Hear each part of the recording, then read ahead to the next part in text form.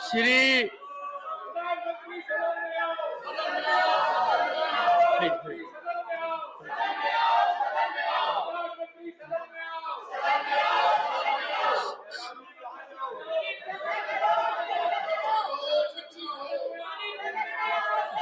Shri Rajnath Singh to move a motion for consideration of the Inter-Services Organizations Command, Control and Discipline Bill 2023.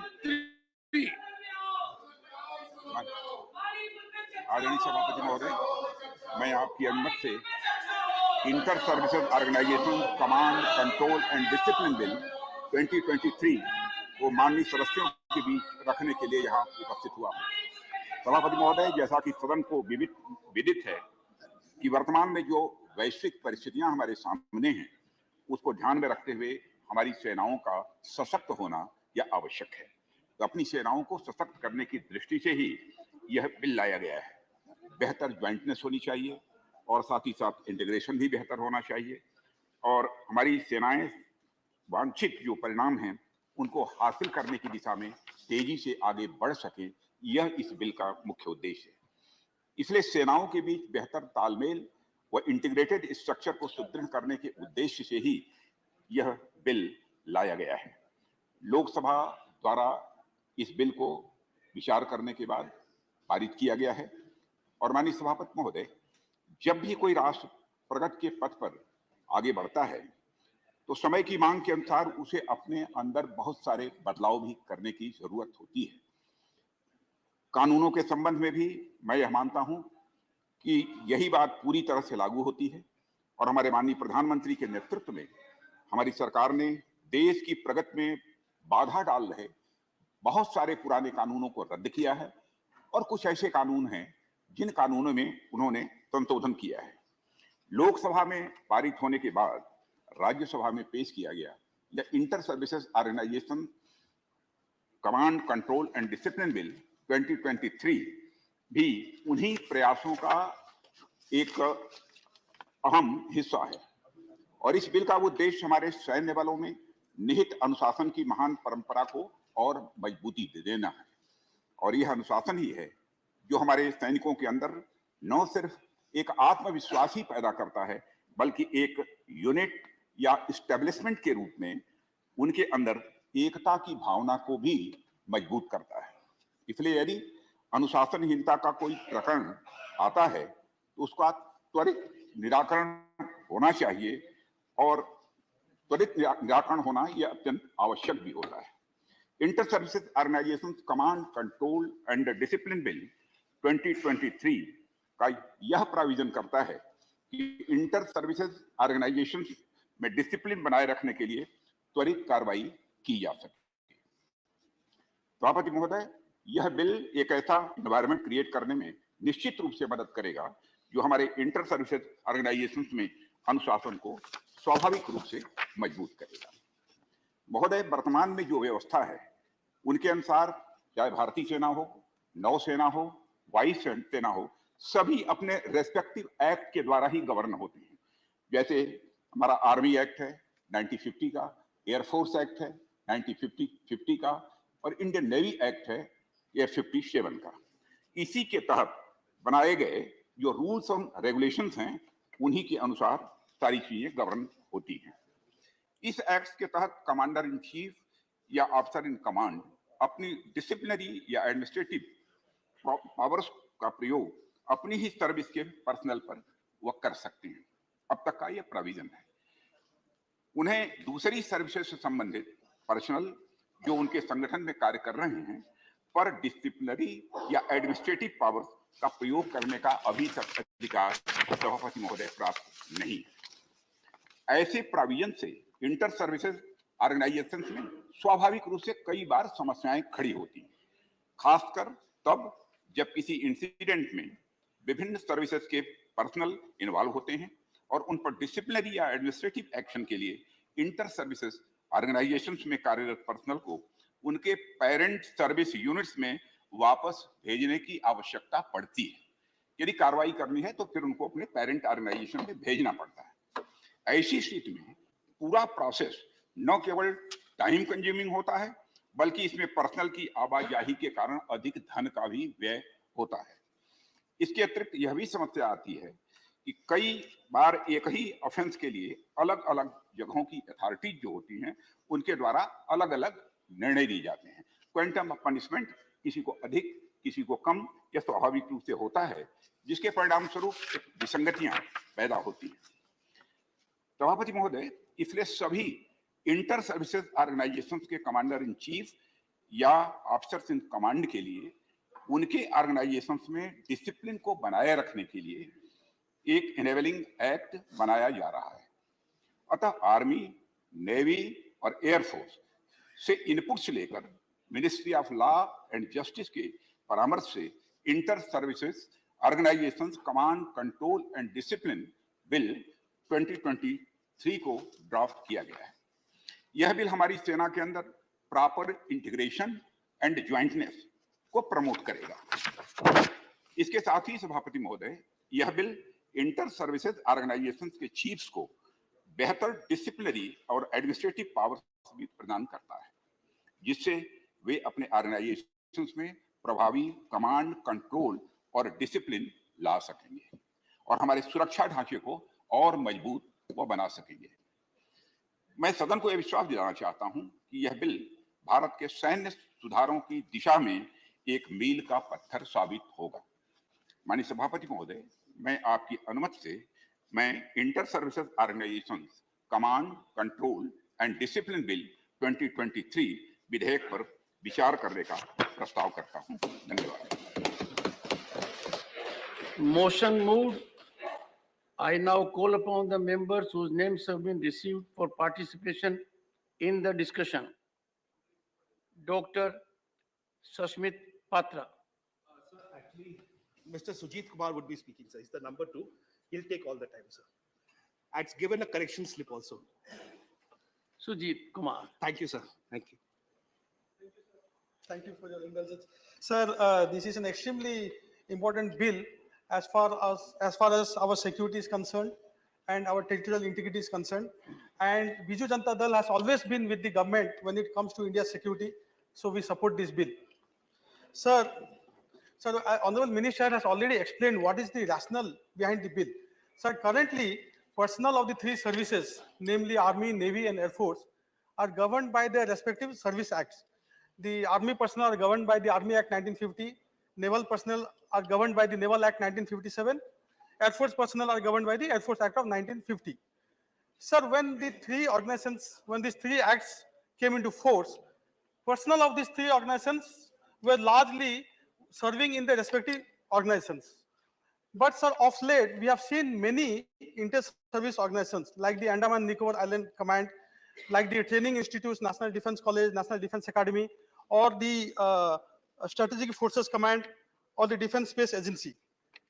Now, sir, only an officer of the same service can initiate disciplinary proceedings over a personnel of that service.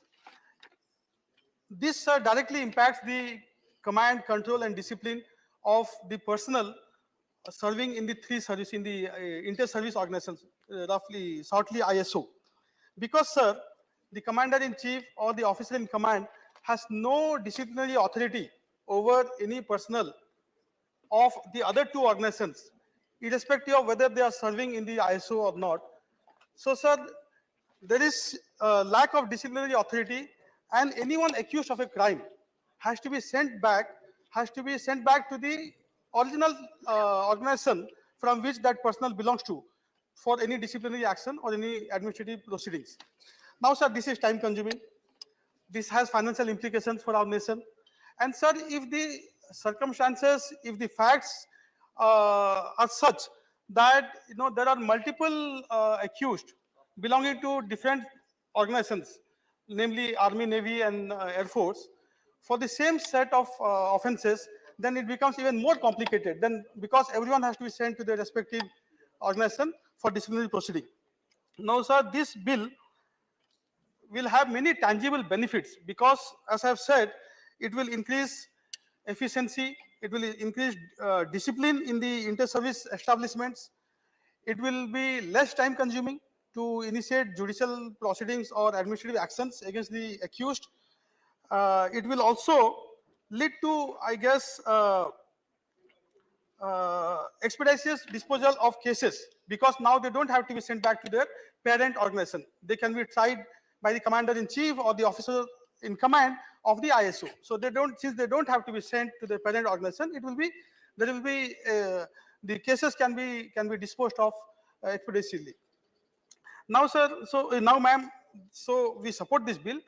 While I'm speaking on this bill, I would also like to request Honorable Minister to speak during his remarks on the theaterization plan, which has been on the table for a while now. And the idea of the theaterization plan is to integrate the capabilities of our three services. Now, what is a theater? A theater will have units from all the three services, and they will be operating under a commander. And the idea is that this unified body will be better able to address the security of our country in a particular geography. Now, sir, many military personnels have compared the move to theater command, the move towards our theaterization, without any comprehensive security strategy, as putting the cart before the horse. These are not my words. I just did some research and found this to be the view of many military professionals. Some others are of the view that India is geographically not suited towards theaterization, and resources can be easily moved even without the theater command plan. And finally, ma'am, since we already have a tri-service command in Andaman Nicobar Islands, not much is known about the outcome of this, or not much analysis or report is available as to the performance or the complexities of this tri-service command. So I would request Honorable Minister, if it is in the national interest, if it is confidential, I can totally understand, he may not share it, but if it is not in the, if it is not confidential and he is willing to share it, then I would love to hear the views of the minister. Thank you, ma'am. Thank you.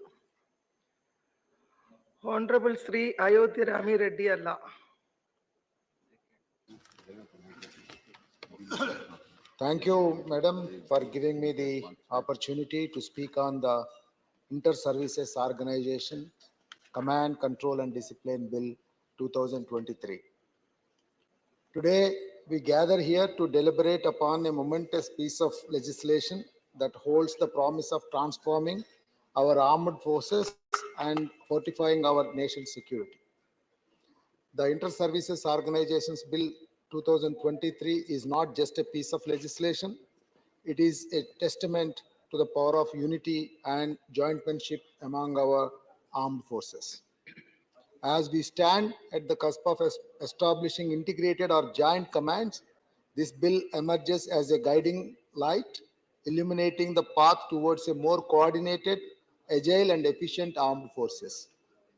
Let us take a moment to recognize the dedication and sacrifice of our brave soldiers, sailors, and airmen who safeguarded our borders day and night, undeterred by the challenges they faced.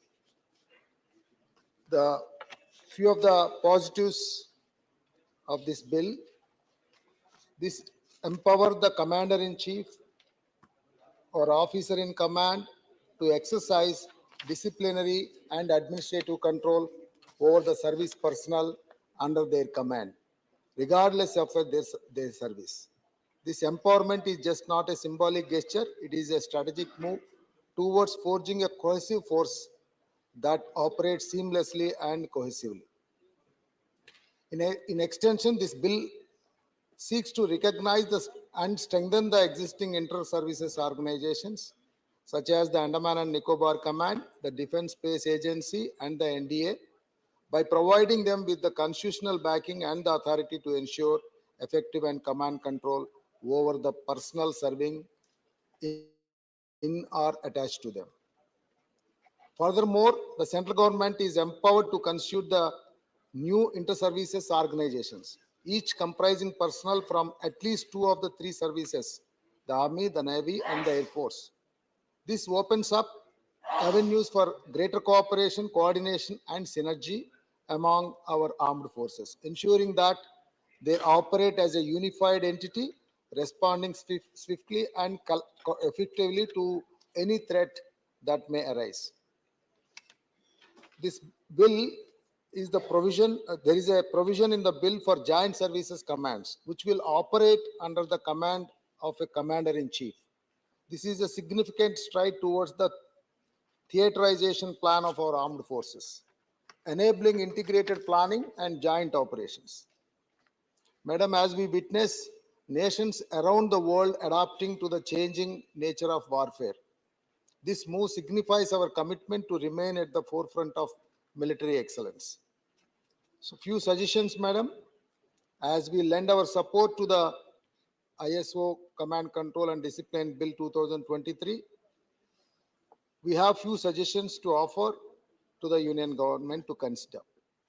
These suggestions aim to further strengthen our defense capabilities and enhance the security of our nation. The integration of entire marine system.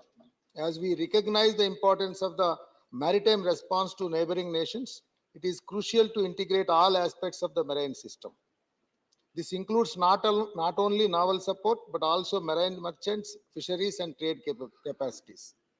A coordinating body at the apex level can assist in seamless integration and cooperation among these sectors, fostering a holistic and comprehensive approach to maritime security. Also, in an era of evolving threats, it is imperative that our armed forces adapt to the changed nature of warfare.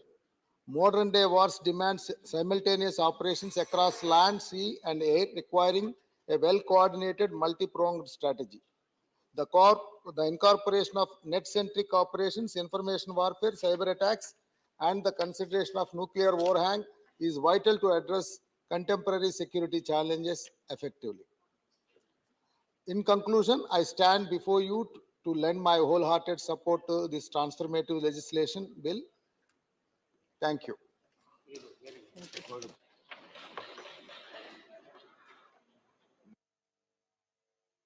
Honorable Dr. Ashok Bajpai. 10 minutes.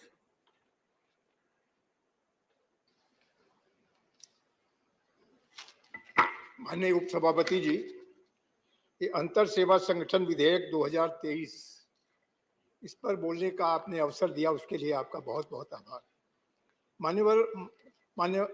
माननीय जी, मैं माननीय रक्षा मंत्री जी को बधाई देना चाहूँगा कि जो आज सैन्य बल की एक बड़ी महती आवश्यकता थी और बहुत दिनों से इस पर चिंतन हो रहा था, किस तरीके से संयुक्त रूप से जहाँ पर हमारी तीनों सेनाओं की फोर्सेज एक साथ ज्वाइंट काम करती हैं, चाहे थल सेना हो, वायु सेना हो या हमारी नौसेना हो, जब तीनों कमांड के लोग एक साथ काम करते हैं, उस समय उनके ऊपर कोई भी अनुशासनात्मक कार्रवाई या कोई दंडात्मक कार्रवाई कैसे की जाए, क्योंकि इन सबका जो कमांड एंड कंट्रोल होता है इनकी मूल यूनिट से होता है, जहां से इनकी नियुक्ति होती है और नियुक्ता अधिकारी ही इनके विरुद्ध किसी प्रकार की अनुशासनात्मक कार्रवाई कर सकता है।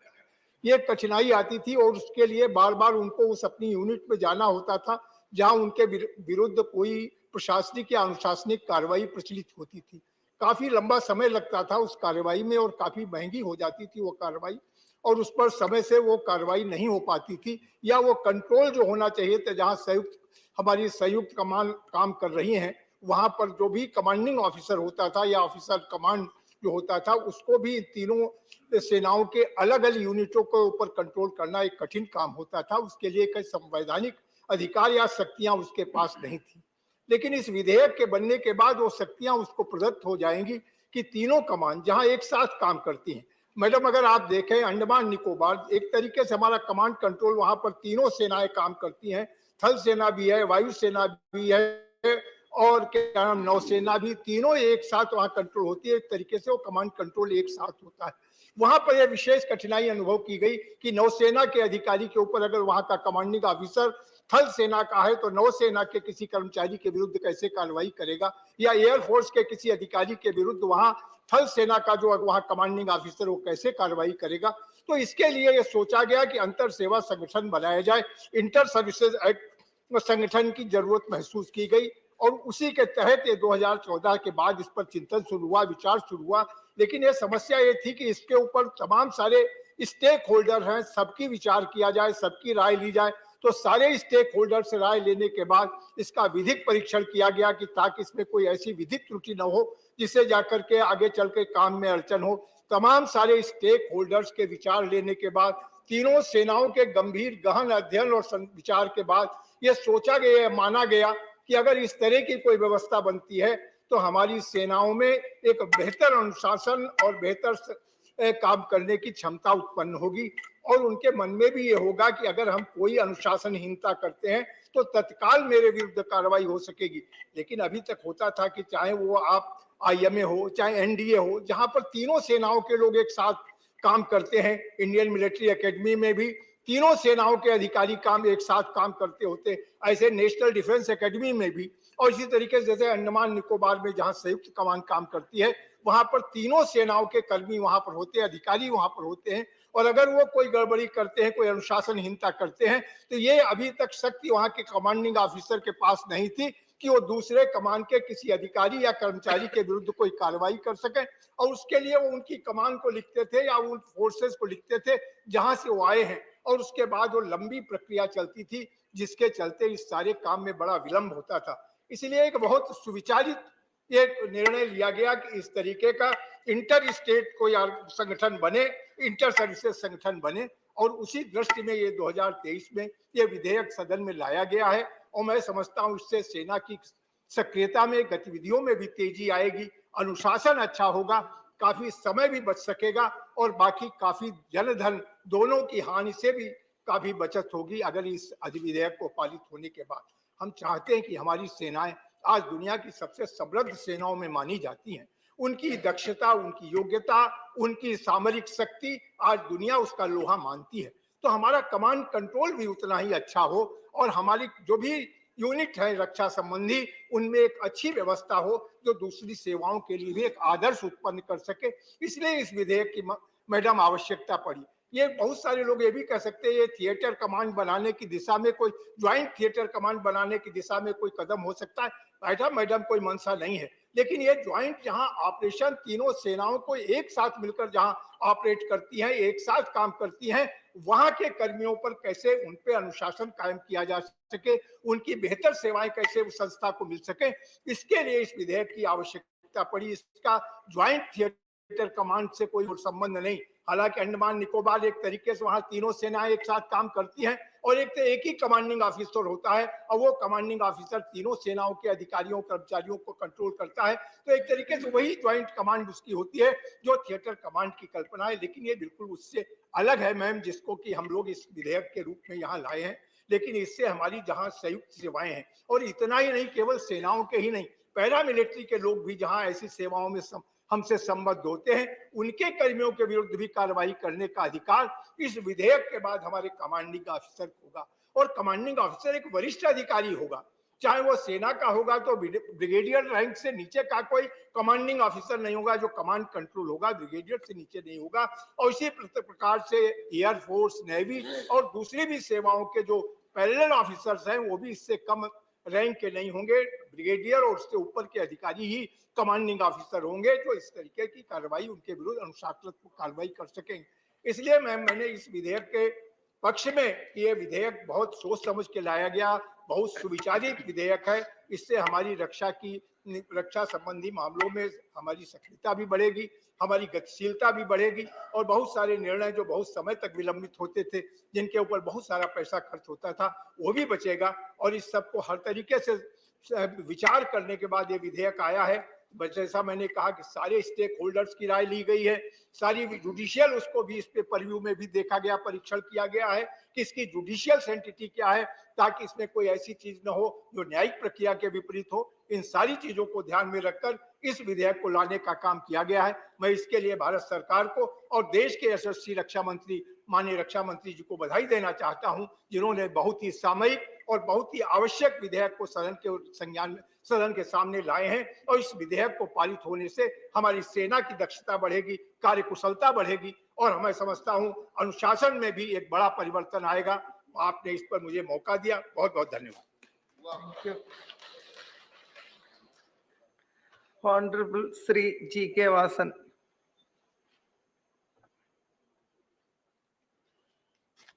Very important bill brought by our Honorable Defense Minister at the right needed time, Madam. I congratulate the Honorable respected Minister for this bill. This particular bill empowers our army for a better coordination and cooperation to achieve their final goal. Many laws in this bill have been amended. Many laws have been taken away, which is not necessary. Working together as a unit is very important in the three forces which this bill has achieved. Madam, this bill seeks to empower the Commander-in-Chief or Officer in Command of Inter-Services Organization to exercise disciplinary or administrative control over the service personnel under their command. There are 3-4 important aspects in this. One is inter-service organization. 2, control of inter-service organization. 3, other forces under central government. 4, Commander-in-Chief. He will be empowered to exercise all disciplinary and administrative powers vested. 4, commanding officer. The bill provides for a commanding officer who will be in command of unit of ship of establishment. The officer will also perform duty assigned by the Commander-in-Chief or office in command of the inter-service organization. This is the crux of the bill, ma'am. Everybody are given the subject in detail. I will only conclude by telling regarding indiscipline, which has to be corrected. Minister has been very categorical in bringing this bill, and I am sure this will stop indiscipline and bring more unity, and this is a milestone in our defense sector, madam. With this, I support this bill. Thank you very much.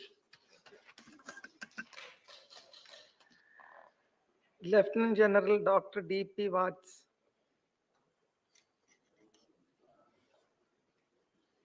Thank you very much, Sabhapati ji, for permitting me to speak on such an important bill.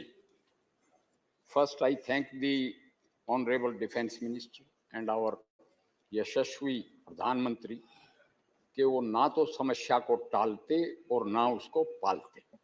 ये बहुत पुरानी need of the our थी।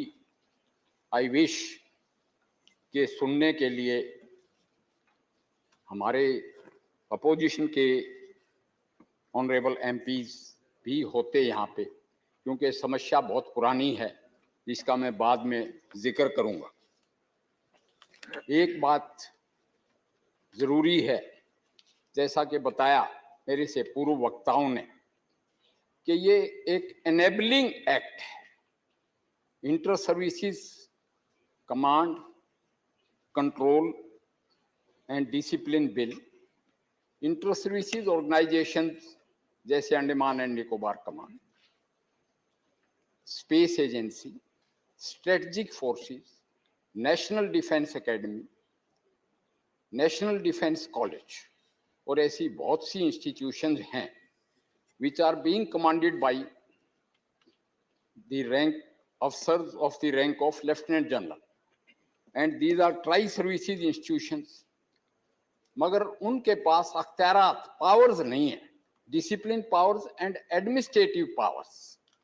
तो बगैर discipline और बगैर administrative power के उनकी इफेक्टिविटी नहीं होती।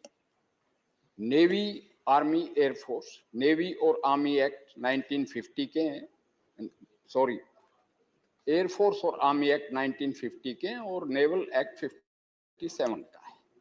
अब किसी नेवल पर्सनल को जो पोस्टेड है ट्राई करने के लिए for any offence, he has to be attached to a naval unit and there is a provision कि officer can not be punished by the other services officers और organisations, and personnel have to be moved out to naval units or air force units or army units for disciplinary purposes which consumes time. जो उनकी ability है, यानी वो काम भी आ सकते हैं उस स्टेशन में रह के, वो वर्क आवर्स भी लॉस होते हैं और साथ में इकोनॉमिक लॉस भी होता है। कमांडर्स को एनेबल करने के लिए उनको ये अख्तियारात दे दिए गए हैं इस बिल के द्वारा। इस बिल को पूरी मैच्योरली डेलिब्रेट किया गया है, इसको फ्रेम किया गया, चीफ ऑफ स्टाफ कमेटी को इसका प्रेजेंटेशन किया गया, डिफेंस स्टैंडिंग कमेटी को इसका प्रेजेंटेशन जो हमारे डिफेंस फोर्सेस के जज एडवोकेट जनरल्स यानी air force, navy and army के जज एडवोकेट जनरल्स जो हमारे लीगल ल्यूमिनरीज हैं, फिर इसको लीगल ल्यूमिनरीज को भी रेफर किया गया और फाइनली इसकी framing of the language and all legal aspects were done under the supervision of Ministry of Law and Justice.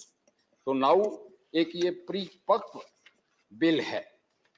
रही बात कमांड, यानी सुजीत कुमार जी ने कहा within constants I will like to say is there a need for theatre commands. Theatre commands basically world war 2 में भी थे।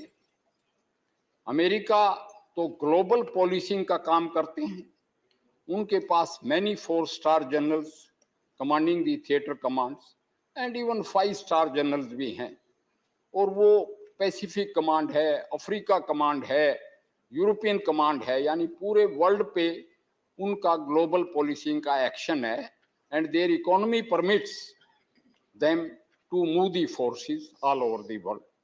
Threat perception ऐसी है कि चाइना ने भी थिएटर कमांड्स बनाए हैं, 5 उनके पास भी हैं, और उनका western command is facing us.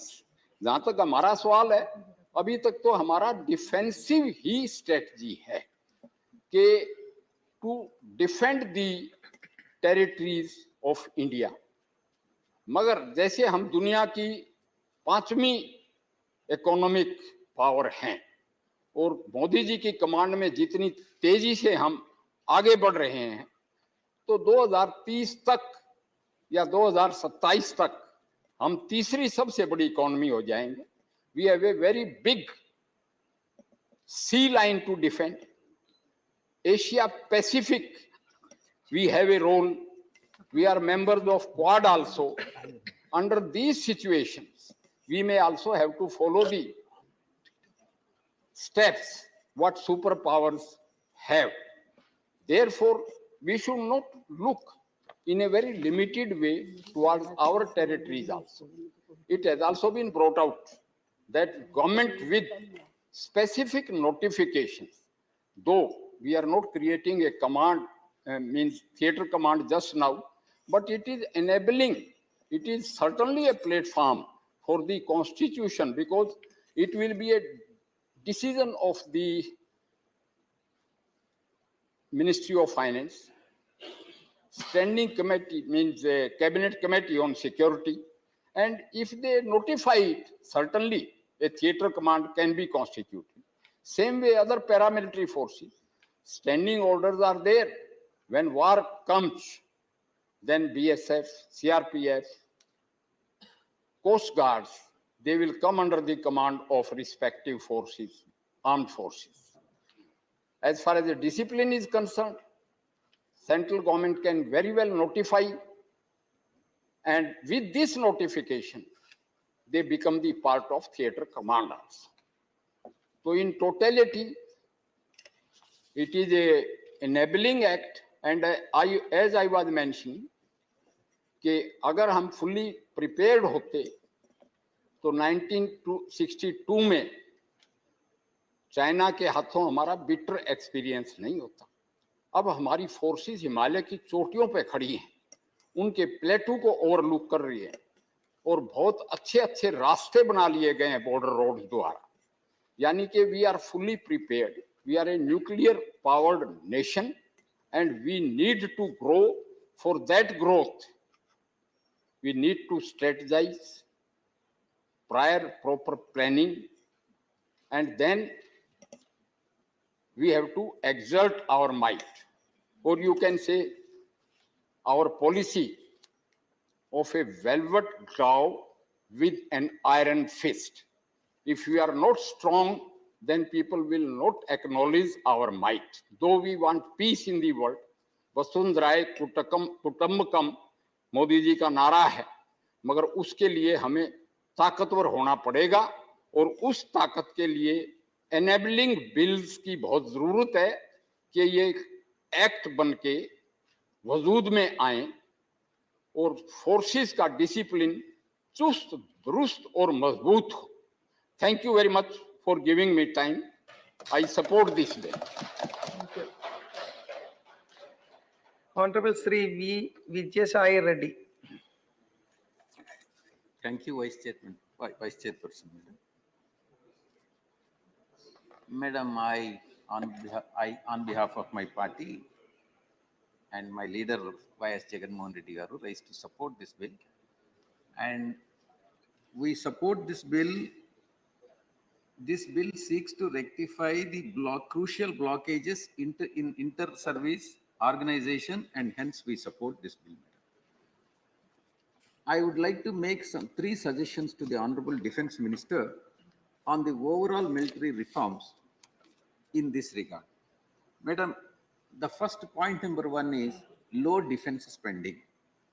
India was the third largest spender in absolute terms, absolute monetary terms, when compared to USA and China, after USA and China.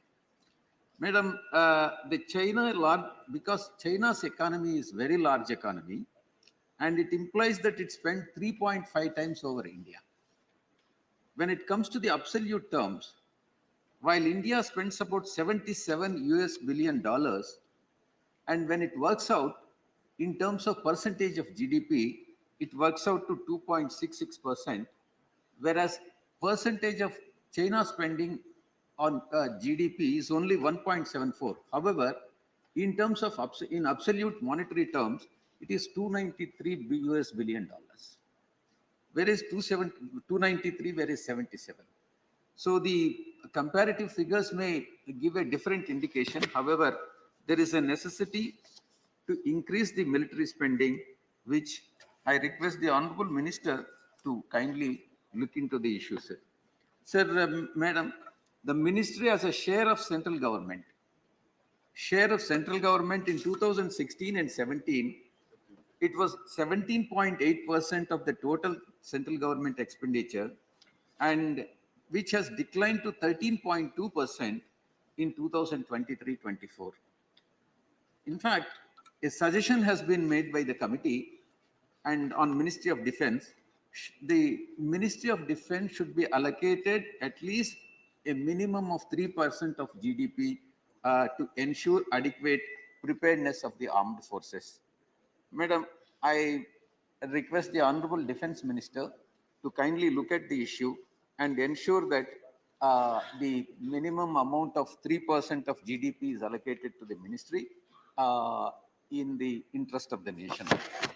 The second point, which I would like to bring to the notice of the Honorable Defense Minister, is a high number of vacancies. Madam, as per the government data available with me, there are about 1.55 lakh unified positions across the three forces. Madam, the Army accounts for the maximum of 1.36 lakhs vacancies, followed by Navy of 12,500 vacancies and Air Force 7,000 vacancies. I request the Honorable Defense Minister to kindly look into the vacancy position and address the issue to give a renewed thrust to the recruitment in mission mode, madam. The third point which I would like to bring to the notice of Honorable Defense Minister is absence of national security strategy, which has long impeded tri-service integration. This is very important issue, madam. Most of the global players, be it US, China, UK, France, all developed countries, including Japan, have the formal national security strategy or policy. I request the Honorable Defence Minister to clarify the status of NSS in the country and steps being taken towards it. Thank you very much, Madam. We support with this this bill in this regard. Thank you very much. Thank you. Dr. M. Tampiture. And thank you very much, Chairman. I support the bill introduced by Honorable Defence Minister Rajnath Singh Ji. In the introduction, he said about the policy of the present government, especially under the leadership of Honorable Prime Minister Modi Ji and also Rajnath Singh Ji. How they are strengthening our army and modernizing. At the same time, what are the reforms required? In that respect only, he has brought in the Inter-Services Organization Command, Control and Discipline Bill 2023, 6, empowerment of Commander-in-Chief and Officer-in Command of the Inter-Service Organization with all disciplinary and administrative powers in respect of personnel servicing in or attached to the such organization. This is a very important thing he has brought in. First of all, Madam, when we are discussing about the Defense Department, security also is what we are discussing. So our Indian security, not only the army is also strengthening, and some border security also more important. For example, if we take Tamil Nadu, there are Kachitiv issues there. As our already member, one honorable colleague said, when marine security is at the point, when the fisherman is going, how the navies are protecting, and also other navy, that Sri Lanka Navy, how they are treating our fishermen. In that, because of Kachitiv is part of our Indian territory, still it is under control of Sri Lanka.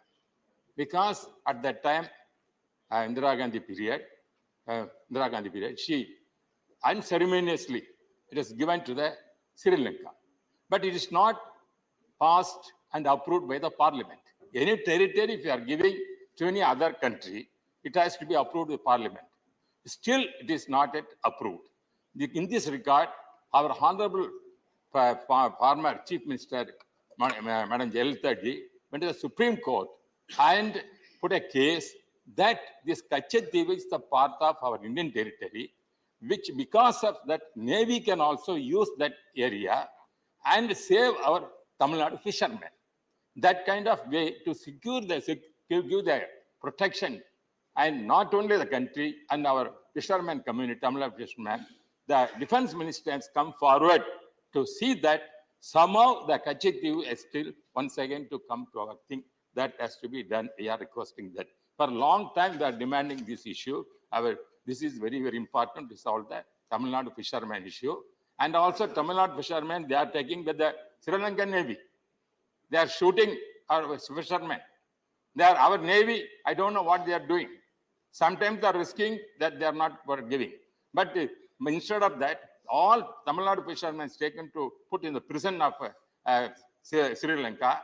And we are gone requesting our Prime Minister to release them. But after taking India government, we have seen that our Honorable Prime Minister took a lot of steps to free our fishermen from Sri Lanka. We are appreciating that. We are not denying that. At the same time, for security reasons, especially defense reasons, not only you are bringing so many reforms, appreciate that. And disciplinary thing is very, very important. At the same time, defense area also important for the country. In that respect, I request Honorable our Defense Minister to see the Tamil Nadu demand for a long time to bring that once again the Kachitiv part of our Indian territory. That is my request. In that respect, I am supporting this bill. Thank you very much. Thank you. Honorable Sri Kanaka Mandala Ravindra Kumar. Thank you, Madam, for giving this opportunity. The Inter-Service Organization Command, Control and Discipline Bill 2023, the government intended to bring the officers belonging to various service of defense establishment, that is Air Force, Navy and Army, but who are serving in an interest service organization under commander-in-chief of the or the commander officer in commander under a single act, so that while serving under a commander-in-chief or the officer in command, any disciplinary issues that can be dealt accordingly without referring the matter to the respective services for taking appropriate action under relevant act, that is Air Force Act 1950, Army Act 1950, or Navy Act 1957.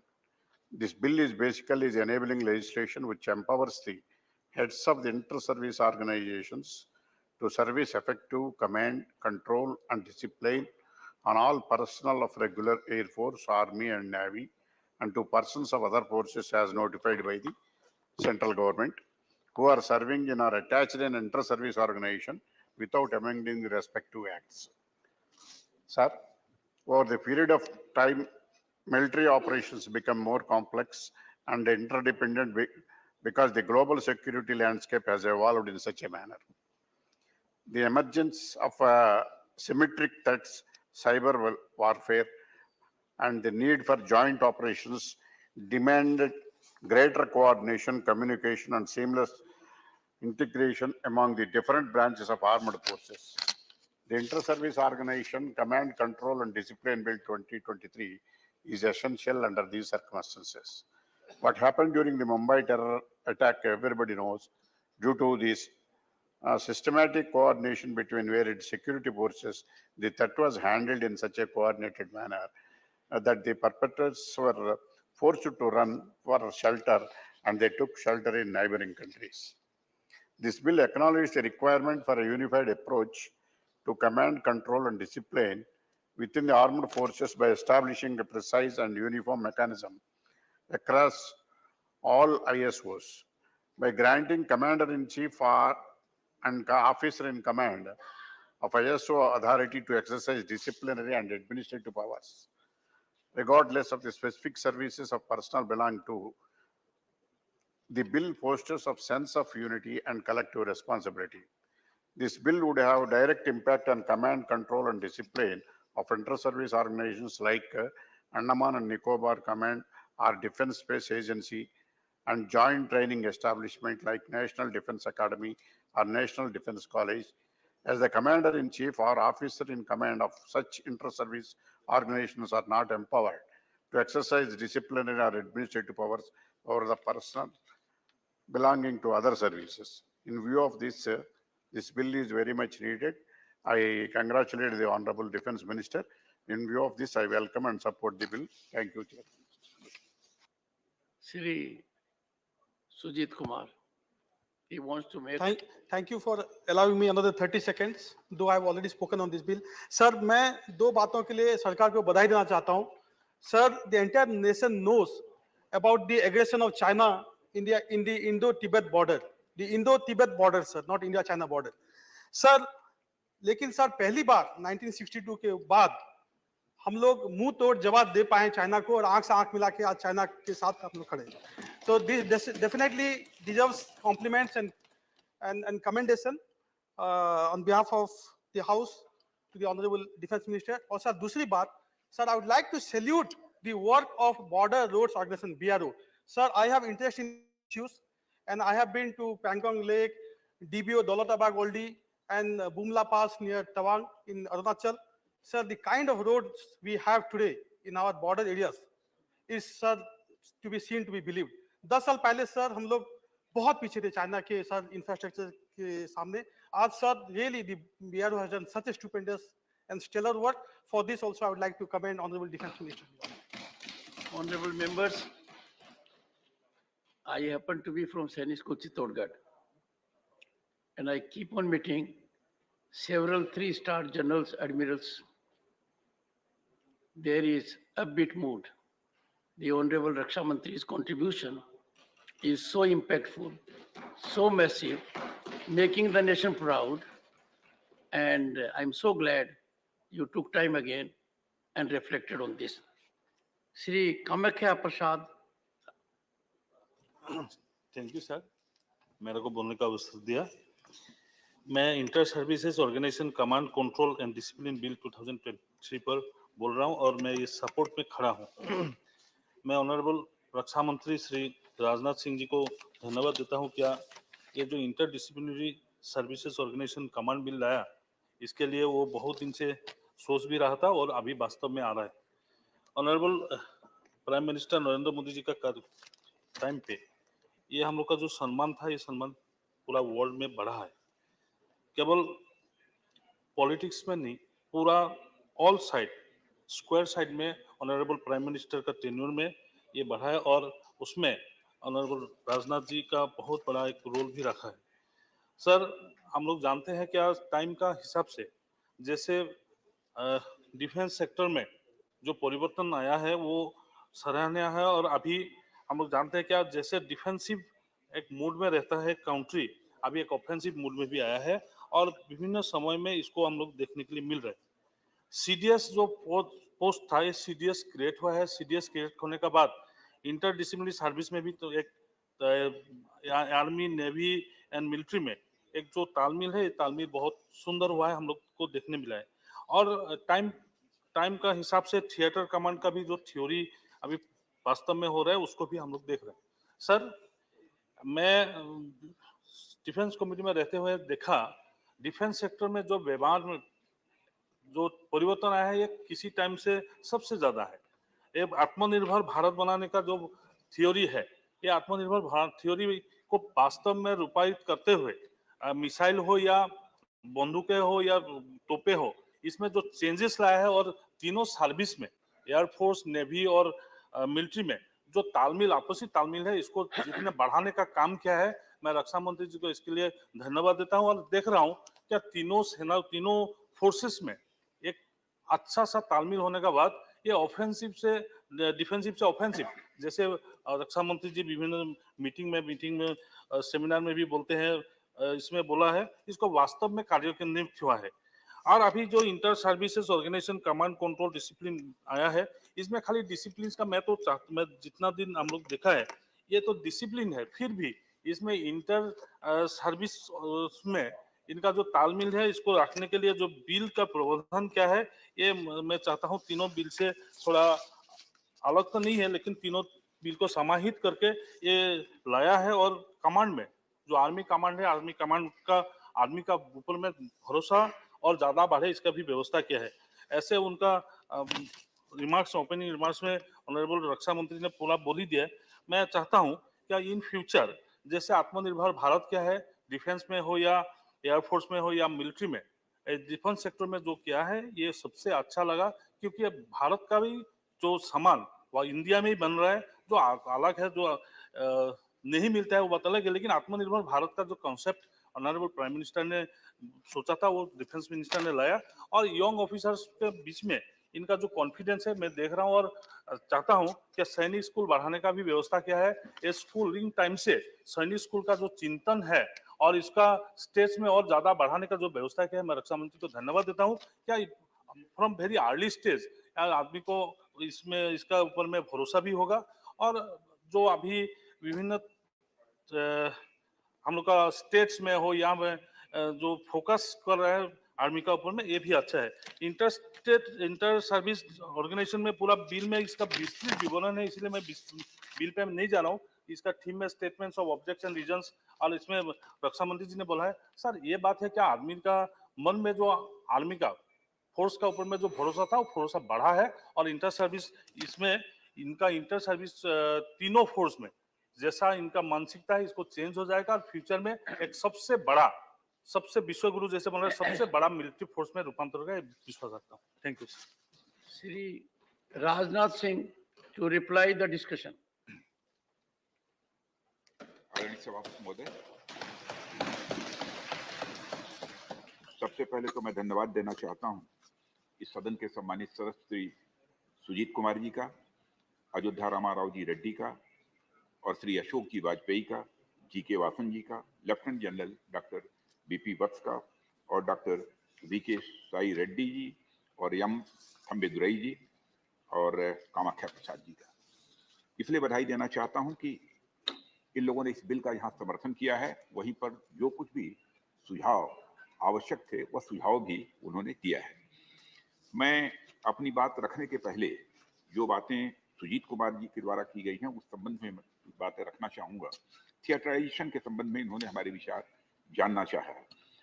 मैं समझता हूं कि theatrisation एक अलग subject है और इस संबंध में अभी कुछ कहना या प्रीमेच्योर होगा, लेकिन इतना मैं जरूर आश्वस्त करना चाहता हूं कि यदि थिएटराइजेशन होता है तो यह हमारा जो एक्ट है तो एक सामान्य नोटिफिकेशन के द्वारा, एक सामान्य अधिसूचना के द्वारा यह जो है हमारा जो थिएटर कमांड होगा उस पर भी यह प्रभावी होगा, यह मैं जानकारी देना चाहता हूं। और हमारे रामा रेड्डी जी ने मैरीटाइम सिस्टम और एजेंसी के क्लोज कोऑर्डिनेशन की बात उन्होंने कही है। मैं इतना आश्वस्त करना चाहता हूं सदन को, सभापति महोदय आपके माध्यम से, कि हमारा मैरीटाइम इंटरेस्ट पूरी तरह से प्रोटेक्टेड है। इस सदन को कोई चिंता करने की कोई आवश्यकता नहीं है। और यह भी मैं आश्वस्त करना चाहता हूं कि हर प्रकार के वारफेयर के लिए हम पूरी तरह से तैयार हैं और यह तैयारी का सिलसिला लगातार आगे बढ़ता ही जा रहा है। यहाँ पर हमारे रेड्डी साहब ने कुछ और बातें कही हैं। वह कही है उन्होंने जनरली सपोर्टेड लो डिफेंस स्पेंडिंग के बारे में कहा है और वैकेंसीज इन आर्म्ड फोर्सेस के बारे में कहा है और नेशनल सिक्योरिटी स्ट्रेटजी के बारे में कहा है। मैं पहले भी कह चुका हूं सभापति महोदय और फिर से मैं अपनी बात को यहां पर दोहराना भी चाहता हूं कि भारत की सुरक्षा और आत्मसम्मान की रक्षा के लिए वित्तीय संसाधनों की हम किसी भी प्रकार की कोई कमी नहीं आने देंगे। और जहां पर बल्कि मैं कहना चाहता हूं जितने वित्तीय संसाधन उपलब्ध हैं उसके अंतर्गत हमारा जो टारगेट है उस टारगेट को अचीव करने के लिए इन्हीं संसाधनों के अंतर्गत ही हम लगातार काम कर रहे हैं। 3 to 4% ऑफ जीडीपी की जो बात कही जा रही है, मैं समझता हूं कि इसकी कोई आवश्यकता नहीं है। 3 to 4% ऑफ जीडीपी ही क्यों, आवश्यकता पड़ी तो 5%, 6% ऑफ जीडीपी भी इस देश की सिक्योरिटी के लिए और हमारी डिफेंस के लिए खर्च किया जा सकता है। वैकेंसी को भरा जाना एक कंटिन्यूअस प्रोसेस है और लगातार इस समय भर्ती चल रही है। और नेशनल सिक्योरिटी स्ट्रेटजी का जहां तक सवाल है, मैं सदन को आश्वस्त करना चाहता हूं कि नेशनल सिक्योरिटी स्ट्रेटजी के संबंध में भी एप्रोप्रिएट लेवल पर इस समय हमारे यहाँ काम हो रहा है। अभी तक यह स्ट्रेटजी बन नहीं पाई थी, एक कंप्रहेंसिव स्ट्रेटजी जो होनी चाहिए नहीं बन पाई थी, लेकिन उस पर फिलहाल काम चल रहा है। थम्बी दुरई जी ने कुछ चीजें जानना चाहा है। एक तो सपोर्ट किया है इन्होंने इस बिल का, इसके लिए मैं धन्यवाद देना चाहता हूं। और ये उन्होंने एक तो फिशरमैन की बात उठाई है और island handed over to Sri Lanka should be brought back की बात कही है और Tamil Nadu system being start by Sri Lankan navy या कुछ ऐसा कही है। मैं इस संबंध में माननीय सदस्य को यह मैं बतलाना चाहूंगा कि इंडियन नेवी भारतीय फिशरमैन की सुरक्षा और हितों की रक्षा के लिए सदैव मुस्तैद है और हमारी फोर्स, हमारी नेवी उस दृष्टि से काम कर रही है। सभापति महोदय, जहां तक वारफेयर का प्रश्न है, वारफेयर का स्वरूप बदलता रहता है समय समय के अनुसार। अब क्योंकि वारफेयर अब कन्वेंशनल नहीं रह गया है, ये हम सभी जानते हैं, बल्कि वारफेयर टेक्नोलॉजी व नेटवर्क सेंट्रिक यह होता जा रहा है। अतः यह आवश्यकता है कि जो हमारे नए चैलेंजेस हम लोगों के सामने आ रहे हैं उनका सामना करने के लिए हमारी सेनाएं, चाहे वो आर्मी हो, नेवी हो, एयरफोर्स हो, उनके अंदर की बेहतर कोऑर्डिनेशन होना चाहिए, बेहतर तालमेल होना चाहिए। इसी बात को ध्यान में रखकर ही यह बिल सदन में लाया गया है। तीनों सेनाओं के पर्सनल्स आपस में एक साथ मिलकर काम करें और तीनों सेनाओं के मिलने से ही इंटर सर्विसेज ऑर्गेनाइजेशन बनता है। और मैं समझता हूं कि यह ऑर्गेनाइजेशन बन जाने के बाद, यह एक्ट पास हो जाने के बाद हमारी ये जो इंटीग्रेटेड होकर हमारी ये जो ये इंटर सर्विसेज ऑर्गेनाइजेशन है और बेहतर तरीके से ये काम कर सकेंगी, ऐसा मेरा विश्वास है। सभापति महोदय, मैं सदन को यह भी अवगत कराना चाहता हूं कि इस बिल के बारे में, जब यह बिल स्टैंडिंग कमेटी जो रक्षा विभाग की है उसके समक्ष विचाराधीन था, तो इस स्टैंडिंग कमेटी ने इतना कॉम्प्रिहेंसिव माना, इस बिल को अपने इतना परफेक्ट माना है कि स्टैंडिंग कमेटी ने रिकमेंड किया है और अपील की है दोनों सदनों से कि बिना किसी संशोधन के इसे सदन के द्वारा पारित किया जाना चाहिए। और मैं समझता हूं कि पहली बार ऐसा हुआ है स्टैंडिंग कमेटी ने रिकमेंड किया हो कि बिना किसी अमेंडमेंट के इसे पारित कर दिया जाए। और मैं धन्यवाद देना चाहता हूं सभी माननीय सदस्यों को कि बिना किसी अमेंडमेंट के वो इस बिल को अपना समर्थन दे रहे हैं। लेकिन जो भी उन्होंने सुझाव दिए हैं उन सुझावों पर भी जो हमारे व्यू पॉइंट हैं उनको मैंने इस सदन के समक्ष रखा है। और आगे जो जो भी सुधार की आवश्यकता होगी, जो भी, क्योंकि रिफॉर्म्स एक कंटिन्यूअस प्रोसेस है, ये चलता ही रहता है।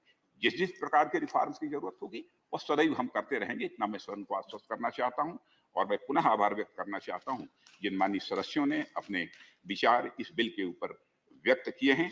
और इन्हीं शब्दों के साथ उनके प्रति आभार व्यक्त करते हुए और माननीय सभापति महोदय आपके प्रति भी मैं विनम्रता पूर्वक आभार व्यक्त करता हूं कि आपने भी मुझे इस बिल के ऊपर अपना विचार व्यक्त करने का अवसर दिया। बहुत बहुत धन्यवाद। The question is that the Inter-Services Organizations Command, Control and Discipline Bill 2023 as passed by Lok Sabha be taken into consideration. Those in favor will please say aye. Aye. Those against will please say no. I think the ayes have it, the ayes have it, the ayes have it. The motion is adopted. We shall now take up clause by clause consideration of the bill. Clauses 2 to 15 stand part of the bill. Those in favor will please say aye. Aye. Those against will please say no. I think the ayes have it, the ayes have it, the ayes have it. Clauses 2 to 15 are adopted. Clause 1, the enacting formula and the title stand part of the bill. Those in favor will please say aye. Aye. Those against will please say no. I think the ayes have it, the ayes have it, the ayes have it. Clause 1, the enacting formula and the title are adopted. Sri Rajnath Singh to move that the bill be passed. आदरणीय सभापति महोदय, मैं इस विधेयक को पारित करने का प्रस्ताव करता हूं। Motion moved that the bill be passed. The question is that bill be passed. Those in favor will please say aye. Aye. Those against will please say no. I think the ayes have it, the ayes have it, the ayes have it. The bill is passed.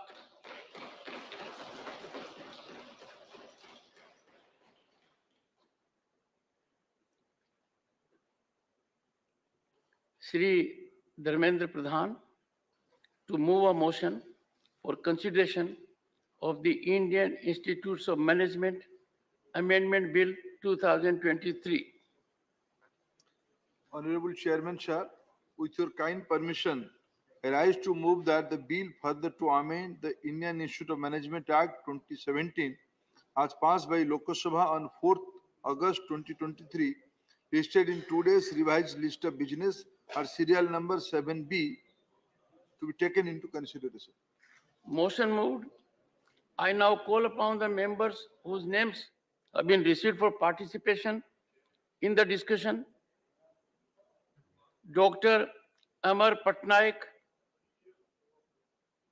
time allotted 8 minutes.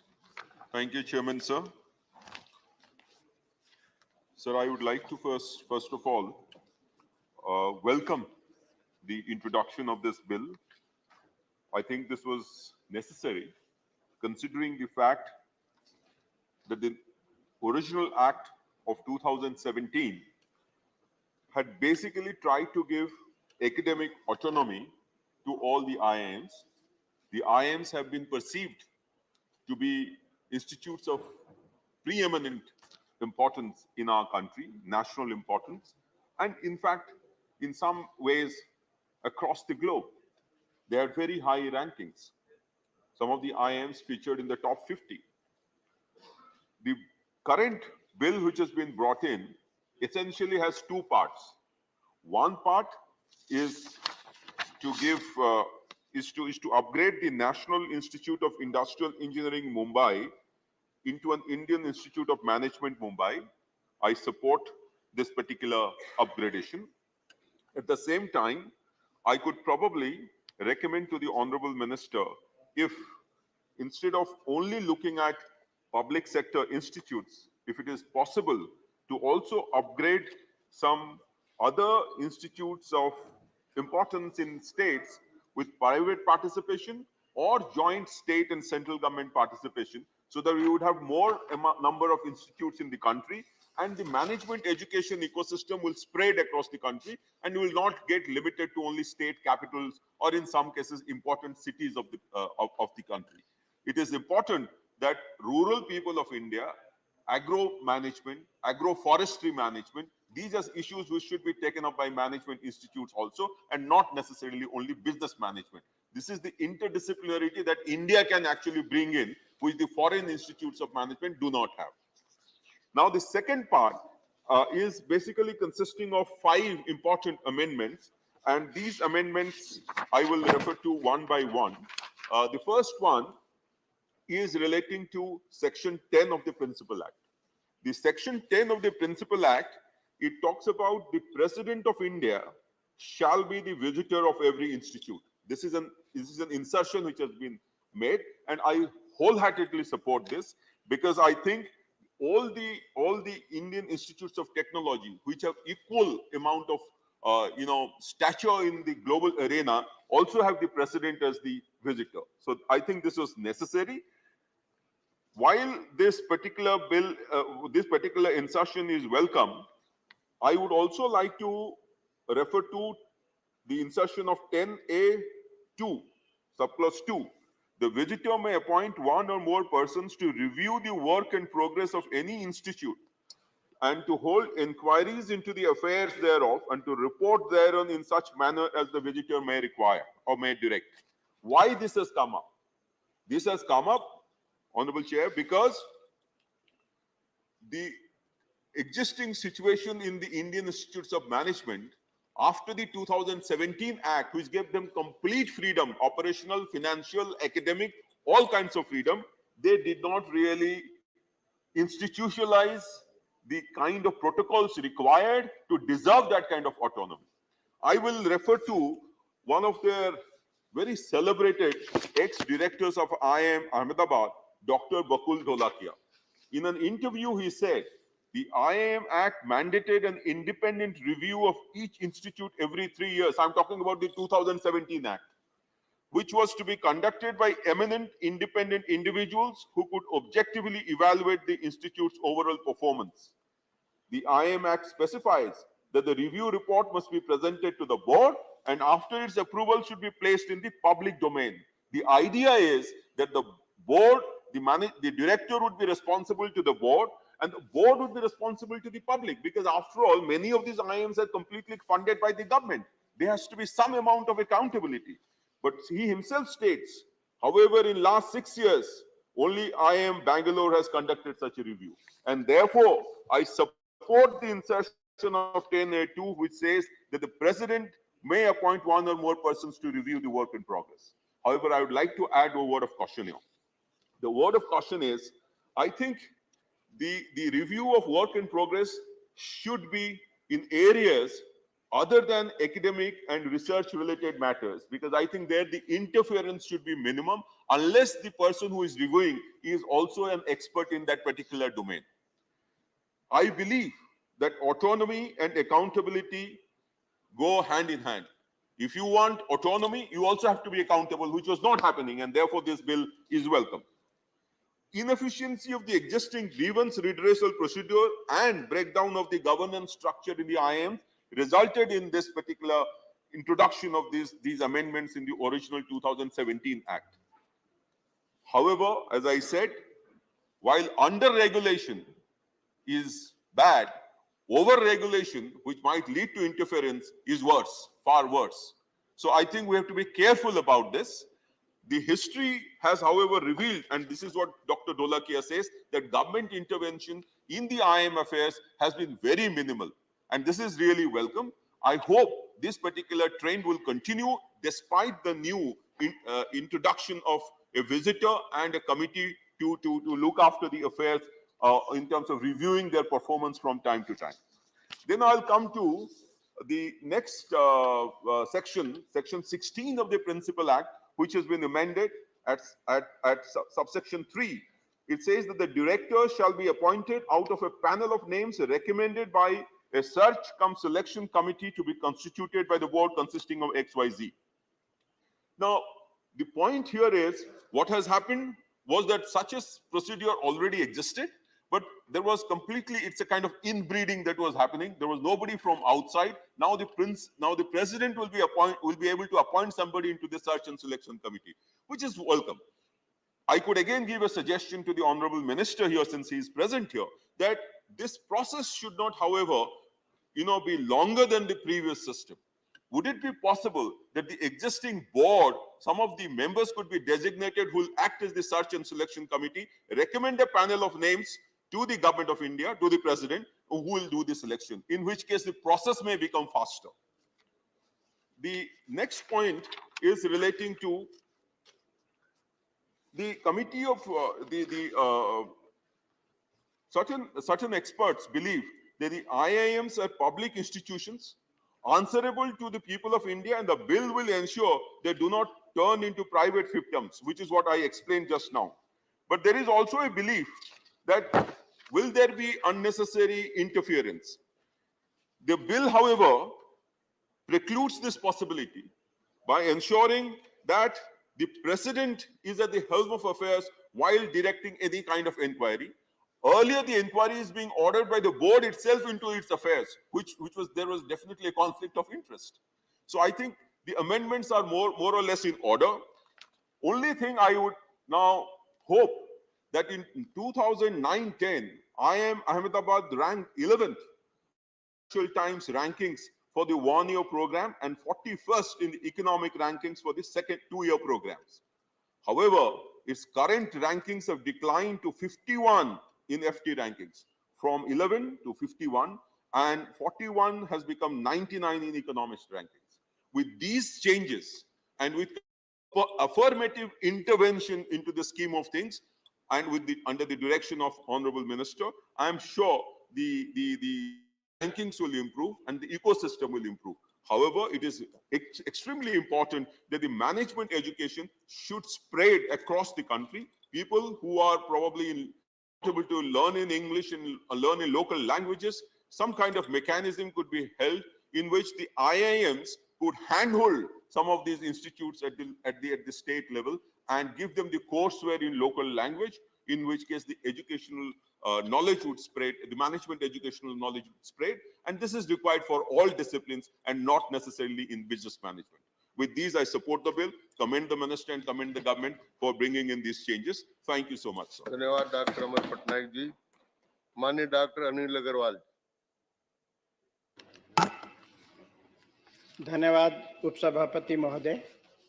मैं आपका और अपनी party का धन्यवाद करता हूं कि इस महत्वपूर्ण बिल पर मुझे बोलने का मौका दिया।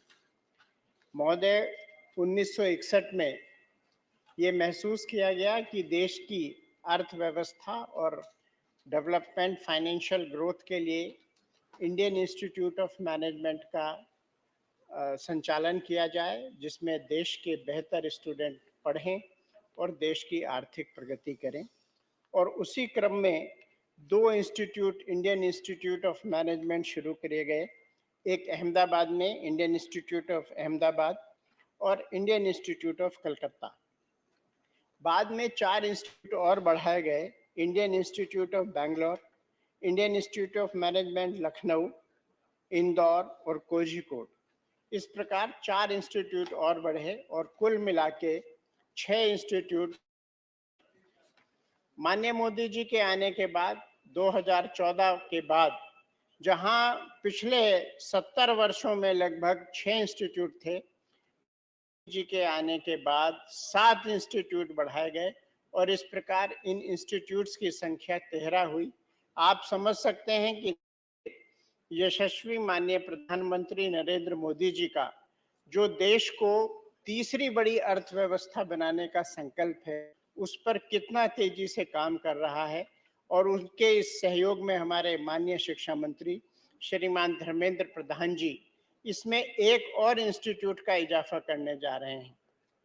महोदय, the national institute of industrial engineering Mumbai एक बहुत संस्थान है और इसने देश के टेक्नो मैनेजरल स्ट्रेंथ में काफ़ी वृद्धि की है, लेकिन इस इंस्टीट्यूट में होने के बावजूद चूंकि नेशनल इम्पोर्टेंस का इसको दर्जा नहीं प्राप्त था, तो ये अपनी डिग्री नहीं दे पाते थे।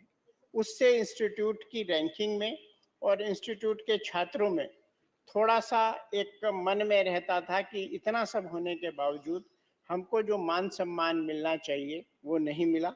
इसलिए इस बिल के माध्यम से उसको national institute of industrial engineering को अब ये इंडियन इंस्टीट्यूट ऑफ मैनेजमेंट का दर्जा दिया जा रहा है, जिसका मैं स्वागत करता हूं और मुझे पूर्ण विश्वास है माननीय शिक्षा मंत्री जी के नेतृत्व में ये इंस्टीट्यूट बहुत अच्छा काम करेगा। आज जब भारत में माननीय महोदय देश की अर्थव्यवस्था को हमको तीसरे स्थान पर लेके जाना है, तो हमें आवश्यकता है कि देश में अच्छे मैनेजमेंट इंस्टीट्यूट हों और उनके छात्रों के माध्यम से हम देश की अर्थव्यवस्था को गति दें। और आज न केवल ए कैटेगरी के, बी कैटेगरी, सी कैटेगरी, इस प्रकार के बहुत सारे इंस्टीट्यूट हैं जो अच्छे मैनेजरियल स्किल के साथ देश के अच्छे नागरिक और अच्छे जो देश की अर्थव्यवस्था में काम बढ़ाने में काम कर रहे हैं। महोदय, इस इंस्टीट्यूट में 62-63 करोड़ रुपए इसको बजट दिया गया था। बाद में इसमें 80 करोड़ रुपए इस बिल के माध्यम से इसको और दिया जा रहा है और ये केवल एक बार के लिए दिया जा रहा है, अन्य वर्षों में इसकी आवश्यकता नहीं होगी। मैं माननीय मंत्री जी से एक और अनुरोध करना चाहता हूं कि हम जहां इतने अच्छे इंस्टीट्यूट बना रहे हैं मैनेजमेंट के, इनको हम लोग प्रैक्टिस करने के लिए भी अलाउ करें। ये एक मेरा सुझाव है। इंडियन इंस्टीट्यूट ऑफ टेक्नोलॉजी हर क्षेत्र में बहुत सारी प्रॉब्लम सॉल्विंग का काम कर रहे हैं और उन इंस्टीट्यूट को डिज़ाइन के माध्यम से, इंडस्ट्री के प्रॉब्लम सॉल्व करने के माध्यम से उनकी बहुत सारी आय भी होती है। हमारे प्रीमियर इंस्टीट्यूट हैं मैनेजमेंट के, अगर ये जो सिक इंडस्ट्रीज हैं या जिन इंडस्ट्री में मैनेजमेंट की प्रॉब्लम है, उनकी अगर मैनेजमेंट सॉल्विंग की प्रॉब्लम्स पे काम करेंगे तो मुझे लगता है ये एक बहुत अच्छा मील का पत्थर साबित हो सकता है मैनेजरियल स्किल्स को इम्प्रूव करने के लिए और इंडस्ट्री को ग्रोथ देने के लिए।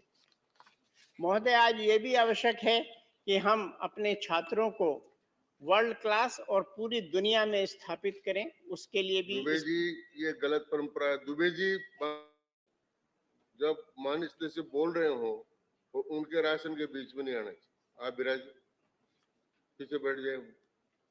धन्यवाद। कहीं बैठ जाओ। धन्यवाद उपसभापति महोदय। मैं इस चीज के लिए माननीय मंत्री जी का भी आभार व्यक्त करना चाहता हूं कि वो एक और वर्ल्ड क्लास इंस्टीट्यूट बना रहे हैं। आज दुनिया भर में जितने भी संस्थान हैं, जितनी बड़ी कंपनीज हैं, उनमें बहुत सारे चीफ एग्जीक्यूटिव अफसर जो हैं वो भारत के हैं। भारत में उन्होंने शिक्षा दीक्षा ग्रहण की है और आज भारत का नाम जो है पूरे विश्व में रोशन कर रहे हैं। महोदय, इस बिल के माध्यम से जो हमारे मैनेजमेंट इंस्टीट्यूट्स हैं, इस बिल उसमें ये प्रोविजन है, जो हमारा सेक्शन 10A था उसको 10A से रिप्लेसमेंट दिया जा रहा है और इसमें जो विजिटर है उसमें बोर्ड के स्थान पर president of India will be visitor of the institute. इसमें जो अपॉइंटमेंट का भी तरीका है वो भी पूरी तरह से पारदर्शी बनाया गया है। इसमें सर्च कम सिलेक्शन कमेटी पूरे देश भर में ये देखेगी कि कौन कौन अच्छे फैकल्टी मेंबर्स मिल सकते हैं, अच्छे मैनेजमेंट के प्रोफेसर मिल सकते हैं, उनका नाम सर्च करके भेजा जाएगा और उनमें से जो बेस्ट पॉसिबल होगा उसको हम इस इंस्टीट्यूट बनाएंगे डायरेक्टर के रूप में, फैकल्टी के रूप में।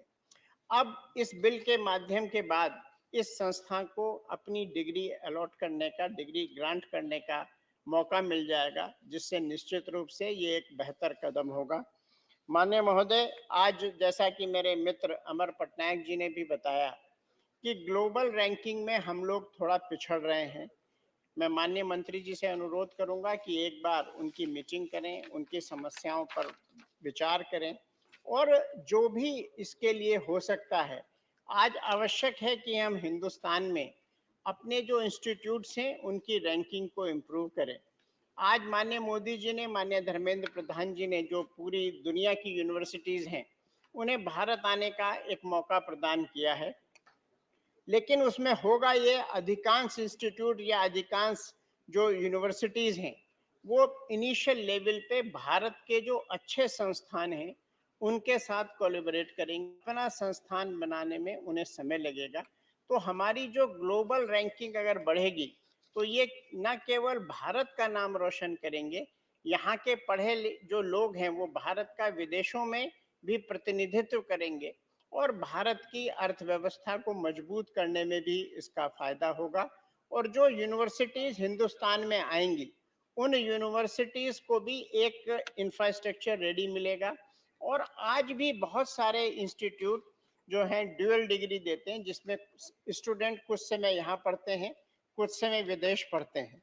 तो उस तरह का स्टूडेंट्स का जो बेटर एक्सपोजर होता है वो भी एक चल रहा है। जब यूनिवर्सिटीज हिंदुस्तान में आएंगी तो में और फायदा होगा। मैं माननीय महोदय और माननीय मंत्री जी का इस एक बेहतर बिल के लिए धन्यवाद करता हूं और मैं इस बिल का पूर्ण रूप से समर्थन करता हूं। धन्यवाद डॉक्टर नील अग्रवाल सर। माननीय Mastan Rao बीडा।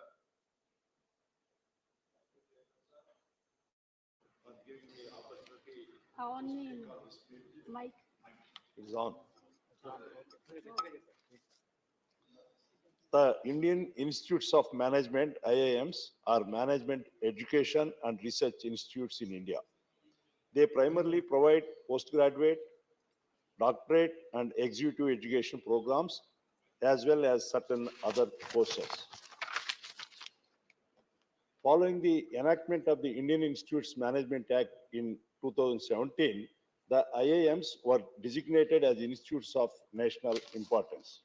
The Indian Institutes of Management Amendment Bill 2023 comes 6 years after the Act of 2017. The amendment upgrades the National Institute of Industrial Engineering, Mumbai, to the Indian Institute of Management, IIM, including it in the IIM network. NITIE has encountered several hurdles as a result of its absence from any act of parliament. With this amendment, there shall be further seats available for management aspirant, which is positive message for them. Honorable President of India is designated as the visitor of each institute under the amendment. The presence of the visitor shall give further strength to the system and also a centralized system of designating persons to examine an institute's work, undertaking investigations into its operations, and take necessary action depending on the results. However, there are certain pressing issues regarding the bill which I would like to highlight.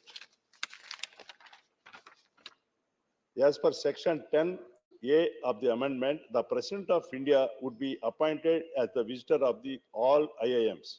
The visitor is also endowed with the power to appoint one or two persons to assess the working and functioning of IIMs and provide a report on the same. Can the minister please state the reasons and the need for appointing a visitor to IIMs, given it direct to curtailing of autonomy of such institutes? Can the Honorable Minister also be state as to why the visitor's prior approval is required in appointing or nominating people for the said positions?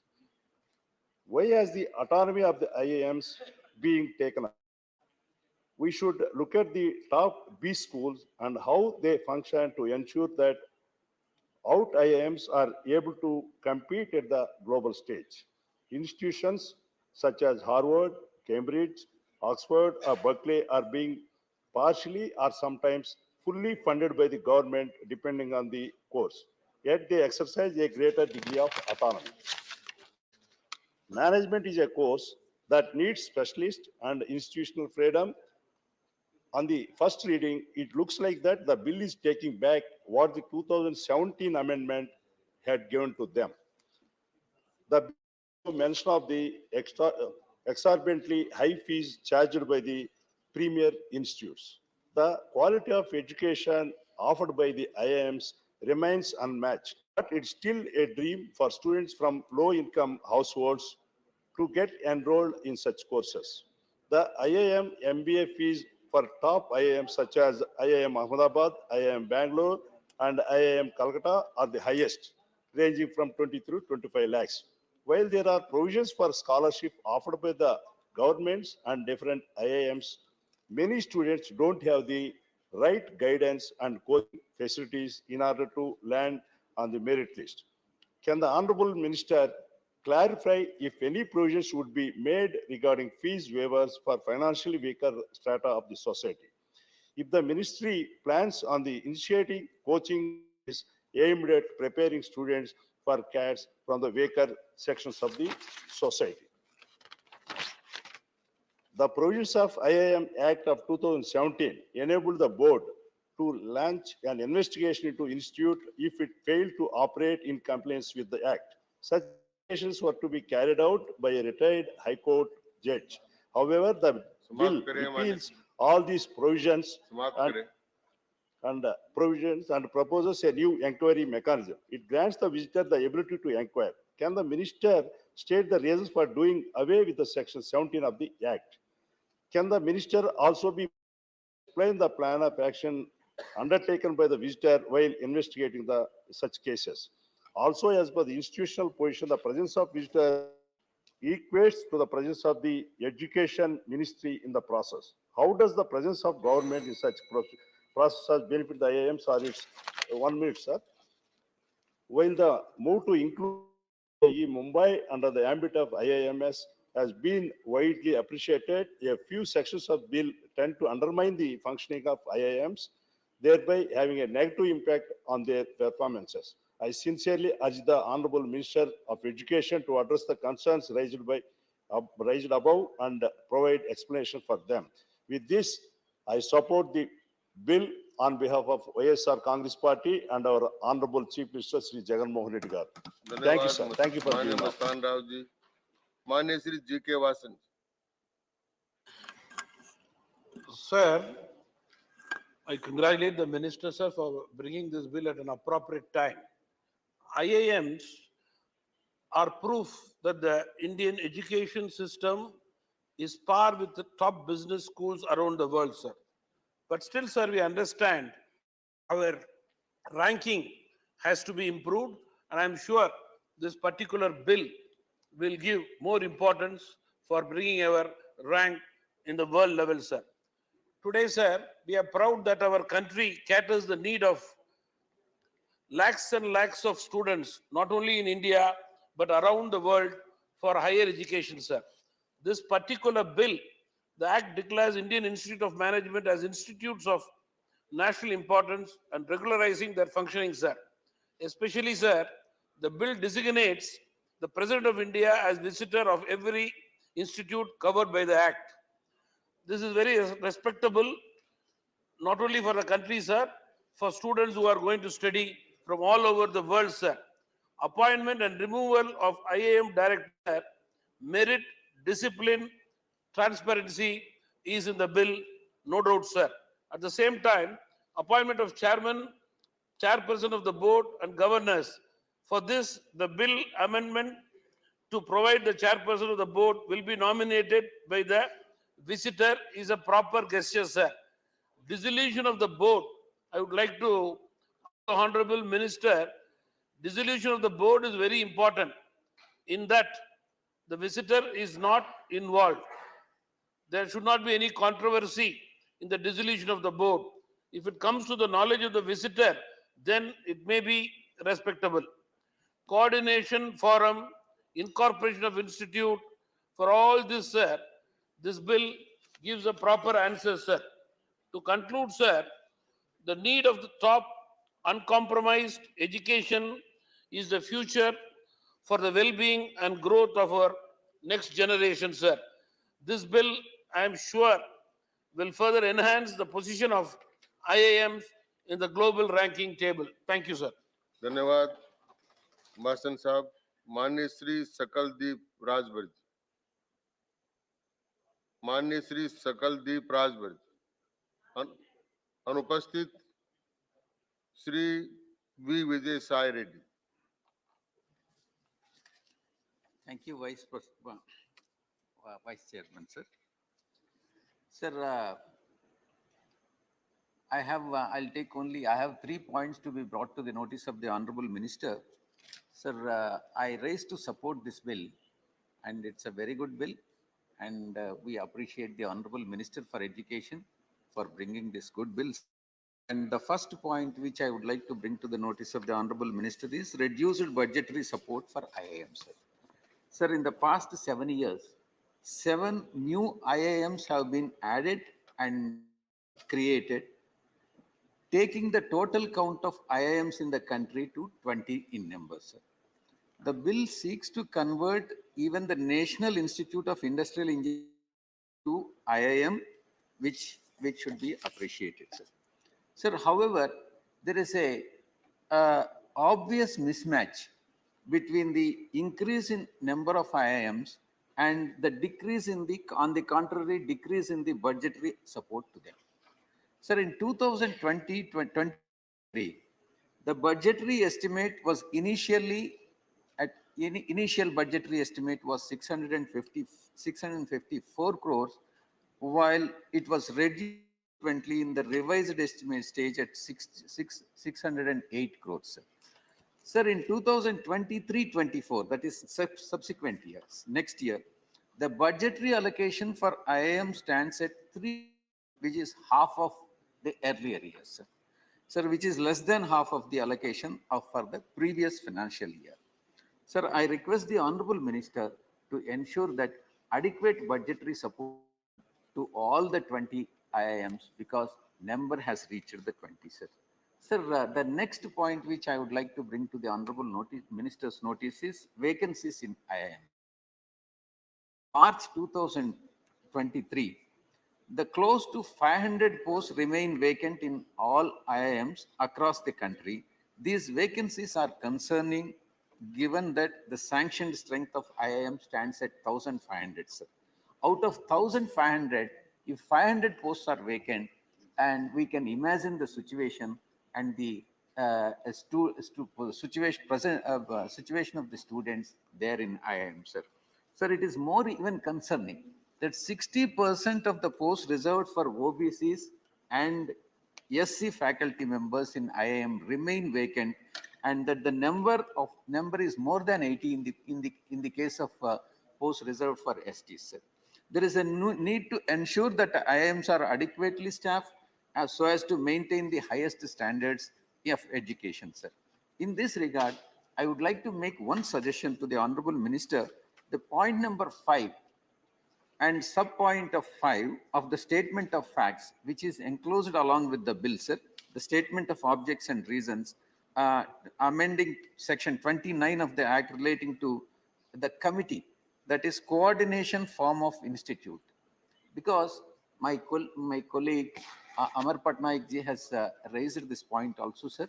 And in this regard, my suggestion would be to have a common recruitment board, and this this coordination forum of institute comprising of all the members of all 20 institutes can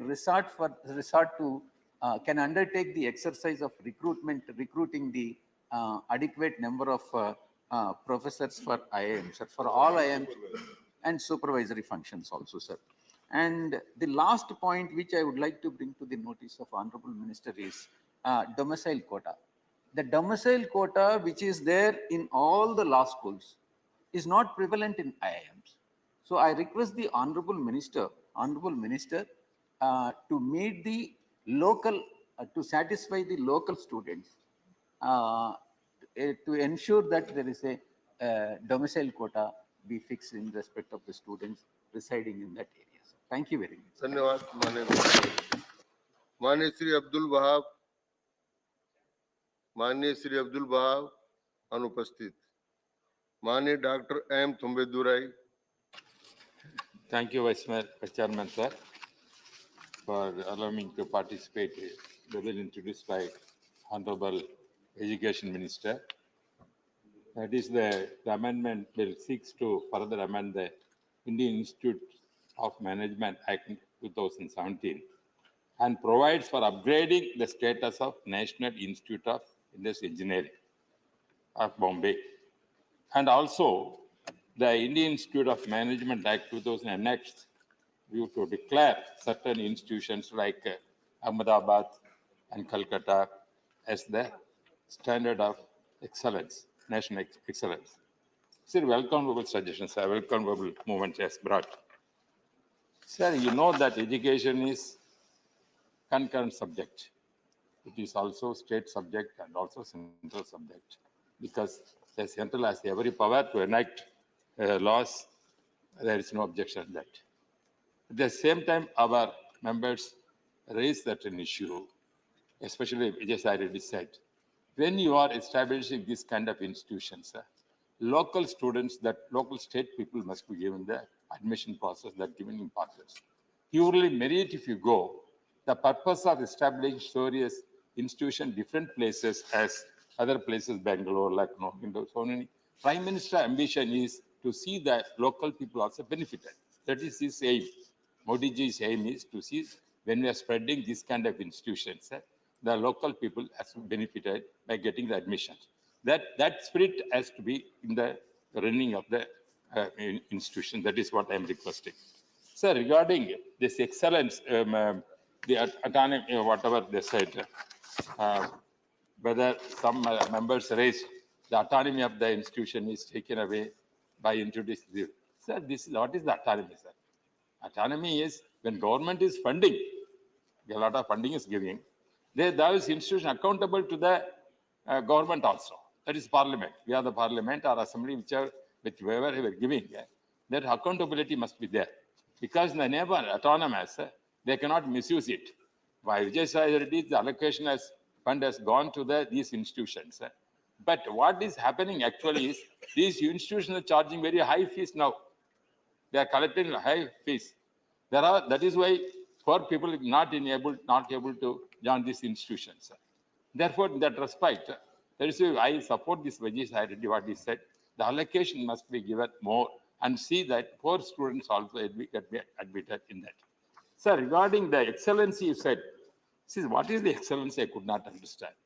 The excellency, they are telling, even for some institutions are given, private institutions like VIT and the institution, another institution, so many institutions, excellency like that kind of experiment is coming. Sir, this is given some concept attracting a foreign collaboration. For that there's institution allowed like that. But one dangerous thing is going on in that. Because our friend said that is Cambridge, Oxford, that maybe some institution may be good. But if you see the Western countries, especially Europe and USA and other people, the students' population is going down there. After +2, that is school education, they are not interested to go higher education. They are going to employment, going to distance education, like that they are going. That is the situation happening. In these circumstances, most of the institutions, due to population policy, because that marriage and population, sir, thank you very much, sir, as you come over, this problem. What is the Western countries, what is happening here? Due to this population is going down. So marriage is not certain place taking place, even marriage divorce is taking place, even marriage, children are not there. The population of the European, USA countries is going down. Because those institutions, except a few institutions, those institutions have no students there. Where they are getting, our Asian people are going. According to the statistics, 8 lakh students of Indian students are going abroad, or USA, UK, Germany, Australia, these are countries. At the same time, we are attracting only 30,000, 40,000 students from Afghanistan, Nepal, like that they are coming. Therefore, the standard in the name of ranking, they said that going down is only to see some kind of vested interest of the Western countries to belittle our institutions, like going rank like that, showing those institutions are high. Therefore, they are taking our students, they are going there. This is some kind of conspiracy is there. Therefore, just I want to make it finishing that. Therefore, in the excellency, when you are telling it, these excellency institutions must collaborate, it help to other institutions of our Indian, various institutions, IMNs, management institutes, the course conducted many institutions in India. Therefore, the standard has to upgrade what these institutions, excellence institutions, cooperate, helping that. If at all they are helping, you can give that standard. And you have to see that without this kind of is sharing their knowledge on our experience to upgrade other institutions. There is no point of giving this kind of excellency. This is my view, sir. Thank you very much. Shri Kanak Medala Ravindra Kumar. Thank you, Chairman, sir, for giving this opportunity. Sir, the Indian Institute of Management Act 2017 itself was enacted with a view to declare certain institutes of management to be institutions of national importance, with a view to empower these institutions to attain standards of global experience in management, management research, and allied areas of knowledge. So in such a case, the present amendment bill intends to, number one, a very welcome proposal is the President of India shall be the visitor of every institute. Once the President of India is the visitor empowered to appoint one or more persons to review the work and progress of any institute. Sir, there is no clarity in this.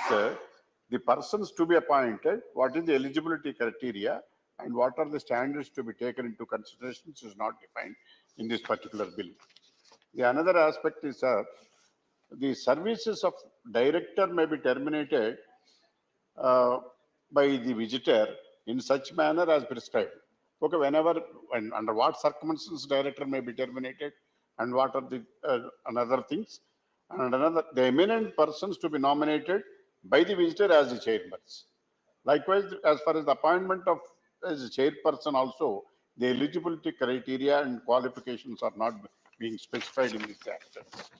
Coming to the other aspect, with regard to the amendment to section 939, the rules and bylaws of the National Institute of Indian Industrial Engineering, Mumbai enforces before the commencement of the so-and-so, shall continue to apply the National Institute of Industrial Engineering, Mumbai, will necessary modifications and adaptations so far as not inconsistent with the now modifications, and who are the competent to make legislation, and whether the rules are framed under this act, rule enabling power is empowered in this under the act amendment is not specified.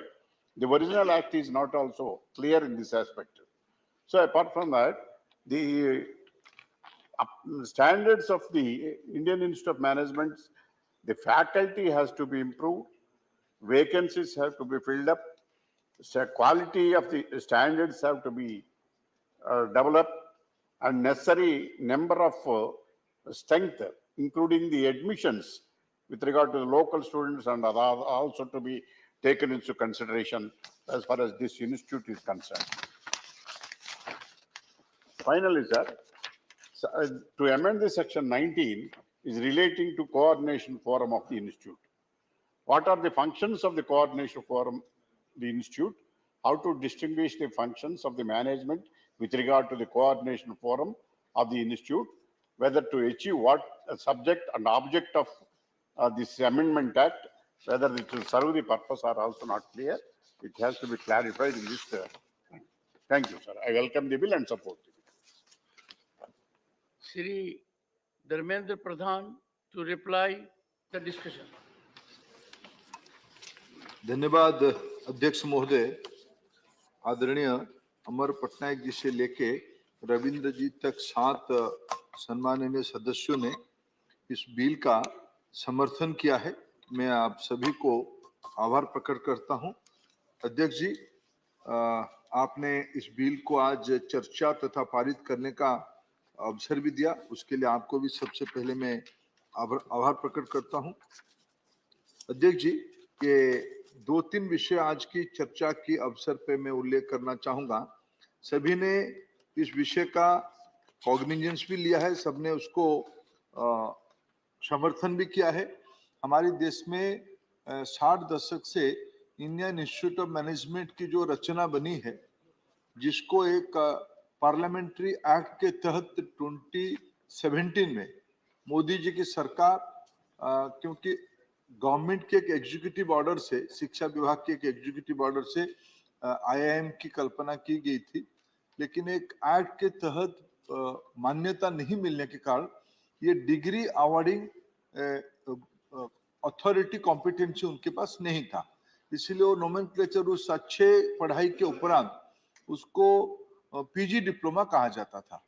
इस प्रकार के academic excellence के लिए मूलतः 2017 में उसको institute of national importance की दर्जा देना और उसको एक्ट से सपोर्ट करने में वो डिग्री दे पाएंगे, इसलिए 2017 को लाया गया था।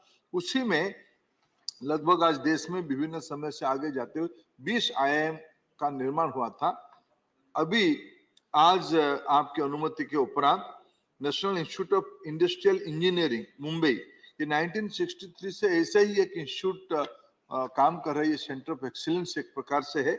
इनकी core competency logistic and supply chain management में, उसकी टेक्नो इकोनॉमिक मैनेजमेंट में एक विश्व की अच्छे इंस्टीट्यूशन है। देश की सेक्टर के बहुत बड़े बड़े मूर्धन व्यक्तित्व तो उसी इंस्टीट्यूट से पढ़ के बाहर आए हैं। और इंडस्ट्री को बहुत वास्तविक अध्यक्ष जी, हमारे देश में इंडस्ट्री, एकेडेमिया और पॉलिसी मेकिंग की कोई एक बेहतरीन एग्जाम्पल है तो नीति मुंबई उसकी एक उदाहरण है। आज आपकी अनुमति के उपरांत भारत सरकार की जो ये पहल है, नीति भी IIM का एक कैटेगरी में आ जाएगा और हमारी सरकार मुंबई को भारत की अर्थनैतिक राजधानी, फाइनेंशियल कैपिटल मुंबई में आज से, जब आपकी अनुमति के उपरांत महामहिम राष्ट्रपति जी का मोहर लग जाएगा, तब हमें एक सौभाग्य मिलेगा, अवसर मिलेगा, मुंबई में भी एक IIM है ऐसे कहने का। और फिर आप शीघ्र ही आप जाएंगे वहां की कन्वोकेशन में, और आपने अनुमति दिया तो कन्वोकेशन में भी आपको बुलाएंगे, निश्चित रूप में आपका मार्गदर्शन को मिलेगा। अध्यक्ष जी, एक दूसरी पक्ष है, सभी ने उस विषय को भी रिकॉग्नाइज किया कि आफ्टर ऑल 2017 में तो एक एक्ट आया था, 6 साल हो गया, इसमें परिवर्तन क्या किया जा रहा है और क्यों किया जा रहा है। सबने उसकी मेरिट के बारे में कहा, सबने अपना अध्ययन भी किया है, इसीलिए सबने उसको, इस परिवर्तन को, जो 3 चीजों में हम परिवर्तन का मोटा मोटी माइन्यूट में मैंने जाते हुए 3 चीजों में हमने एक अमेंडमेंट की प्रपोज किया है। उसमें एक, इसको हमारे देश में, जैसे अमर पटनायक जी ने कहा कि IIT भी उतनी ही बड़े ब्रांड है, IIM तो है ही, IIT भी उसकी इक्विवेलेंट, उससे बड़ा ब्रांड भी कहने से गलती नहीं होगी। IIT के गवर्नेंस स्ट्रक्चर है, हमारे देश में NIT के गवर्नेंस स्ट्रक्चर है, हमारे देश में स्टेम एजुकेशन बढ़ाने के लिए आइजर की कल्पना की गई है, 7 आइजर है, उसकी गवर्नेंस स्ट्रक्चर है। 2017 IIM एक्ट थोड़ा उसे भिन्न था। ये सारे की प्रमुख विजिटर होते हैं। हमने इस अमेंडमेंट में प्रपोज किया है IIM का भी प्रमुख विजिटर होंगे, यानी महामहिम राष्ट्रपति महोदय ही होंगे। उनकी दूसरा अमेंडमेंट यह मांग रहे हैं कि पहले जैसे सभी मित्रों ने कहा कि इसकी जो डायरेक्टर की नियुक्ति, उसके ऊपर उसकी जो बोर्ड ऑफ गवर्नेंस बनती थी, बोर्ड जो बनती थी, बोर्ड की मुखिया की नियुक्ति, chairman of the board, board की मेंबर और डायरेक्टर, ये सब सरकारी संस्था होने के उपरांत इनकी अकाउंटेबिलिटी सरकार के साथ नहीं है। इसीलिए IIT में जैसे बोर्ड की गठन, बोर्ड की चेयरमैन की नियुक्ति और डायरेक्टर की नियुक्ति की प्रक्रिया, उसकी एक सेटल प्रक्रिया सारे सेंट्रली फंडेड इंस्टीट्यूशंस की है और सब ऑटोनॉमी के साथ है, सब ऑटोनोमस है, सब एकेडमिक एक्सीलेंस उनकी रहे, इस पैरामीटर्स के साथ है। हमने इसको बाकी सेंट्रल यूनिवर्सिटी, IIT, NIT, आइजर की इक्विवेलेंट IIM को भी हमने विजिटर्स नॉमिनी आज बोर्ड ऑफ द गवर्नर की चेयरमैन, डायरेक्टर नियुक्ति की प्रक्रिया और उनपे डिसिप्लिनरी एक्शन अगर आवश्यकता है तो लेने की समानता है इस बोर्ड में, इसमें हमने प्रपोज किया है। थर्ड विषय एक उसमें हमने प्रपोज किया है, ये सारे को संचालन करने के लिए कोऑर्डिनेशन बॉडी रहेगा। कोऑर्डिनेशन बॉडी के मुख्य भी एक पर्सन ऑफ एमिनेंस होंगे, उसकी नियुक्ति सरकार नहीं करेंगे, विजिटर करेंगे, यानी राष्ट्रपति महोदय करेंगे। सरकार पैनल भेज सकती है लेकिन विजिटर्स उसकी निर्णय करेंगे। ये मोटा मोटी एक हमने अमेंडमेंट लाया है। एक दो विषय शंका आई है, इसको थोड़ा मैं अगर आपकी अनुमति से उसको मैं क्लैरिफाई कर देना चाहूंगा, क्योंकि वो विषय कहीं ना कहीं वो थोड़ा उसकी पक्ष विपक्ष दोनों विषय चर्चा में आ रही है।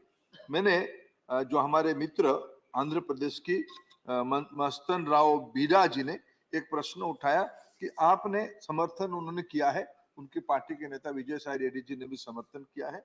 उन्होंने एक प्रश्न उठाया, they raise a very fundamental issue, why you are getting into the autonomy area of institution. I think other members have enlightened that in their speeches, but I would like to clarify that. In other hand, he also raised question why weaker section students are not getting admitted to IIMs. It's a good question. Why the faculty member are not fulfilled to the desirable category? Vijay Saiji also mentioned that. I agree with that. ये कैसे होगा? दो चीज इकट्ठा नहीं होगा। हम इतना ही मांगते हैं, हम आईआईएम की कोर्स करिकुलम क्या होगा, किस प्रकार के लोग उनको पढ़ाने के लिए आएंगे, यह सरकार की विषय नहीं हो सकती है। यह उस डायरेक्टर, उसकी एकेडमिक काउंसिल, उसकी टीम की विषय होगा। लेकिन जो देश की कॉन्स्टिट्यूशनल रिक्वायरमेंट है, जो हम लोगों ने, जैसे हमारी देश में संवैधानिक व्यवस्था में सेंट्रल एजुकेशन इंस्टीट्यूशंस रिजर्वेशन इन एडमिशन एक्ट 2006, ये सारे एक एग्जिस्टिंग एक्ट है, reservation for students in centrally sponsored institutions. ये आईआईएम में लागू होगा कि नहीं होगा? अगर अकाउंटेबिलिटी रहेगा तो पूछा जाएगा, सर नहीं रहेगा तो हम पूछेंगे किसको? वो कहेंगे हम तो स्वतंत्र हैं, हम ऑटोनोमस है। हमारे मानना है कि ऑटोनोमी आपको दिया गया है एकेडमिक एक्सीलेंस के लिए, गवर्नेंस की अकाउंटेबिलिटी आपको तो रखना ही पड़ेगा। आपने प्रश्न पूछा कि भाई आपकी वैकेंसी इतनी है, ये कई सेंट्रल इंस्टीट्यूशंस की समस्या है। मैं आपको एक आज आपने अवसर दिया, मैं थोड़ा आज पूरा सदन रहता तो एक महत्वपूर्ण बात पे अच्छा चर्चा हो जाता, लेकिन मैं इसको रिकॉर्ड आपकी उपस्थिति में स्टेट करना चाहता हूं। जो लोग कभी सामाजिक न्याय की बात कहते थे, संविधान में कई बार लोग बाबा साहेब आम्बेडकर जी के नाम लेते रहते हैं, रटते हैं। हमें कभी उनको याद करना, दिलवाना चाहिए कि हायर एजुकेशन इंस्टीट्यूशन में एससी, एसटी, ओबीसी और बाद में मोदी जी के द्वारा लाया गया इकोनॉमिक वीकर सेक्शन की आरक्षण सेंट्रल इंस्टीट्यूशन में 2019 तक लागू नहीं था। अध्यक्ष जी, प्रधानमंत्री नरेंद्र मोदी जी ने उसको कल्पना किया, उस ऐतिहासिक गलती को सुधारा और एक आंक लाया, सेंट्रल एजुकेशनल इंस्टीट्यूशंस रिजर्वेशन इन टीचर्स कैडर एक्ट 2019। उसके बाद आज रोस्टर मेंटेन हो रहा है। पहले था दिया तो दिया, नहीं दिया तो नहीं दिया, कोई सामाजिक न्याय का पूरा करने की कोई कॉन्स्टिट्यूशनल एक्ट सपोर्टेड व्यवस्था नहीं थी। नरेंद्र मोदी जी की सरकार उसको व्यवस्था लाया। ये एक्ट भी आने वाले दिनों में सारे इंस्टीट्यूशंस में लागू होगा। आईआईटी में लागू होना शुरू हो गया है, एनआईटी में लागू हो रहा है, सेंट्रल यूनिवर्सिटी में लागू हो रहा है। कुछ राज्य वाले नहीं करते हैं, वो अलग बात है, यहाँ समर्थन करें तो ज्यादा नहीं बोलूंगा। कुछ राज्य लोग सामाजिक न्याय को मानते नहीं है, वो कभी अलग बात करेंगे। लेकिन सर, जो विजय साई जी चिंता किए वो वाजिब है। ये act, Vijay Sai ji, this enactment, this amendment will strengthen constitutional position through parliament to ask, you can ask question why you are not adhering the Central Educational Institutions Reservation in Teachers Cadre Act 2019. Now they will be answerable. Previously, they were not answerable. That was the reality. So this act is अब 6 साल के बाद कई जो अनुभव आया, 6 साल के अंदर थोड़ा गवर्नेंस अकाउंटेबिलिटी को, पार्लियामेंट्री आंसरेबिलिटी को थोड़ा हनन हुई, इसीलिए ये अमेंडमेंट को लाया गया। फंडिंग की बात सभी ने कहा है। जो आईआईएम की फाइनेंशियल स्ट्रक्चर है उसमें भारत सरकार की लगभग 6000 करोड़ रुपया का इन्वेस्टमेंट अभी तक है। अभी आज भी जो व्यवस्था बनी है, हिफा की लोन कोई आईआईएम विशेष करके ग्रीनफील्ड आईआईएम लेना चाहेगा उसको आज भी उपलब्ध है। वायबिलिटी गैप फंड की एक व्यवस्था आईआईएम की अंदर है, उसको जिसको जितना ड्यू था सबको सरकार ने दिया है। और आईआईएम अपना कोर्स फीस बनाए, अपना डिपार्टमेंट, अपना फीस स्ट्रक्चर बनाए, अपना रेवेन्यू जनरेशन करे, क्योंकि आईआईएम तो कंसल्टेंसी के माध्यम से अपना रेवेन्यू भी जनरेट करता है। बहुत आयाम अच्छा कर रहे हैं, सरकार उनको जो टाइमिंगली मदद करना नए आयाम को कर रहा है, आगे भी करते रहेगा। फंड की कोई इश्यू नहीं है। हमारे देश में आईएम की एक विश्वसनीयता, एक ब्रांड आज दुनिया में, अध्यक्ष महोदय,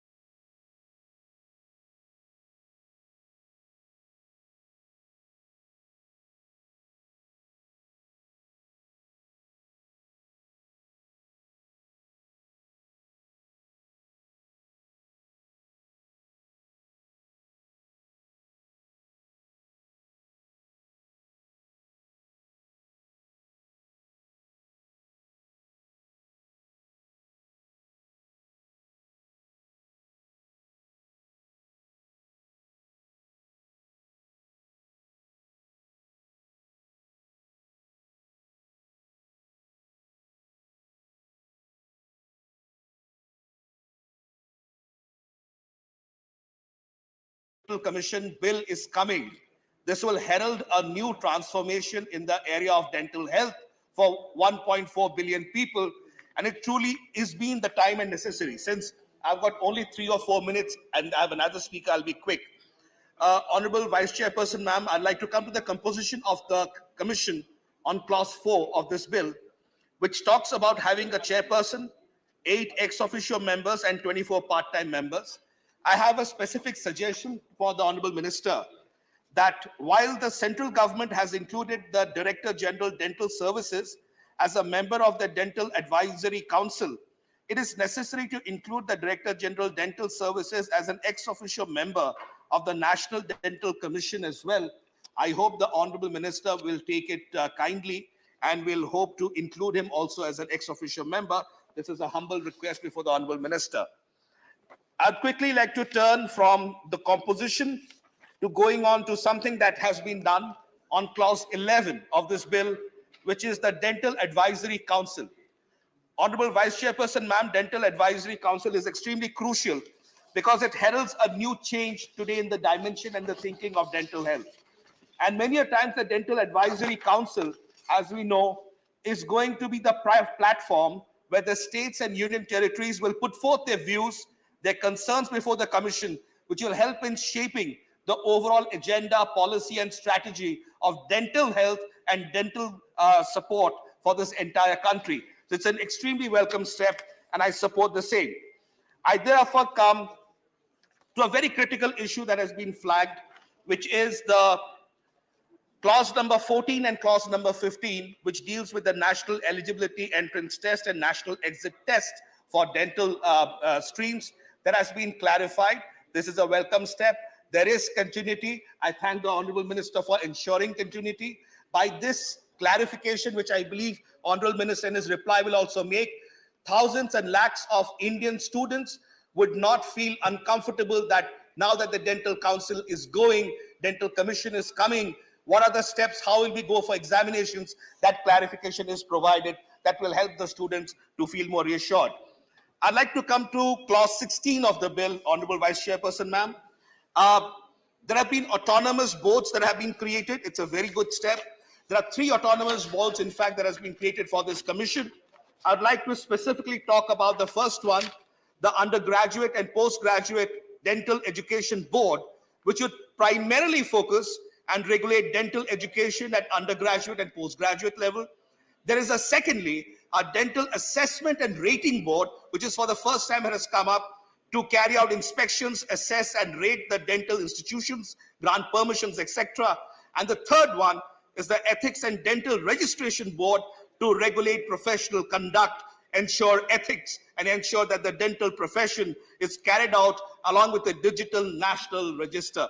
I think these are extremely good steps. Of course, clauses 34, 35, 36, 37 talk about recognition, withdrawal, and re-recognition. Many such matters have been taken up. I would not want to take more time talking about it. There are live registers. I've just got a minute more. So I will just go to a couple of suggestions that I would like to make to the Honorable Minister. He's a very forthcoming and a very bright minister, and he's been taking this thing forward. Just like to talk about a couple of challenges that India faces today with respect to the dental community and the profession of dentistry. That while India may have achieved the recommended dentist to population ratio, it has come at a cost of massive privatization of dental education, uneven distribution of colleges, and questionable control over quality of dental services. I think that is something probably this new dental commission, and with the Dental Council being scrapped, this is going to be helped. Second, the undergraduate curriculum that forms the framework of dental education was revised last by the Dental Council of India in 2007. It's been 15 years. I hope the Honorable Minister will have this opportunity now with the new commission to look at it. And finally, our dental students are presently studying outdated clinical techniques. There are many new techniques that have come in. And the Dental Council of India, with all due respect to it, had not kept up to pace with the world and where dental techniques and dental surgeries and endodontics and many such sciences have come together and really transformed the entire arena of dentistry. So therefore, I'm sure with this dental commission, these new waves of dental dentistry and new waves of dental healthcare will be taken up, and especially in the undergraduate programs, these revisions in the techniques and the curriculum will help our students to go forward. Finally, Honorable Ma'am, before I stop, I'd like to only mention that India imports most of its dental equipment from China, Switzerland, and Israel, and is the largest importer of dental equipment in the world. The top three importers of dental equipment in India are about 73,000 shipments. I'll just take 30 seconds and I'll close. By United States, Netherlands, and shipments.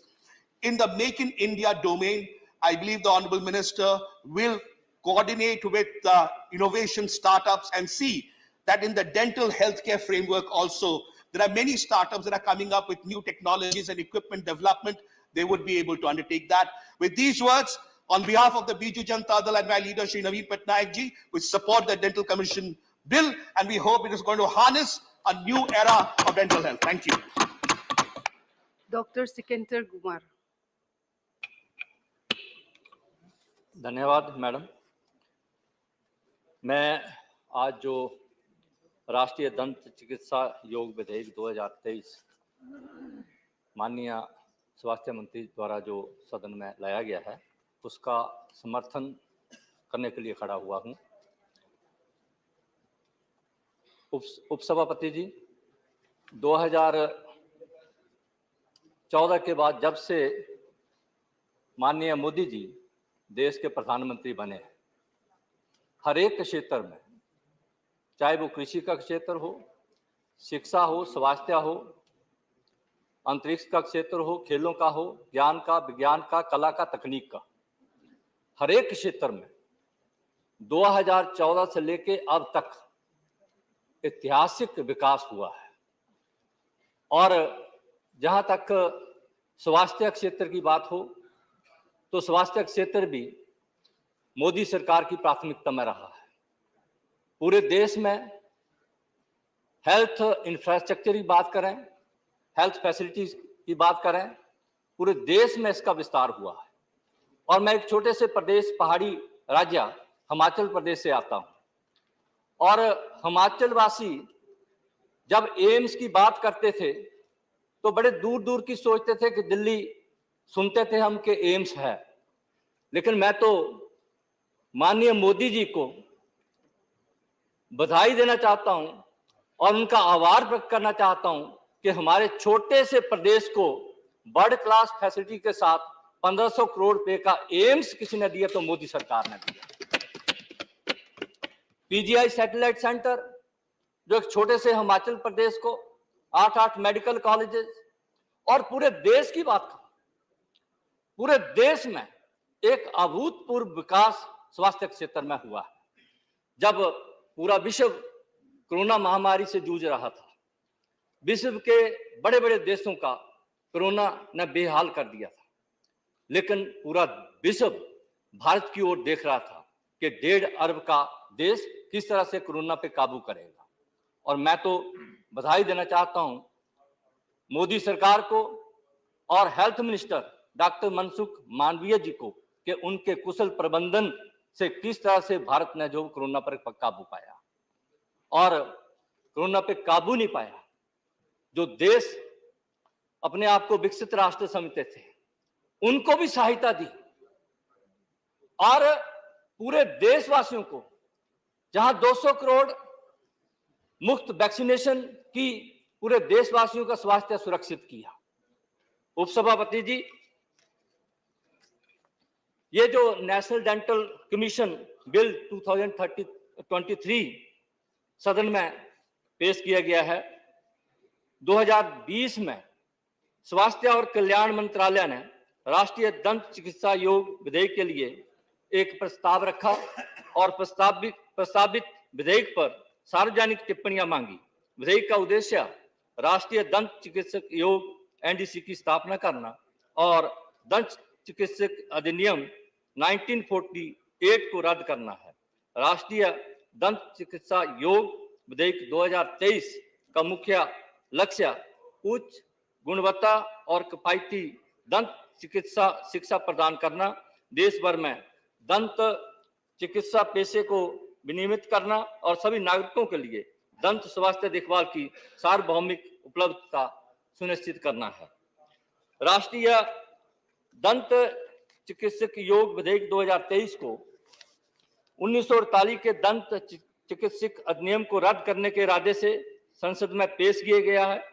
विधेयक का उद्देश्य जहां dental council of India को रद्द करना और राष्ट्रीय दंत चिकित्सक योग एनडीसी को एक अलग कॉर्पोरेट इकाई के रूप में स्थापित करना है, जो देश भर में दंत चिकित्सक शिक्षा और पेशेवरों की पर्यवेक्षण के लिए जिम्मेदार होगा। विधेयक का उद्देश्य मौजूदा दंत चिकित्सक अधिनियम 1948 की कमियों को दूर करना और वर्तमान कानून के भीतर प्रचलित मुद्दों को संबोधित करने के लिए एनडीसी की शक्तियों और अधिकारों में वृद्धि करना है। प्रधानमंत्री श्री नरेंद्र मोदी ने सभी के लिए स्वास्थ्य के उच्चतम स्तर को प्राप्त करने के उद्देश्य से राष्ट्रीय स्वास्थ्य नीति 2017 की शुरुआत करके स्वास्थ्य सेवा क्षेत्र में एक क्रांति ला दी। मोदी सरकार ने लगातार निवारक दृष्टिकोण और उच्च गुणवत्ता वाली स्वास्थ्य देखभाल तक पहुंच बढ़ाने पर जोर दिया है। विशेष रूप से एनएचपी 2017 दंत स्वास्थ्य के महत्व को संबोधित करने वाली पहली व्यापक स्वास्थ्य नीति थी, जिसे पहले स्वास्थ्य सेवा क्षेत्र में नजरअंदाज कर दिया गया था। आदरणीय प्रधानमंत्री श्री नरेंद्र मोदी अक्सर स्वास्थ्य देखभाल प्रणाली के समग्र विकास पर जोर देते रहे हैं। यह विधेयक स्वायत्त निकायों की स्थापना करके और बहुस्तरीय प्रणाली के माध्यम से एक प्रभावी शिकायत निवारण तंत्र बनाकर दंत चिकित्सा के क्षेत्र के लिए भी ऐसा ही करने का प्रयास करता है। इससे सभी शिकायतों के त्वरित समाधान में हमें सहायता मिलेगी। हालांकि भारत की व्यापक स्वास्थ्य देखभाल प्रणाली में दंत स्वास्थ्य की अक्सर उपेक्षा की जाती है, लेकिन सरकार ने इसके महत्व को पहचाना है। 2019 की शुरुआत में प्रधानमंत्री मोदी के आयुष्मान भारत कार्यक्रम में दंत स्वास्थ्य देखभाल शामिल थी और व्यक्तियों को अपने दंत स्वास्थ्य की प्राथमिकता देने के लिए प्रोत्साहित करने के लिए कई योजनाएं सरकार द्वारा शुरू की गई थी। बजटीय आवंटन के संदर्भ में जबकि यूपीए सरकार ने स्वास्थ्य और परिवार कल्याण मंत्रालय को 33,238 करोड़ आवंटित किए थे, मोदी सरकार ने इसे 2023-24 के लिए 86,175 करोड़ तक बढ़ा दिया, जो यूपीए की तुलना में लगभग 159% अधिक आवंटन है। मोदी सरकार ने medical council of India MCI के प्रतिस्थापन के रूप में एनएमसी की स्थापना करते हुए राष्ट्रीय चिकित्सा योग अधिनियम 2019 लागू किया। अपने पूर्ववर्ती के विपरीत एनएमसी ने पूरे भारत में स्वास्थ्य देखभाल पहुंच बढ़ाने और चिकित्सा क्षेत्र में सुधार पर ध्यान केंद्रित किया। एमसीआई को भ्रष्टाचार, कुप्रबंधन और पारदर्शिता की कमी के मुद्दों का सामना करना जो पड़ता था, जो कई दशकों में यूपीए के शासन के दौरान बदतर हो गया। इसी तरह एनडीसी विधायक का लक्ष्य दंत चिकित्सा देखभाल क्षेत्र में समान परिवर्तन लाना है। भारत के स्वास्थ्य क्षेत्र के उपेक्षित क्षेत्रों को संबोधित करने की मोदी सरकार की प्रतिबद्धता मानसिक स्वास्थ्य के प्रति उनके प्रयासों में स्पष्ट है। 2022 की बजट प्रस्तुति में माननीय वित्त मंत्री आदरणीय श्रीमती निर्मला सीतारमण ने विशेष रूप से मानसिक स्वास्थ्य पहल के लिए धन आवंटित किया। इसके अतिरिक्त उन्होंने राष्ट्रीय टेली मानसिक स्वास्थ्य कार्यक्रम का उद्घाटन किया, जो जरूरतमंद व्यक्तियों को 24 आवर्स की सुविधा प्रदान करता है। दंत चिकित्सा देखभाल क्षेत्र में सुधार पर प्रधानमंत्री मोदी का ध्यान भी आश्चर्यजनक नहीं है। जहां पिछली यूपीए सरकार ने आम आदमी के स्वास्थ्य की उपेक्षा की, वहीं मोदी सरकार स्वास्थ्य सेवा में सुधार लाने के लिए लगातार अतिरिक्त प्रयास कर रही है। मोदी सरकार विभिन्न स्तरों पर डिजिटल माध्यमों से पारदर्शिता और जवाबदेही को बढ़ावा देने के लिए लगातार प्रयासरत है। दंत चिकित्सकों के राष्ट्रीय रजिस्टर और राज्य रजिस्टरों को डिजिटलीकरण करके धोखाधड़ी प्रथाओं की घटना को रोका जा सकता है। प्रधानमंत्री मोदी का उद्देश्य नियमित निगरानी और एक कुशल शिकायत निवारण प्रणाली के माध्यम से दंत चिकित्सा क्षेत्र में सभी गड़बड़ियों को खत्म करना है। मैं स्वास्थ्य मंत्री आदरणीय डॉक्टर मनसुख मांडविया जी और उनकी पूरी टीम को बधाई देना चाहता हूं, क्योंकि कई डेलीगेशन जो दंत व्यवसाय से जुड़े हैं, उनकी कई मांगे थी, वो जब ये बिल आज सदन में पास हो जाएगा उनका भी समाधान होगा। मैं उनको भी बधाई देता हूं और आपका भी धन्यवाद प्रकट करता हूं कि आपने मुझे बोलने का अवसर दिया और इस बिल का मैं समर्थन करता हूं। आप सबसे भी आग्रह करता हूं कि बिल का समर्थन करें। बहुत बहुत धन्यवाद। Shri S. Niranjan Reddy. Madam Vice Chairperson, I rise to support both the bills, which is the Dental Commission Bill and the Nursing and Midwifery Commission Bill.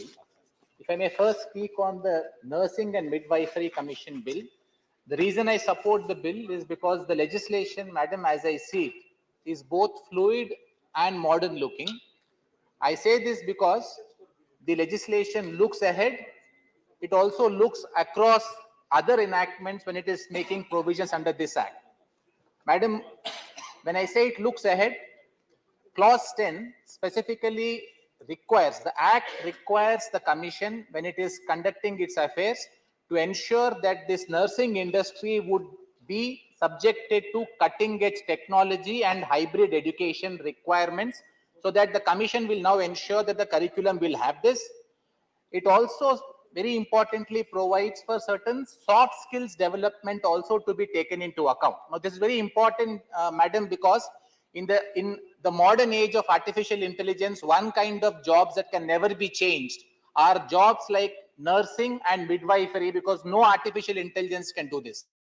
When you're looking at a large scale displacement, when you look at these kind of jobs, these are the skills that normally the legislations don't tend to look at. So I would like to commend the government and the Honorable Minister for bringing out a legislation that is so all-encompassing. When I say that it also looks across other laws, it provides, Madam, in clause 18 that it would align with the needs of National Health Program, and in one of the clauses, clause 10, subclause 4, it provides for an interface with different medical fields to see what is the requirement of nursing staff and midwifery staff across various sectors. So this is a very, as I say, Madam, a very fluid bill, which is the way the legislations ought to be. So I would commend the government.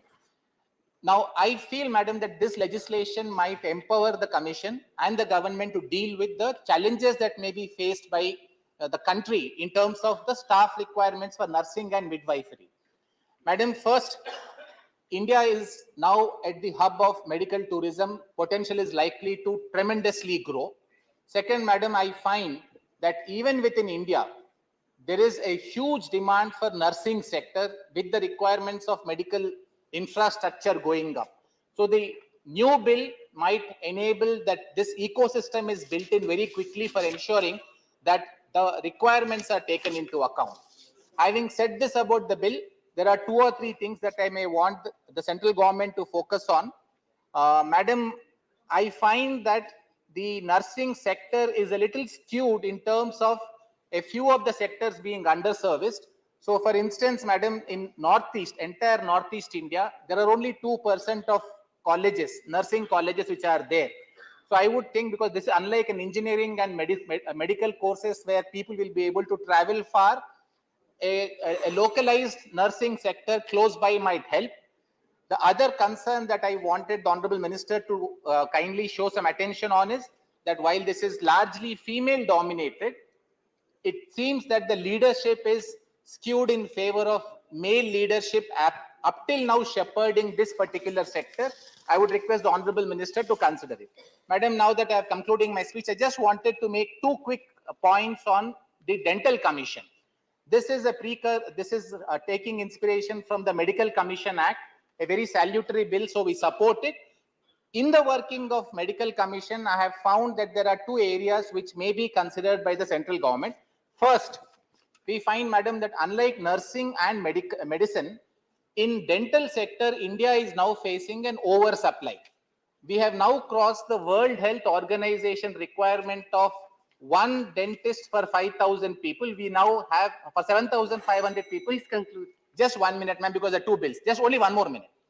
So There is a Niti Aayog recommendation. Madam, just give me 30 seconds. I'll come. There are other speakers. Yes, madam. Only 30 seconds, 2 quick points. There's a Niti Aayog recommendation that a bridge course can be done so that some of these dentists can be trained to become the basic medical practitioners of providing primary health care. The government may consider it. Then both in medical council and in dental council, madam, I find that the dental assessment and rating board, which is equal to the medical assessment and rating board, the government has very importantly provided that these functions can be carried out by independent accredited agencies. The National Medical Commission has not accredited any agencies.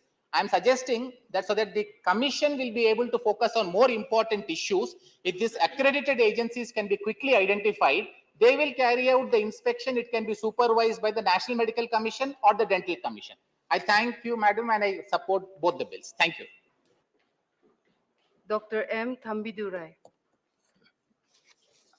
Thank you, Vice Chairman, Madam. Because we are embarrassed to take two bills together, which have different aspects, we have to discuss it. But anyhow, the chair has decided we have to bound for that. I am speaking that.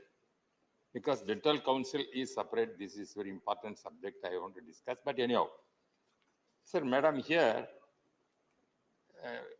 Honorable Minister brought certain changes in the council. I welcome that. I'm not objecting that. Establishment of a National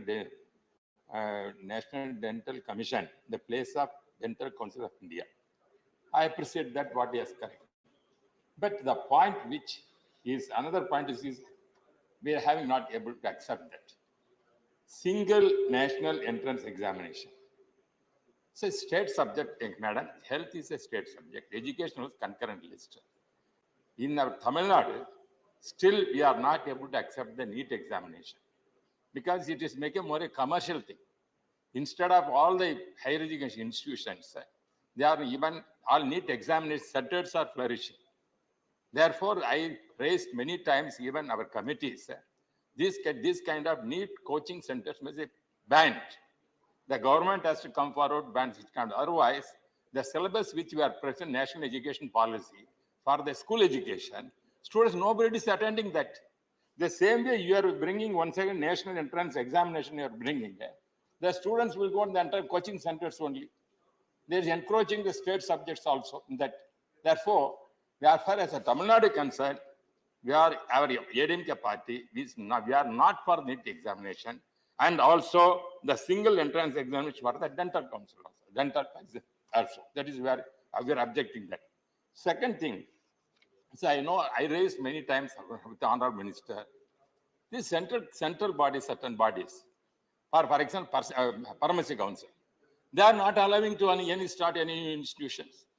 Then other bodies want to start, we have to go to Supreme High Court, Delhi Court and Supreme Court, we have to go there. From the direction only, we have to be able to start. Why this kind of councils are keeping their powers, not allowing others to start? Our Honorable Prime Minister wants to establish more institutions, more medical colleges, each district you want to establish. His aim is that. Same in nursing courses also must come forward in India. That is a Modi's dream. But when that is the case, why these kind of councils they are not allowing? Same way, dental council also. Dental council not permitting any new medical colleges. This is another problem. Therefore, let our minister consider these things to see that this kind of council must not take more power. Even though government is interested, state and central government started institutions, they are not cooperating. Therefore, what sort of power they are having, we don't know. In this amendment, whether they will come overcome. Just now that is why he said this bill bringing together, we cannot speak anything. Especially nursing is a very important subject. You are, madam, you are a madam. You are sitting there. It's a motherly thing. You are sitting there.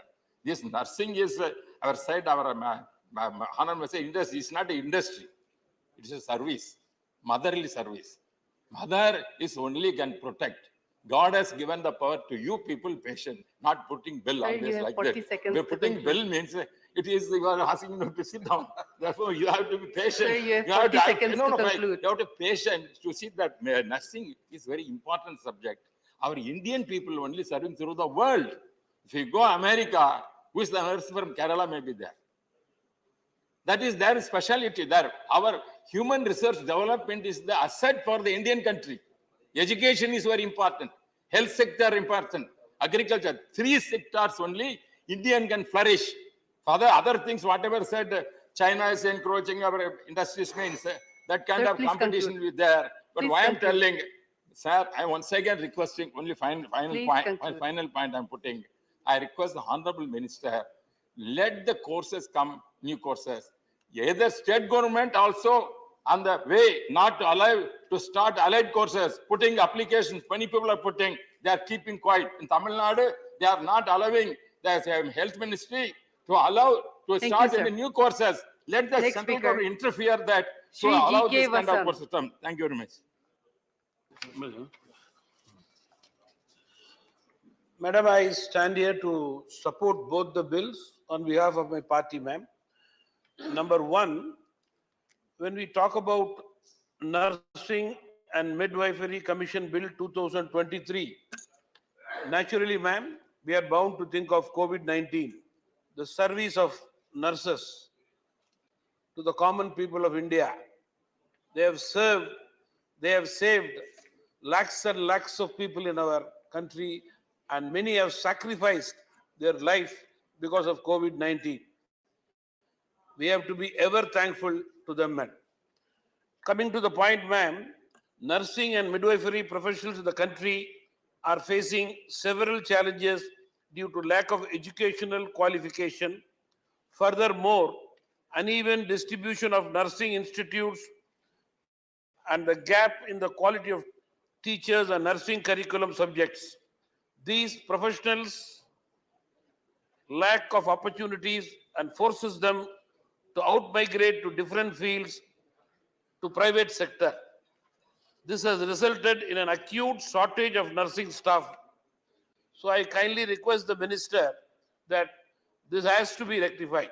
This particular bill, I well understand, ma'am, proposes to remove the currently governing Indian Nursing Council Act 1947 and replace it with the National Nursing and Midwifery Commission.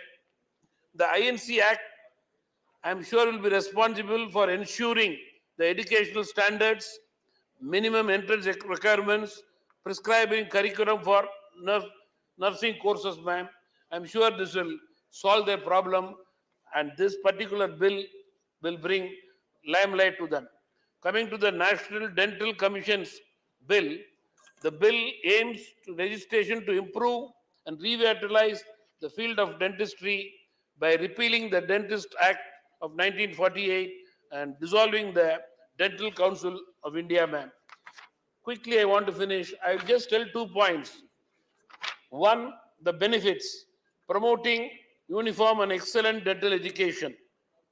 2, fostering ethical and professional dental care. 3, encouraging innovation and research. 4, fortifying dental education and practice. At the same time, ma'am, to the Honorable Minister, I would like to tell certain areas which require further deliberation.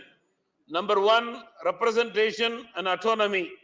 The bill raises concern regarding the significant empowerment of the central government through its authority to appoint the chairperson and ex officio members of the NDC.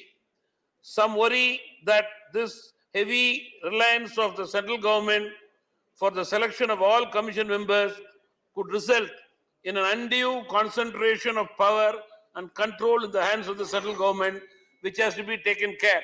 2 more important points, ma'am. One is feasibility and cost effectiveness, which is very important. Establishing a district dental commission when a national medical commission already exists to oversee a branch of medical encourages a multi-yard bureaucratic system. Creating new commission, particularly during economic downturns, will have multiple challenges. I'm sure the minister will take care of it. The last important point is lack of attention to dental auxiliaries. The Dental Act 1948 recognizes 2 categories of auxiliaries, dental hygienists and dental mechanics. However, the present situation is unfortunate with only 6,605 auxiliaries in India, indicating neglect of these allied health professionals. The current bill overlooks the crucial role of dental auxiliaries and failed to provide adequate acknowledgement and definition of this role. With this, ma'am, I'm sure the minister will do the needful for this profession. With this, I support this bill. Thank you very much. Shri Bhubaneswar Kalita. Thank you, Madam Vice Chairman, and I'm very happy to see you in the chair and congratulate you. I rise to support both the bills, the National Dental Commission Bill 2023 and National Nursing and Midwifery Commission Bill 2023. Madam, while dealing with both the bills, I will first speak on few points on National Dental Commission. At the outset, I congratulate the government led by our Prime Minister, Sri Narendra Modi, and also congratulate the Health Minister, Sri Mansoon Mandavia, and his team in the Health Ministry for bringing revolutionary changes, very significant changes in the healthcare system of this country. Madam, we have seen a lot speak on the bill also. So, but I must congratulate him that the National Dental Commission Bill 2023 has been brought after the original bill was 1948, and after 75 years of this bill has come. So I congratulate the minister that he thought about it. And before this, he brought the National Medical Commission Bill 2019, which is again after long gap of the original bill. So I congratulate both of them for taking this initiative to bring the changes into the healthcare system of our country. Madam, to start with the National Dental Commission Bill, it has dealt with the discrepancies and weaknesses of the original bill of 1948, and the objectives being this bill is replacing the 1948 bill, and it aims to improve access high quality and affordable dental education, ensure availability of dental professionals and services throughout the country, conduct periodic and transparent assessments of dental institutions, facilitate the maintenance of National Dental Register, and enforce high ethical standards in all aspects of dental services. Madam, and with that end in view, the Dental Council has been replaced by the National Dental Commission, and here the Dental Commission has been formed with which will be chaired by Cabinet Secretary, and there will be ex officio members, presidents of 3 autonomous boards, Director General of Health Services, chief of the Center for Dental and Educational Research at AIIMS. Madam, it will include part-time members also. Here I have to make some suggestions, because the part-time members are normally taken from the fraternity. And as you see, if the commission is flooded with the people from the fraternity only, the views of independent views doesn't come. So in formation of the commission, it should be taken care that independent views come over there also, with experience of the present day healthcare system. Madam, the functions of the National Medical Commission has been regulating governance standard for dental education, examination and training, regulating dental institutions and research, accessing infrastructure requirements in dental healthcare, ensuring the admissions of to Bachelor of Dental Surgery happen through the NEET exam.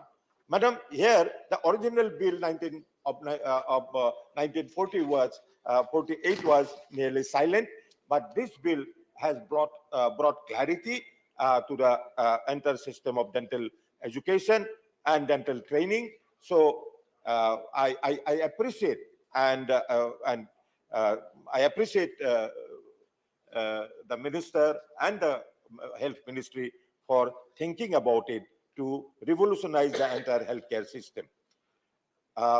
Madam, we know that health is a state subject, but when our Honorable Prime Minister took over, Sri Narendra Modi ji took over, it has revolutionized the system. Most of the initiatives that are seen today in the healthcare system of the country, most of the systems are, most of the initiatives are taken by the central government. Although I am not condemning the state government, they are also doing it. But from COVID onwards and before that also, and bringing these new bills with a new outlook has been brought by the central government only. For that, I congratulate the minister, because these all initiatives are mostly coming from the central government, which are being followed by the state governments and revolutionize the healthcare system. Particularly during the COVID, we have seen the initiative by the Honorable Minister and with the guidance of our Prime Minister, that a pandemic like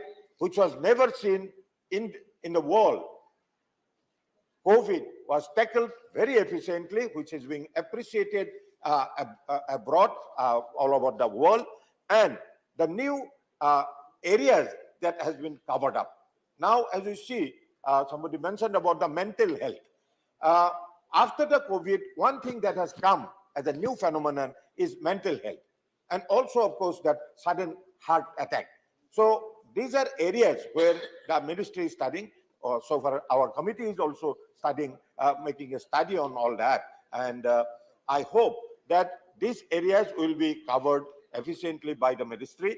And while coming to the Ethics and Dental Registration Board, Madam, in every legislation and every field, ethics is one area which is very necessary, because even in the original bill, this was mentioned about the ethical area has been was mentioned here. As we see that the Ethics and Dental Registration Board maintains online national registers of dentists, dental auxiliaries, regulates standard of conduct, ethics, and scope of dental practice, suspends, cancel licenses of dentists for misconduct or unethical behavior. Madam, this is a very sensitive area, and the unethical behavior, how it will be judged and how it will be determined. So here the ministry has to, all minister has to give some more attention into this, so that this is specified. There is another in section 37, derecognition of dental qualifications granted by institutions outside India. Madam, as you have seen, Ukraine war and many other unrest in the world has seen that the Indian students studying medical in medical institutions abroad have some issues with that. They have come back. If their degrees are derecognized and if they cannot practice, their entire family support will go, because they have gone with the family support or bank support and come back, they cannot repay the bank. So I think this ethical commission will put more attention into it. And a few words on the establishment of medical education institutes. I really, this country is happy that every district is going to have a medical college.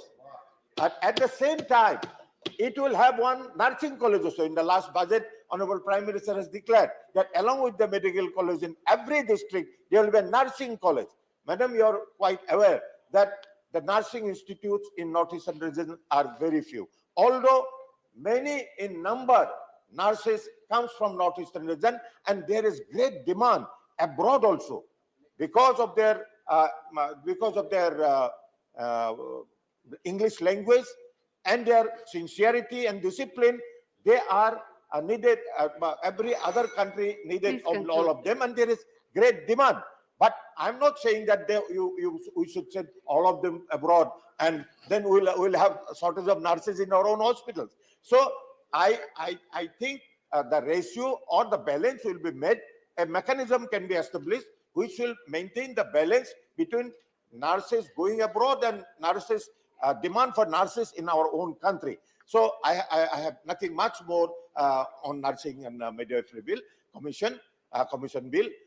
With this, I thank and congratulate Honorable Prime Minister and Honorable Health Minister and his team in the Health Ministry. Thank you very much. Srimati Mamata Mohanta.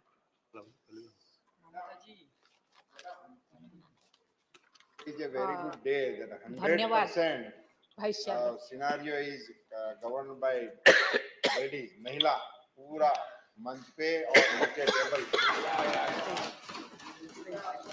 Thank you. धन्यवाद.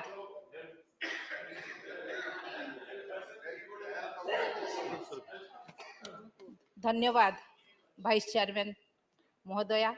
मैं मेरे party Biju Janata Dal का तरफ से the national nursing and midwifery commission bill 2023 के आलोचना पर भाग ले रही हूँ. महोदया, दुनिया में सेवा से बढ़कर कोई काम नहीं है. इस सेवा क्षेत्रों में जुड़े सभी को मैं इस पवित्र गृह से नमन करती हूँ. सेवा का नाम लेते ही पहले मदर टेरेसा का नाम आती है. सेवा के लिए उनको नोबेल प्राइज मिला है.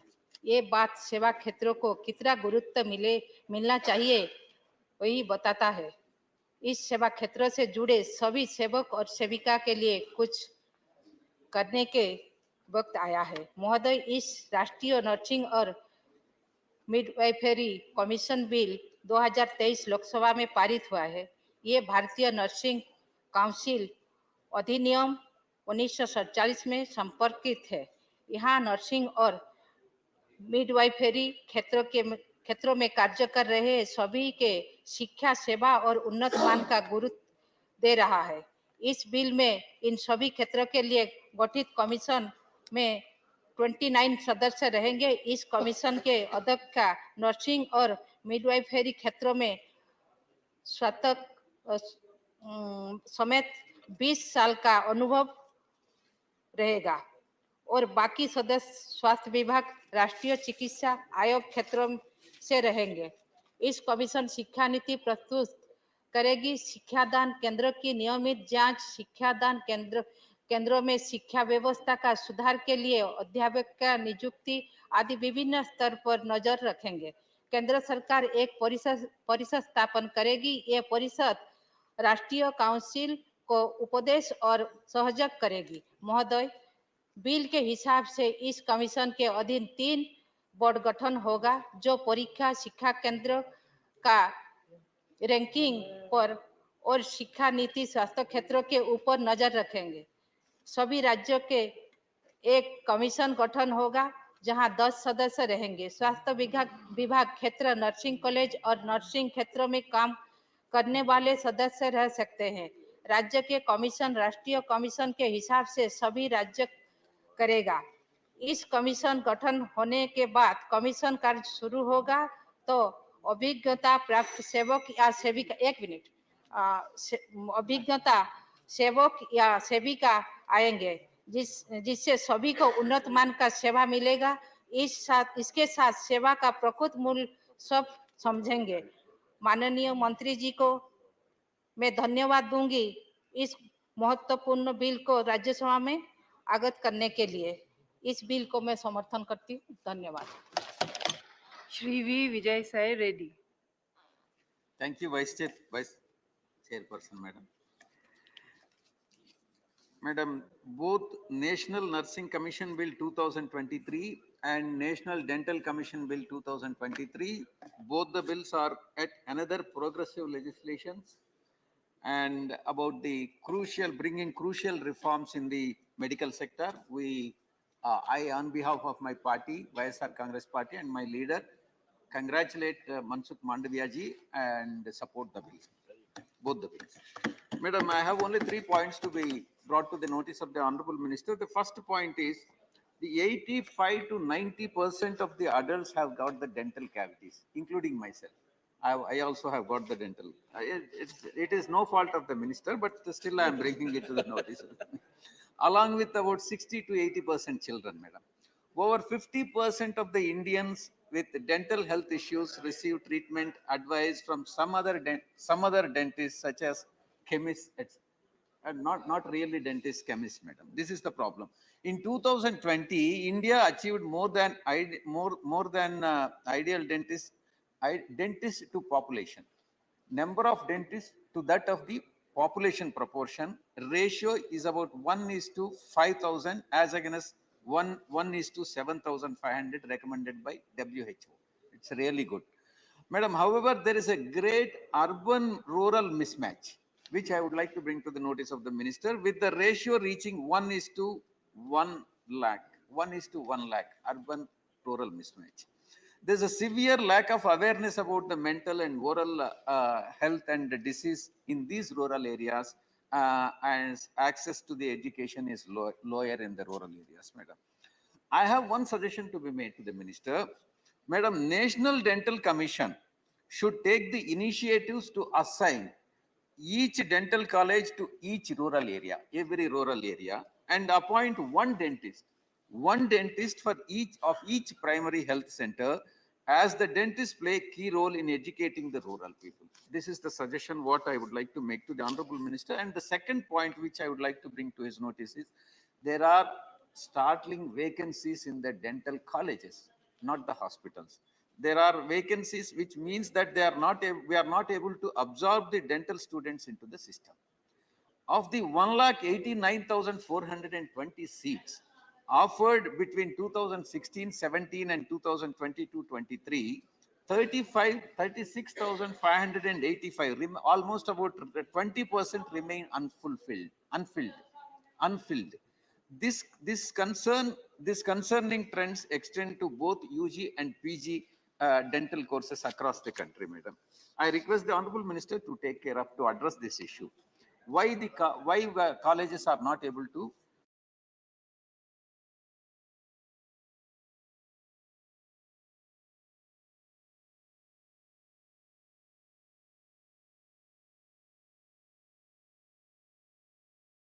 fill the vacancies for the students, seats for the students.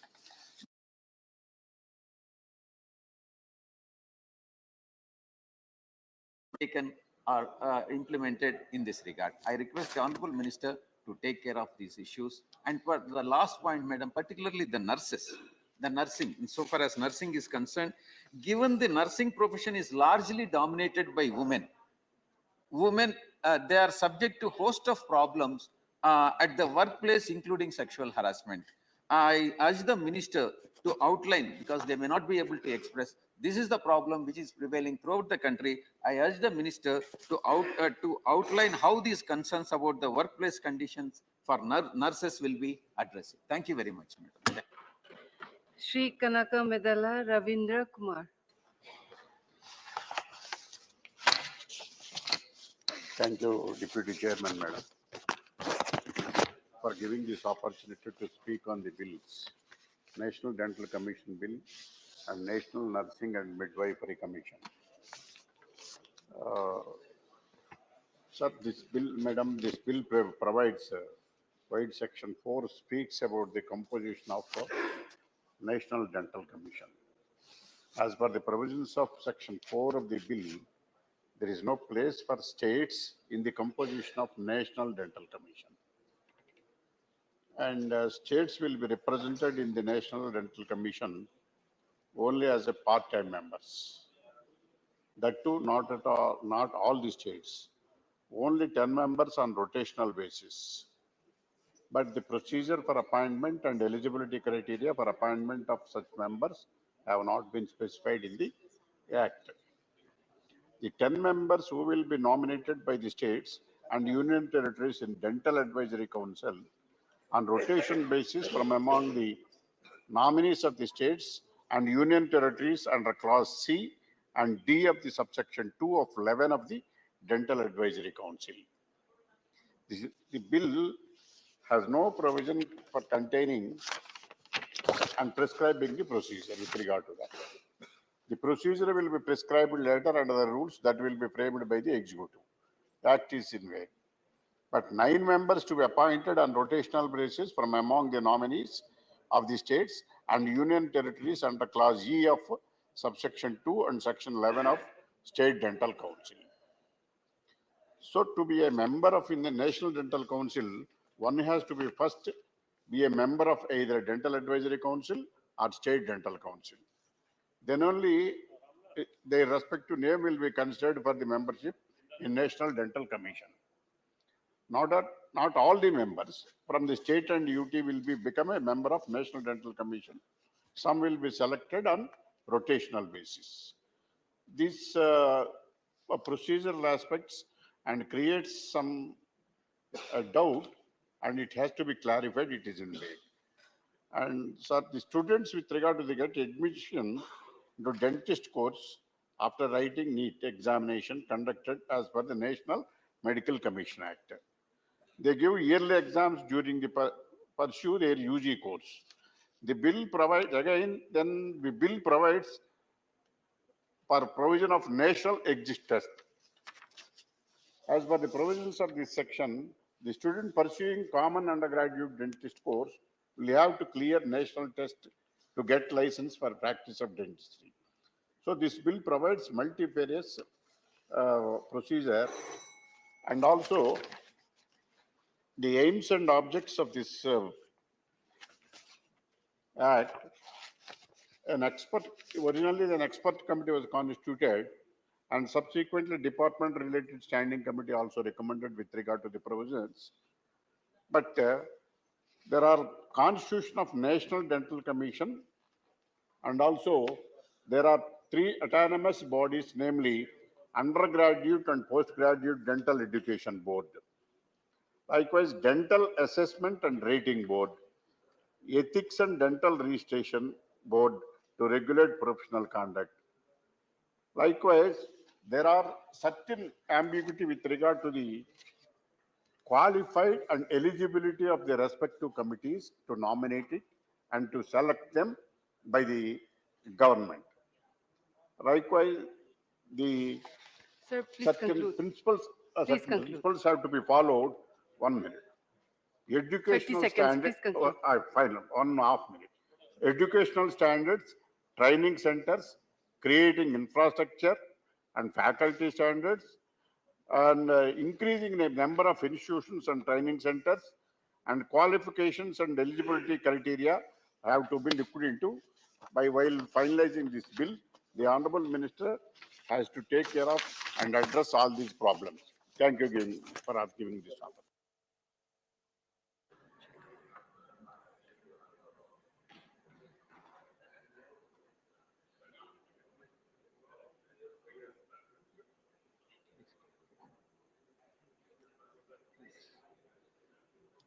Dr. Mansukh Mandavia to reply to the discussion.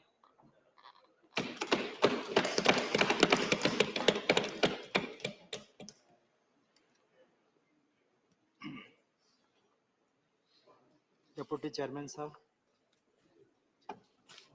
National dental commission एवं national nursing and midwifery commission bill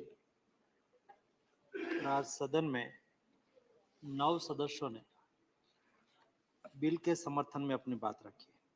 जो सदस्य अपनी बात रखने के लिए खड़े हुए हैं, सभी ने समर्थन दिया है। मैं सभी का अभिनंदन करता हूँ। सुस्मित पात्रा जी, doctor Sikandar Kumar ji, S Niranjan Reddy ji, M Thambi दुराई जी के वासन जी, भुवनेश्वर कलिता जी, ममता मोहंता जी, विजय साई रेड्डी जी और कनक मेटला रविंद्र कुमार जी, सभी ने अपनी महत्वपूर्ण बात रखी है। विषय डिप्टी चेयरमैन सर ये है कि हम हेल्थ सेक्टर में जिस तरह से बदलाव कर रहे हैं, मोदी जी हमेशा टोटल में सोचते हैं, वो कभी टोकन में नहीं सोचते हैं, और देश की समय स्थिति के अनुरूप क्या करने की आवश्यकता है। मोदी जी ने अपने पंच प्राण को बताते हुए रेड फोर्ट से कहा था कि हमें विरासत से प्रेरणा लेके आगे बढ़ना है।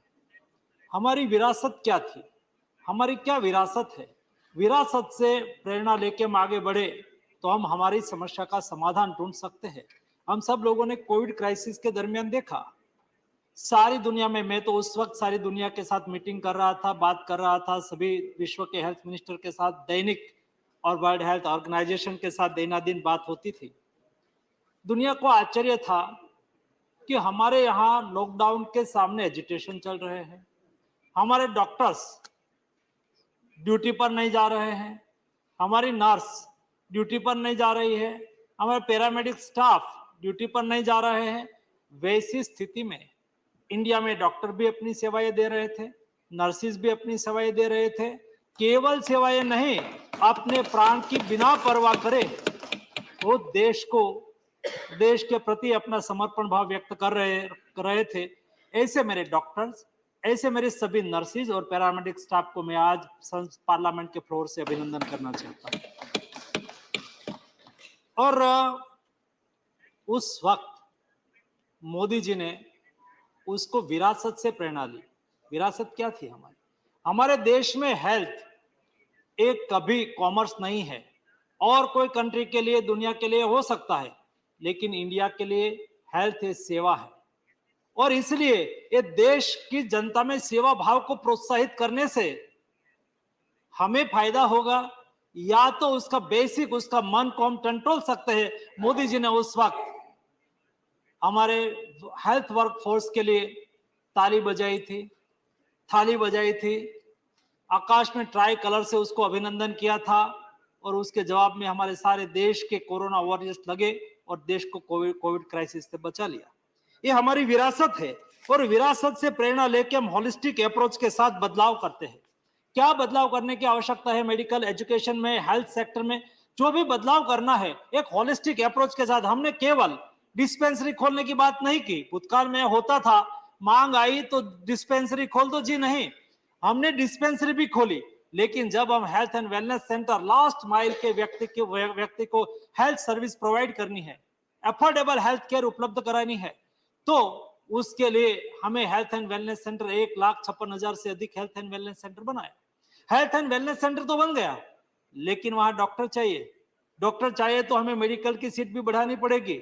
और मैं आपको ये फ्लोर पर बताना चाहता हूं कि 2014 के पहले 54,000 एमबीबीएस की सीट थी, आज 1,07,000 एमबीबीएस की सीट बन। आज मेडिकल एमबीबीएस की कॉलेज 350 थी, आज 704 एमबीबीएस की कॉलेज है, मेडिकल कॉलेज है। एक क्यों किया? हम मानते हैं कि हमें डिस्पेंसरी चालू करनी है तो हमें मेडिकल कॉलेज बढ़ानी होगी, हमें डॉक्टर बनाना होगा। डॉक्टर बनने लगा, और उसके साथ साथ मेडिकल एजुकेशन हम अच्छा, बेहतर और विश्व की आवश्यकता के अनुसार, देश की आवश्यकता के अनुसार डॉक्टर का भी निर्माण करें और स्टैंडर्ड क्वालिटी एजुकेशन भी दे। नॉट ओनली फॉर एमबीबीएस या medical education, but nursing is also one part of medical education. Dentistry is one part of medical education. ये सब मेडिकल एजुकेशन का, allied health services is also one part of medical education.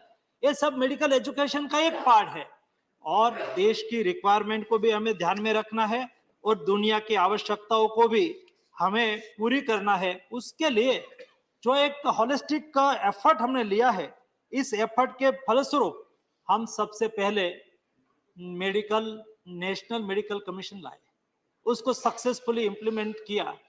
उसके बाद allied health services bill लाए, allied 56 type की health services के को regulate करने के लिए quality education skill man power तैयार करने के लिए क्वालिटी एजुकेशन का प्रावधान किया।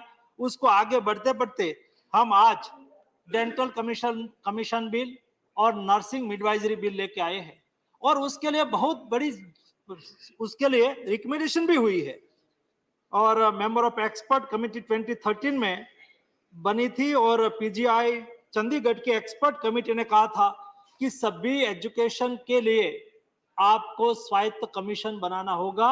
जो काउंसिल चल रही है उसके जगह पे आप कमीशन बनाओ, ऐसी रिकमेंडेशन की थी। Department related parliamentary standing committee ने 2017 में 109वीं रिपोर्ट में भी कहा था कि सभी विभाग के सभी इस सेक्टर के लिए मेडिकल एजुकेशन के लिए अलग कमीशन होना चाहिए और नेशनल हेल्थ पॉलिसी 2017 में बनाई गई थी। उसमें भी बात रखी गई थी कि सभी हेल्थ सेक्टर के लिए अलग कमीशन का प्रावधान हो। उसको देखते हुए हमने 2 कमीशन लाए और तीसरा कमीशन हम आज लेके आए हैं। ये लेके आने के लिए क्या उसको क्यों अनुशंसा करनी पड़ी, मैं इस फ्लोर पर बताना चाहूंगा कि समय के साथ बदलना बहुत आवश्यक होता है। समय के साथ हम ना बदलाव करें तो हमें पीछे रहना पड़ जाता है और इसलिए हम स्टैंडर्ड एजुकेशन कैसे दें, नर्सिंग का स्टैंडर्ड एजुकेशन, क्योंकि सिनारियो बदल गया। डेंटिस्ट्री पहले केवल टीथ निकालना था, अभी बहुत उसमें बदलाव हो गया। अलग अलग टाइप की एक्सपर्टाइज आ गई, अलग अलग टाइप के डेंटिस्ट्री में भी अलग अलग विभाग के एक्सपर्ट होने लगे। उसके लिए एजुकेशन सिलेबस तैयार करना, उसके लिए कोर्सेज चालू करना, उसके लिए सीट का प्रावधान करना और उसके लिए जो बदलते समय की आवश्यकता है उसको कैसे हम फुलफिल करें उसका भी विचार करना आवश्यक था। उसको आज स्थिति ऐसी थी, जो काउंसिल है, हम सब लोगों ने मेडिकल काउंसिल की स्थिति देखी थी और आज मेडिकल काउंसिल में और उस वक्त मेडिकल कमीशन में और काउंसिल में क्या फर्क पड़ गया। काउंसिल में जो लोग स्थापित लोग थे कैसे भी करके इलेक्टेड होके आ जाते थे, 10-10, 15-15 साल से वही लोग इलेक्टेड होके आते थे, अपना ग्रुप बना लेते थे और स्थापित हित हो जाते थे। उससे बहुत मेडिकल काउंसिल की स्थिति बिगड़ गई थी। आज कमीशन के रूप में बेस्ट एडमिनिस्ट्रेशन हो रहा है। मेडिकल कमीशन के द्वारा नई मेडिकल कॉलेज पारदर्शिता के साथ खोली जा रही है। Medical college national medical commission के द्वारा एक कमांड एंड कंट्रोल सेंटर बना के सभी मेडिकल कॉलेज को आज नेशनल मेडिकल कमीशन के साथ वर्चुअली जोड़ दिया गया है। 16 टाइप के कैमरा के द्वारा कोई फिजिकल इंस्पेक्शन की भी आवश्यकता नहीं रहेगी। ये बिल में भी हम प्रावधान लेके आए हैं कि कोई नर्सिंग कमीशन के द्वारा फिजिकल इंस्पेक्शन की आवश्यकता ना हो। डेंटल कमीशन के द्वारा कोई डेंटिस्ट्री की कॉलेज का फिजिकल इंस्पेक्शन की आवश्यकता न हो। ये व्यवस्था ऑलरेडी हमने नेशनल मेडिकल कमीशन में खड़ी कर दी है। उसमें 16 कैमरा लगा हुआ है मेडिकल कॉलेज पर। ओपीडी कितनी आ रही है, पेशेंट कितने आ रहे हैं दिखाई दे रहे हैं। रजिस्ट्री ओपीडी रजिस्ट्री हो रही है दिखाई दे रहे हैं। कितने पेशेंट और कितने इक्विपमेंट है दिखाई दे रहे हैं। वहां हमें जाने की आवश्यकता ही नहीं है।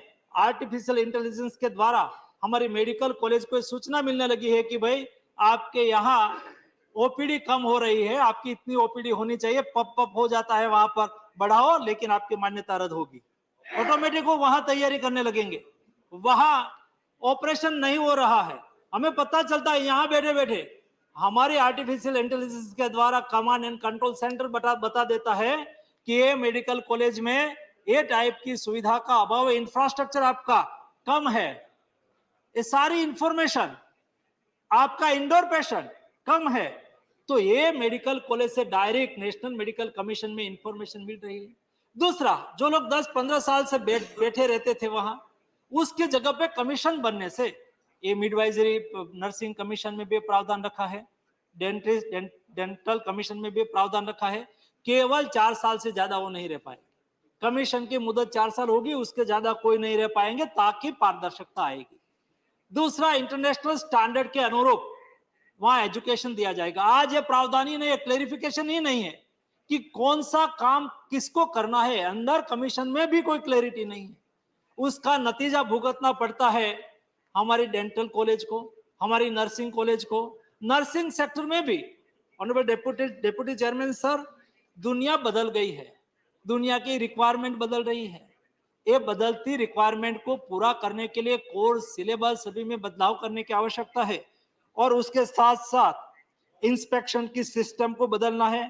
आज एक ऐसी स्थिति मैंने देखी, एक बार मैं रिव्यू कर रहा था तो इंस्पेक्शन करने वाले, नीति निर्धारण करने वाले और बांटने वाले या तो एफिलिएशन कॉलेज को अप्रूव करने वाले वही होते थे। तो जो रूल्स रेगुलेशन और प्रावधान होते थे, मैं प्राइवेट कॉलेज से रिप्रेजेंट कर रहा हूं, तो मैं प्राइवेट कॉलेज के हित में ही वहां जो नीतियां बने उसके लिए प्रयास करूंगा। प्राइवेट कॉलेज के खिलाफ नहीं है, लेकिन उसका इंफ्लुएंस वहां नहीं होना चाहिए। उसके पर उसको बैलेंस करने वाला आज कोई नहीं था। My self is health minister, but मेरा कोई कंट्रोल उसके ऊपर नहीं। एक काउंसिल तय करेगी, वो होगा, हम उसके ऊपर कंट्रोल नहीं करना चाहते हैं, लेकिन उसकी जवाबदेही तो होनी चाहिए, जवाबदेही सुनिश्चित तो होनी चाहिए। तो ये जवाबदेही सुनिश्चित करने के लिए कोई प्रावधान और कोई व्यवस्था ये दोनों काउंसिल में नहीं थी। फिर उसको कैसे हम रिस्पॉन्सिबल करें, हम उसको कैसे स्टैंडर्डाइज करें, हम उसको कैसे बेस्ट तरीके से रेगुलेट करें, हम उसको कैसे स्वायत्त बॉडी, यहाँ मेरे पहले धर्मेंद्र प्रधान जी अपने बिल के विषय के संदर्भ में अपने बात रख रहे थे, तब वो बोल रहे थे कि स्वायत्त, हम उसको वर्क करने के लिए स्वायत्ता देना चाहते, दैनिक काम में हम कोई उसमें इंटरफेरेंस नहीं करना चाहते। लेकिन आज जो काउंसिल है, उन्होंने जो जजमेंट दे दिया, उसकी कोई एपेलेट अथॉरिटी ही नहीं, और कोई डिसीजन ऐसा हो गया है तो उसको बदलने की कोई व्यवस्था नहीं। आज नेशनल मेडिकल कमीशन में हमारा MARB बोर्ड कोई डिसीजन ले लेता है, वो अपनी वजह से कोई गलत डिसीजन ले लेते हैं, ऐसा हमारा कहने का आशय नहीं है, लेकिन उन्होंने कोई डिसीजन लिया और उसके सामने किसी को कुछ कहना है, मेडिकल कॉलेज को कुछ कहना है, तो आज वो मेडिकल कमीशन के चेयरमैन के सामने अपील करते हैं। मेडिकल कमीशन के चेयरमैन से भी उसको सेटिस्फेक्शन नहीं हुआ तो मिनिस्ट्री में वो अपील करते हैं, और वहां से 3 स्टेप उसको मिल जाता है, बाद में ही उसको कोर्ट में जाने की स्थिति निर्माण होती है, ताकि कोर्ट का केस भी नहीं बढ़ता है। पहले ऐसी स्थिति थी, हर दिन हर मेडिकल कॉलेज कोर्ट में चली जाती थी। मैं आज आपको माननीय डिप्टी चेयरमैन सर बताना चाहूंगा, खुशी से बताना चाहूंगा, this year 54 new medical college हमने अलॉट की है। 54 न्यू मेडिकल कॉलेज को परमिशन दी है, प्राइवेट को भी दी है, गवर्नमेंट को भी दी है, लेकिन आज कोई कोर्ट केस नहीं हुआ है, सब कंसेंसस से हुआ है। हमने उसको बता दिया भाई आपके यहाँ फैसिलिटी नहीं है, हम नहीं देंगे, एकदम पारदर्शिता के साथ, कोई किसी को मिलना नहीं है। मैंने मेडिकल कॉलेज को, पहले तो ऐसा था कि मेडिकल कॉलेज लेना मतलब दूसरी तीसरी बात होती थी, हमने क्लियर किया, मैंने स्वयं ने एक बार सभी मेडिकल कॉलेज की मीटिंग करके कहा, कोई किंतु परंतु की जगह नहीं है, कोई बिचौलियों को ढूंढने की आवश्यकता नहीं है, आपने रिक्वायरमेंट पूरी की। हम चाहते हैं कि मेडिकल कॉलेज के पास इंफ्रास्ट्रक्चर होना चाहिए, दूसरा हम चाहते हैं कि मेडिकल कॉलेज के पास फैकल्टी होनी चाहिए, और तीसरा हम चाहते हैं कि मेडिकल कॉलेज के पास पेशेंट होना चाहिए। ये 3 प्रावधान पूरा करने वाली प्राइवेट मेडिकल कॉलेज हो या गवर्नमेंट मेडिकल कॉलेज हो, आप खुशी से आइए, भारत सरकार आपको अप्रूवल दे देंगे। आज 54 न्यू मेडिकल कॉलेज को अप्रूवल ये साल में दिया गया, क्योंकि हम देश में हम नहीं चाहते हैं कि यहाँ इस तरह से हम रेगुलेट करके रखें मेडिकल एजुकेशन को, नर्सिंग एजुकेशन को, डेंटल एजुकेशन को, ताकि हमारे स्टूडेंट को विदेश जाने की नौबत आए। हमारे प्रति वर्ष हजारों की संख्या में हमारे स्टूडेंट विदेश पढ़ने के लिए जाए और वहां खर्च करे, वहां एजुकेशन क्वालिटी कैसी है नहीं है उसका मैपिंग हम यहाँ बैठ के तो नहीं कर सकते हैं। और हमने कोविड क्राइसिस के दरमियान यूक्रेन की स्थिति देखी, जब मुझे मेल आने लगा कि हम यूक्रेन और रशिया का युद्ध चालू हो गया है, हम यहाँ फंसे हुए हैं, हमें यहाँ से बाहर निकालिए, और मैं बात माननीय प्रधानमंत्री जी के सामने रखी तो प्रधानमंत्री जी ने कहा कि केवल यूक्रेन में ही नहीं होंगे, दुनिया के देशों में कितने हमारे स्टूडेंट पढ़ते हैं, मेडिकल एजुकेशन में है, तो पता चला कि 60,000 स्टूडेंट विदेश में पढ़ रहे थे। और उसको कोविड के दरमियान और यूक्रेन क्राइसिस के दरमियान ये स्थिति में मोदी जी ने वापस लाने की एक बहुत बड़ी मुहिम ऑपरेशन चलाया और हमारे सारे स्टूडेंट को वापस लाए। तब पता चला कि इतनी बड़ी संख्या में हमारे स्टूडेंट विदेश में पढ़ते हैं। क्या हम हमारे देश के युवाओं को इंडिया में अपॉर्चुनिटी नहीं दे सकते? क्या हमारे स्टूडेंट यहाँ पढ़े, हमारे ट्राइबल विस्तार के, हमारे एस्पिरेशनल डिस्ट्रिक्ट के स्टूडेंट युवा उसको एस्पिरेशनल डिस्ट्रिक्ट में एजुकेशन लेने का अवसर मिले, हमारे एस्पिरेशनल डिस्ट्रिक्ट में काम करने वाले या तो एस्पेशनल डिस्ट्रिक्ट में रहने वाले हमारी युवतियों को नर्स बनने की अपॉर्चुनिटी मिले, उसके लिए क्या करना चाहिए। और हमने लगभग ज्यादा डिस्ट्रिक्ट में मेडिकल कॉलेज चालू कर दी है और आगे मेडिकल कॉलेज हम बढ़ाते जा रहे हैं। और उसके साथ नर्सिंग कॉलेज भी, नर्सिंग एक बहुत बड़ी अपॉर्चुनिटी है। आज देश में यहां बात हो रही थी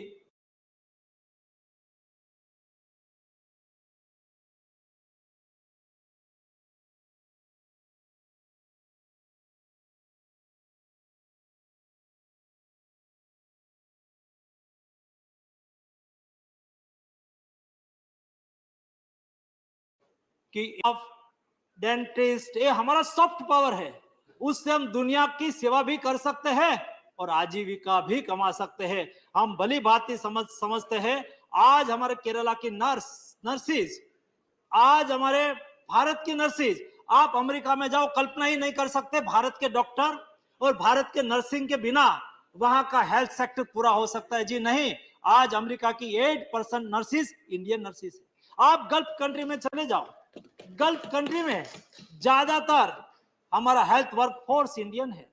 और आप केरला में चले जाओ, केरला की जो आपको समृद्धि दिखाई दे रही है, वहां बहुत बड़ी ज्यादा इंडस्ट्रीज नहीं है, लेकिन लोगों का परचेज पावर ज्यादा है, क्योंकि हमारे लोग वहां से दुनिया में जा रहे हैं, नर्सिंग के रूप में, पैरामेडिक स्टाफ के रूप में अपनी सेवाएं दे रहे हैं, दिरहाम और डॉलर में पैसा कमाते हैं और अपने वतन में वो पैसा भेजते हैं, ताकि हमें वहां हमारी समृद्धि दिखाई दे रही है। ये समृद्धि को एनकेस करने के लिए देश में नर्सिंग की संख्या बढ़े, हमारी रिक्वायरमेंट पूरी हो। हील बाय इंडिया, हम इंडिया के द्वारा दुनिया को स्वस्थ रखना चाहते हैं। हील बाय इंडिया के तहत वो दुनिया में भी अपनी सेवा दे सके, उसके लिए आज नर्सिंग सेक्टर में भी सिलेबस बदल रहा है। दुनिया की क्या डिमांड है? दुनिया में आज विश्व के यूरोपियन देश, जापान, वहां से डिमांड आती है कि हमें इंडियन नर्स चाहिए, क्योंकि Indian peoples are polite and peace loving. India के लोग पोलाइट होते हैं, पीस लविंग होते हैं, और इसलिए दुनिया चाहती है कि इंडिया के मेन वर्क फोर्स हमारे यहाँ आए। जापान ने कहा कि जापानीज लैंग्वेज हमें सिखानी है और हमारी नर्स यहाँ से तैयार हो, जापानीज लैंग्वेज में तैयार हो, और उन्होंने आग्रह रखा कि नॉर्थ ईस्ट से हमें नर्सिंग वर्क फोर्स मिले तो अच्छा है। और मैं इस सदन को बताना चाहूंगा कि हमने असम की 3 नर्सिंग कॉलेज में जापानीज लैंग्वेज पढ़ाना चालू कर दिया और हमने डिसीजन लिया है कि सभी हमारी नर्सिंग कॉलेज है, वहां नर्सिंग कॉलेज में सेकंड लैंग्वेज के रूप में 5-6 लैंग्वेज हमने आइडेंटिफाई की है। ये 5-6 language, French language, German language, Japanese language, Arabic language, उसमें से कोई ना कोई एक लैंग्वेज सीखे, ताकि वो यहाँ से वहाँ जॉब के लिए जाए तो उसको सुविधा रहे और दुनिया की भी मांग पूरी हो और हमारे देश के लोगों को रोजगारी का अवसर भी मिले, देश में भी रोजगारी का अवसर मिले। और केवल हम मेडिकल नर्सिंग कॉलेज खोल रहे हैं, उसके साथ हम देश में सरकार की ओर से प्रधानमंत्री जी ने बहुत महत्वपूर्ण डिसीजन लिया कि हमने मेडिकल कॉलेज चालू की है। सभी मेडिकल कॉलेज के साथ एक नर्सिंग कॉलेज भी हम अब मंजूर करते, 10 करोड़ रुपया एडिशनल दिया जाएगा, ताकि मेडिकल कॉलेज के साथ एक नर्सिंग कॉलेज भी, बीएससी नर्सिंग कॉलेज भी वहां स्टार्ट हो और वहां बेहतर एजुकेशन मिले। यहाँ सम्मानित सदस्य ने अपनी बात रखते हुए कहा कि हमारा medical nursing education, allied health services के लिए भी मेडिकल कॉलेज में अपॉर्चुनिटी होनी चाहिए। मैं भारत सरकार मानती है कि मेडिकल कॉलेज केवल मेडिकल कॉलेज एमबीबीएस का ही एजुकेशन दे, ऐसा नहीं होना चाहिए। एमबीबीएस के साथ वहाँ नर्सिंग कॉलेज भी चले, वहाँ पैरामेडिक और हेल्थ सर्विसेज भी, all type of allied health services के कोर्स भी चले। और हमारे तंबी दुराई जी ने कहा हम तो ओपन है, लेकिन आपकी स्टेट गवर्नमेंट उसमें सपोर्ट नहीं करती होगी तो मैं अवश्य लिखूंगा कि संसद में ये विषय उठा है, आप आपके राज्य में एलाइड हेल्थ सर्विस का कोर्स कोई चालू करना चाहे तो अवश्य उसको अपॉर्चुनिटी देनी चाहिए, क्योंकि इंफ्रास्ट्रक्चर एक ही मिल जाता है और हमें health workforce, new skill health workforce मिल जाता है, तो हमें अपॉर्चुनिटी को एनकेज करना चाहिए। और मैं अपेक्षा करता हूं कि राज्य सरकार उसके पर काम करे। यहाँ नेक्स्ट के बारे में भी बात हुई। नेक्स्ट की एग्जाम हम मेडिकल कॉलेज में भी एमबीबीएस के भी लेना चाहते हैं और डेंटल कमीशन द्वारा डेंटिस्ट्री और नर्सिंग के लिए भी लेना चाहते हैं। उसका उद्देश्य ये है, आज उसका इम्प्लीमेंटेशन ऑलरेडी लीगल विभाग में हो गया है। फॉर एग्जाम्पल कोई एलएलबी करता है तो एलएलबी हो गया, लेकिन उसको एडवोकेट के रूप में जब प्रैक्टिस करनी है तब उसको एग्जाम पास करनी होगी। जब एग्जाम पास करने के बाद ही वो प्रैक्टिस कर पाएगा। वैसे आप एमबीबीएस हो गए, आप नर्स बीएससी नर्सिंग हो गए, आपको डिग्री मिल गई, लेकिन जब आपको नर्सिंग के रूप में कोई जगह पे जॉब में जाना है, आपको मेडिकल प्रैक्टिस करनी है, आपको नर्सिंग की प्रैक्टिस करनी है, तब आपको नेक्स्ट एग्जाम लेनी है और नेक्स्ट एग्जाम से पास आउट व्यक्ति वहां जा सकता है और उसमें कोई घबराने की आवश्यकता नहीं है। ये कोई एग्जाम कठिन एग्जाम ले ऐसा नहीं है। जिन्होंने जिस विषय की पढ़ाई की है उसका एक एवरेज असेसमेंट के रूप में वो लिया जाने का प्रावधान हमने किया है। ये साल में तो हमने नहीं लिया है और अगले साल में हमने एमबीबीएस के लिए नेक्स्ट एग्जाम को अभी उसकी प्रिपरेशन हो रही है, बाद में लेंगे। लेकिन एक तरह से सारा मेडिकल पैरामेडिकल एजुकेशन एक सिस्टम में आ जाए, ये हमारा उद्देश्य है, ताकि हम बेस्ट से बेस्ट हमारा नर्सिंग एजुकेशन दे पाए, हम बेस्ट से बेस्ट हमारा डेंटिस्ट एजुकेशन दे पाए। मैं अपेक्षा करता हूं कि दोनों बिल आने वाले समय की मांग को पूरा करने के लिए है। मेडिकल एजुकेशन का हमारे देश की वर्तमान रिक्वायरमेंट को भी पूरा करना है, देश की भविष्य की रिक्वायरमेंट को भी पूरा करना है। क्वालिटी एजुकेशन हमें हेल्थ सेक्टर में प्रोवाइड करना है, स्थापित हितों से देश को मुक्ति दिलाना है। एक पारदर्शी एजुकेशन हेल्थ सेक्टर में हो, उसके लिए जो हमने बदलाव शुरू किया है उसकी श्रेणी में ये तीसरा और चौथा बदलाव है। फार्मेसी कमीशन भी पांचवा बदलाव के रूप में आएगा, ताकि एजुकेशन की सिनर्जी बनी रहेगी। पारदर्शिता से इस सेक्टर में एजुकेशन होगा, कोई बिचौलिया और किसी की रिकमेंडेशन की आवश्यकता नहीं होगी। एक बैलेंस एजुकेशन यानी कि एक बेस्ट अपॉर्चुनिटी अपील की दी जाएगी, ताकि उसकी कोई बात को रखना है तो अवश्य रख पाए। डिजिटल टेक्नोलॉजी का उपयोग करना है, आर्टिफिशियल इंटेलिजेंस के साथ असेसमेंट करना है, ह्यूमन इंटरफेरेंस को कम से कम करना है, ताकि एजुकेशन सचमुच एक इंटरनेशनल स्टैंडर्ड का हमारा एजुकेशन बने और दुनिया में छवि होनी चाहिए। आज मुझे प्राउड है, हम सबको प्राउड है, इंडियन डॉक्टर है, दुनिया रिगार्ड करती है। दुनिया को हेल्थ वर्क फोर्स चाहिए तो पहला वो अप्रोच करे इंडिया को कि इंडिया से हमें नर्स मिल रही है, इंडिया से हमें डेंटिस्ट मिल रहा है, इंडिया से हमें डॉक्टर मिल रहा है, इंडिया से हमें अलाइड हेल्थ सर्विस फोर्स मिल रहा है, तो पहली प्रायोरिटी दुनिया के लिए इंडिया होनी चाहिए। ऐसा एजुकेशन स्टैंडर्ड बनाने के लिए हम नर्सिंग कमीशन और डेंटिस्ट कमीशन बिल लेके आया है। एक के बाद एक बिल में आपके सामने रखूंगा और मैं विश्वास करता हूं, मुझे श्रद्धा है कि यूनानिमसली हम बिल पास करेंगे। I shall first put the motion regarding consideration of the National Dental Commission Bill 2023 to vote. The question is that the National Dental Commission Bill 2023 as passed by Lok Sabha be taken into consideration. Those in favor will please say aye. Those against will please say no. I think the ayes have it, the ayes have it, the ayes have it. The motion is adopted. We shall now take up clause by clause consideration of the bill. Clause 2 stands part of the bill. Those in favor will please say aye. Those against will please say no. I think the ayes have it, the ayes have it, the ayes have it. Clause 2 is adopted. Clause 3 stands part of the bill. There is one amendment, number 1 by Dr. V. Sivadasan. Member absent, amendment not moved. I shall now put clause 3 to vote. Those in favor will please say aye. Those against will please say no. I think the ayes have it, the ayes have it, the ayes have it. Clause 3 is adopted. Clause 4 stands part of the bill. There is one amendment. Number 2 by Dr. V. Sivadasan.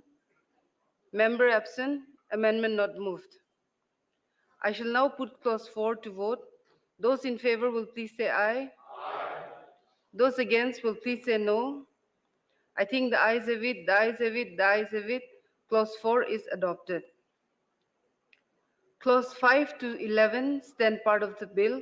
Those in favor will please say aye. Those against will please say no.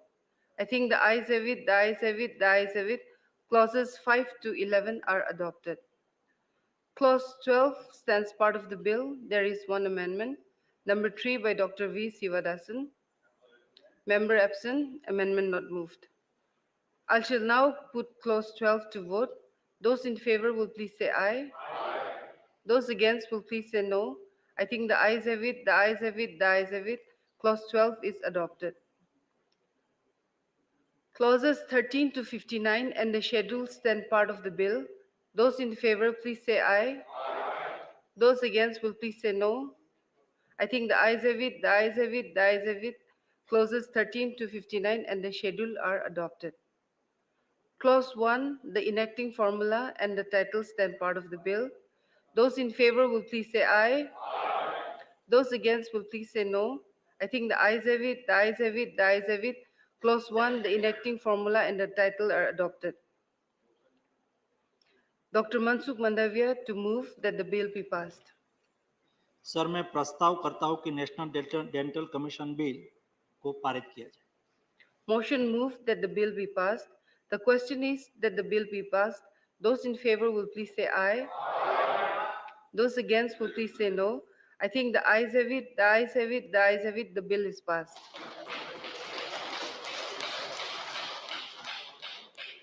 I shall now put the motion regarding consideration of the National Nursing and Midwifery Commission Bill 2023 to vote.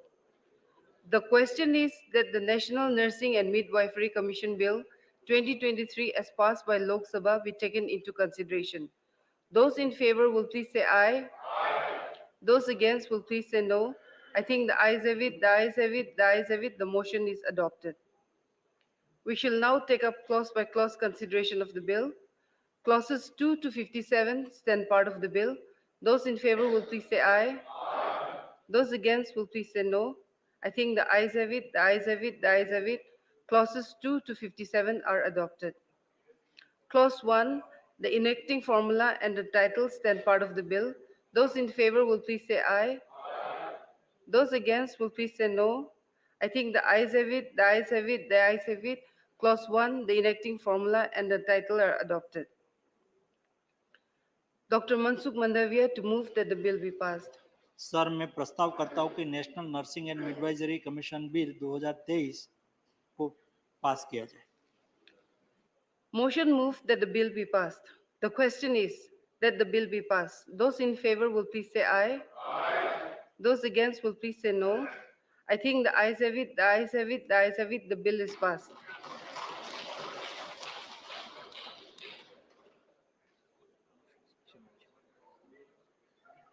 Special mention. Dr. Sushil Kumar Modi, subject concern over increased cases of suicides among students. Madam मेरे special mention का subject है concern over increased cases of suicide among students. In 2021 there have been 10,732 suicide cases of students below the age of 18 years. It depicted an increase of 4.5% from the previous year. In the last 5 years, 75 students have committed suicide in IIT, IIM, AIMS, and other top premier institutions. These cases have been increasing at a concerning rate. In Kota this year, police have reported more than 15 suicides. The high number of suicides reflects the severe mental and physical stress the students go through to secure college admissions in the premier universities. The students face severe academic stress and develop mental health issues because of the intensive competition in the medical and engineering examinations. Factors like low self-esteem due to poor scores in examinations at the coaching centers, pressures of parental expectations, financial constraints, and the stigma around poor performance contribute to the students' constantly deteriorating mental health. The consequences of relentless academic pressure are extremely concerning. Thus, I request the government to, to, to develop a comprehensive suicide prevention mechanism and implement the same in mission mode to harness the results at the earliest. The government should take a proactive initiative to enhance mental health support within coaching institutes, schools, and universities. The number of counselors available should be increased, and a mechanism should be developed to communicate openly between the students and the counselors. There should be awareness campaign targeting teachers, parents, and students. Increased awareness among the public will help in early identification and treatment of suicidal tendencies. I urge the government to look into the matter. Thank you, sir. Srimati J.B. Mather Hisam. Absent. Srimati Mamta Mahanta. Speak in Odia. ମହୋଦୟା, ଓଡ଼ିଶାର ମୟୂରଭଞ୍ଜ ଜିଲ୍ଲା ଅଧୀନ ବାଙ୍ଗିରିପୋଷି ଠାରୁ ପ୍ରଭୁ ଜଗନ୍ନାଥ ଧାମ ପୁରୀ ପର୍ଯ୍ୟନ୍ତ ନିୟମିତ train ଚାଲେ। ସକାଳୁ ଏକ ଟ୍ରେନ୍ ପୁରୀ ଯାଏ ଏବଂ ସନ୍ଧ୍ୟାରେ ପୁଣି ପୁରୀ ଠାରୁ ଏକ ଟ୍ରେନ୍ ବାଙ୍ଗିରିପୋଷିକୁ ଆସିଥାଏ। ଟ୍ରେନ୍ ନମ୍ବର 12891 ବାଙ୍ଗିରିପୋଷିରୁ ପୁରୀ ଯାଇଥାଏ ଓ ଟ୍ରେନ୍ ନମ୍ବର 12892 ପୁରୀ ଠାରୁ ବାଙ୍ଗିରିପୋଷି ଆସିଥାଏ। ଏହା ଏକ ସୁପରଫାଷ୍ଟ ଏକ୍ସପ୍ରେସ୍। ଏହି ଦୁଇ ଟ୍ରେନ୍ ଦ୍ୱାରା ଅଞ୍ଚଳବାସୀ ବହୁତ ଉପକୃତ ହୋଇଥାନ୍ତି। କେବଳ ମୟୂରଭଞ୍ଜ ଜିଲ୍ଲା ନୁହେଁ, ବାଲେଶ୍ୱର, ଭଦ୍ରକ, ଯାଜପୁର, କଟକ, ଭୁବନେଶ୍ୱର ବିଭିନ୍ନ ବର୍ଗର ଲୋକ ଯଥା ଚାକିରିଆ, ଶ୍ରମିକ ଭଳି ବହୁତ ଲୋକ ଉପକୃତ ହୋଇଥାନ୍ତି। ମୟୂରଭଞ୍ଜରେ ଏ ଏକମାତ୍ର ଟ୍ରେନ୍ ଯାହାକି ପ୍ରତିଦିନ ଲୋକ ଯିବା ଆସିବା କରନ୍ତି, ଏହି ଟ୍ରେନ୍ ଉପରେ ନିର୍ଭର କରନ୍ତି। ତେବେ ମହୋଦୟ, ଦୀର୍ଘ ମାସ ହେବ ପୁରୀ ଠାରୁ ବାଙ୍ଗିରିପୋଷି ଯାଉଥିବା ଟ୍ରେନ୍ ପ୍ରତିଦିନ 2-3 ଘଣ୍ଟା ବିଳମ୍ବରେ ଯାଉଛି। ପୁରୀ ଠାରୁ ଅପରାହ୍ନ 4:20ରେ ଛାଡ଼ି ଭୁବନେଶ୍ୱରକୁ 5:25ରେ ପହଞ୍ଚେ। ସେଠାରୁ 5:30ରେ ଛାଡ଼ିଥାଏ। ହେଲେ ଏହି ଟ୍ରେନ୍ ପୁରୀ ଠାରୁ ବାହାରିବା 2-3 ଘଣ୍ଟା ବିଳମ୍ବ ହେଉଛି। ଫଳରେ ଲୋକେ ବହୁତ ହଇରାଣ ହେଉଛନ୍ତି। ବାଙ୍ଗିରିପୋଷି ପହଞ୍ଚିବା ବେଳକୁ ରାତି 2ଟା ହୋଇଯାଉଛି। ରେଳ କର୍ତ୍ତୃପକ୍ଷ ଏନେଇ ଗୁରୁତ୍ୱ ଦେଉନାହାନ୍ତି। ତେଣୁ ଏହି ପବିତ୍ର ଗୃହରେ ମୋର ଅଭିଯୋଗ ରଖିଛି। ଆପଣଙ୍କ ମାଧ୍ୟମରେ ମୋର ଅନୁରୋଧ, ରେଳ ବିଭାଗ ଏଥିପ୍ରତି ଦୃଷ୍ଟି ଦେଇ ଲୋକଙ୍କ ସୁବିଧା ପାଇଁ ଠିକ୍ ସମୟରେ ଟ୍ରେନ୍ ଚଳାଚଳ କରିବ ବୋଲି ଆଶା କରୁଛି। ଧନ୍ୟବାଦ। Thank you. Sri Muhammad Abdullah. I lay on a table. Kindly permit me to lay on a table. Thank you. Thank you. Thank you.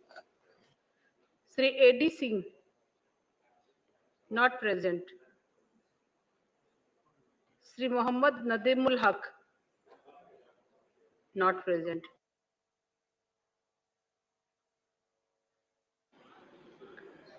Sri A.A. Rahim. Not present. Sri Vijay Pal Singh Tomar. वैसे तो मैंने secretary साहब को बताया भी था, मैंने विषय दिया था कि बेरे जिले में 3.37 मीटर जलस्तर नीचे चला गया है और पूरे पश्चिम की यह हालत है। लेकिन मेरे को दिया वो जो मैंने पहले 0 आवर में उठा दिया, कहा कि अब तो यही बोलना पड़ेगा। तो महोदय, मैं दिल्ली NCR और उसके आसपास के क्षेत्रों के प्रदूषित जल पर ध्यान आकर्षित करना चाहता हूँ। यमुना नदी, काली नदी, हिंडन का जल स्तर, स्लॉटर हाउस, चीनी मिल, पेपर मिल, डिस्टिलरी प्लांट, केमिकल कारखानों के प्रदूषित जल से इन नदियों का पानी जहरीला हो गया है। यह अपने समीपवर्ती सैकड़ों गांवों में कैंसर की बीमारी का कारण बना हुआ है। काली नदी में जहां भी सैंपल लिया गया वहां ऑक्सीजन की मात्रा शून्य पाई गई, जबकि TCO 2,80,000 और BDO की मात्रा 40 पाई गई। केंद्रीय भूजल बोर्ड की रिपोर्ट के अनुसार इस नदी के पानी में पारा, कॉपर, जिंक, आर्सेनिक व फ्लोराइड नाइट्रेट की मात्रा भी बहुत अधिक। स्पष्ट है कि काली नदी का पानी पीने लायक तो है ही नहीं, साथ ही सिंचाई या किसी अन्य काम में आने लायक भी नहीं है और ऑक्सीजन खत्म होने से जलीय जंतु भी गायब हो गए हैं। राष्ट्रीय हरित अधिकरण के आदेश पर काली नदी के किनारे चिकित्सा कैंप लगाए गए, जिसमें पाया गया कि नदी के समीपवर्ती गांवों में कैंसर तथा अन्य बीमारियां जैसे पीलिया है, पेचिस है, हैजा है और चर्म रोग की बीमारी बढ़ती जा रही है। पीड़ितों की संख्या राष्ट्रीय मानकों से काफी अधिक है जो कैंसर पीड़ितों की है।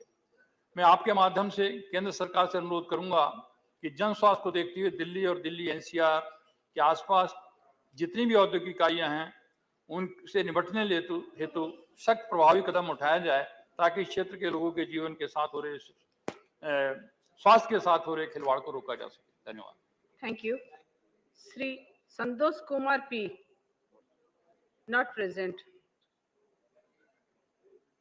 Sri Sakaldeep Rajbhar. मान्य,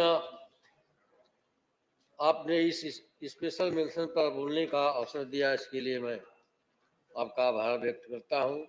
सदन के माध्यम से मैं स्पेशल मेंशन के तहत लोक महत्व के अति आवश्यक विषय को रखते हुए कहना चाहता हूं कि उत्तर प्रदेश के पूर्वांचल में स्थित जनपद बलिया में किसान सहकारी गन्ना मिल रसड़ा, कताई मिल रसड़ा व जनपद गाजीपुर में पूर्वांचल कताई मिल, बहादुरगंज और जनपद मऊ में स्पिनिंग कताई मिल परदहा, स्पिनिंग कताई मिल परदहा में स्वदेशी काटन मिल मऊ उत्तर प्रदेश राज्य में सरकार द्वारा संचालित की जा रही थी, जिससे वहां के लोगों को रोजगार मिल रहा था। ये सभी उद्यम इन दिनों बंद हो चुके हैं। मिल बंदी के कारण सभी कर्मचारी बेरोजगार होकर भुखमरी के कगार पर पहुंच गए हैं। माननीय महोदया जी, मैं इस विषय को सदन में 15/3/2021 को शून्यकाल के तहत उठाया था। यहाँ के गन्ना मिल बंद होने और आसपास कोई दूसरा मिल न होने के कारण यहाँ के किसान काफी परेशान हैं। किसानों के लिए गन्ना की खेती नकदी फसल के समान होता है, जिससे किसान अपने बच्चों की शिक्षा, शादी विवाह तथा अन्य प्रयोजन के लिए करते हैं। लेकिन गन्ना मिल बंद होने से यहाँ के किसान गन्ने की खेती ही बंद कर दिए। इन सभी मिलों को चालू करने के लिए राज्य सरकार द्वारा 873 करोड़ रुपए मंजूर हुआ, लेकिन यह राशि अभी तक रिलीज नहीं हुई। अतः आपके माध्यम से और सदन के माध्यम से केंद्र सरकार से मांग करता हूं कि उक्त सभी मिलों को चालू करने में आर्थिक मदद करे और राज्य सरकार को भी स्वीकृति राशि निर्गत करने के लिए आदेशित करे। तथा इसके अलावा मेरा सुझाव है कि अगर उक्त मिलें चालू नहीं हो पाती हैं तो ऐसी सूरत में उक्त मिलों के भूमि पर सक्षम व्यापारियों को उपलब्ध कराकर व्यवसायिक केंद्र बनाया जाए, जिससे उन जिलों के गरीब जनता को रोजगार मिल सके। धन्यवाद। धन्यवाद। Shri Jayant Chaudhary. Not present. Sri Brijlal. Sri Brijlal. Ji ji. Thanks, Vice Chairman, Chairperson, Madam, for giving me opportunity to speak on my special mention. My subject is demand for removal of restriction on movement of four-wheelers on Indo-Nepalese border Aligarhwa checkpost. It has been ascertained that there is an Indian checkpost at Aligarhwa, Siddharth Nagar district, UP, on the Indo-Nepal border on the Indian side, and similarly on the other side there is a Nepalese checkpost. It has been noted that only two-wheelers can ply between these two checkposts. In the absence of movement of commercial vehicle, trade does not take place due to these vehicular restrictions. These restrictions cause negative economic development of this area.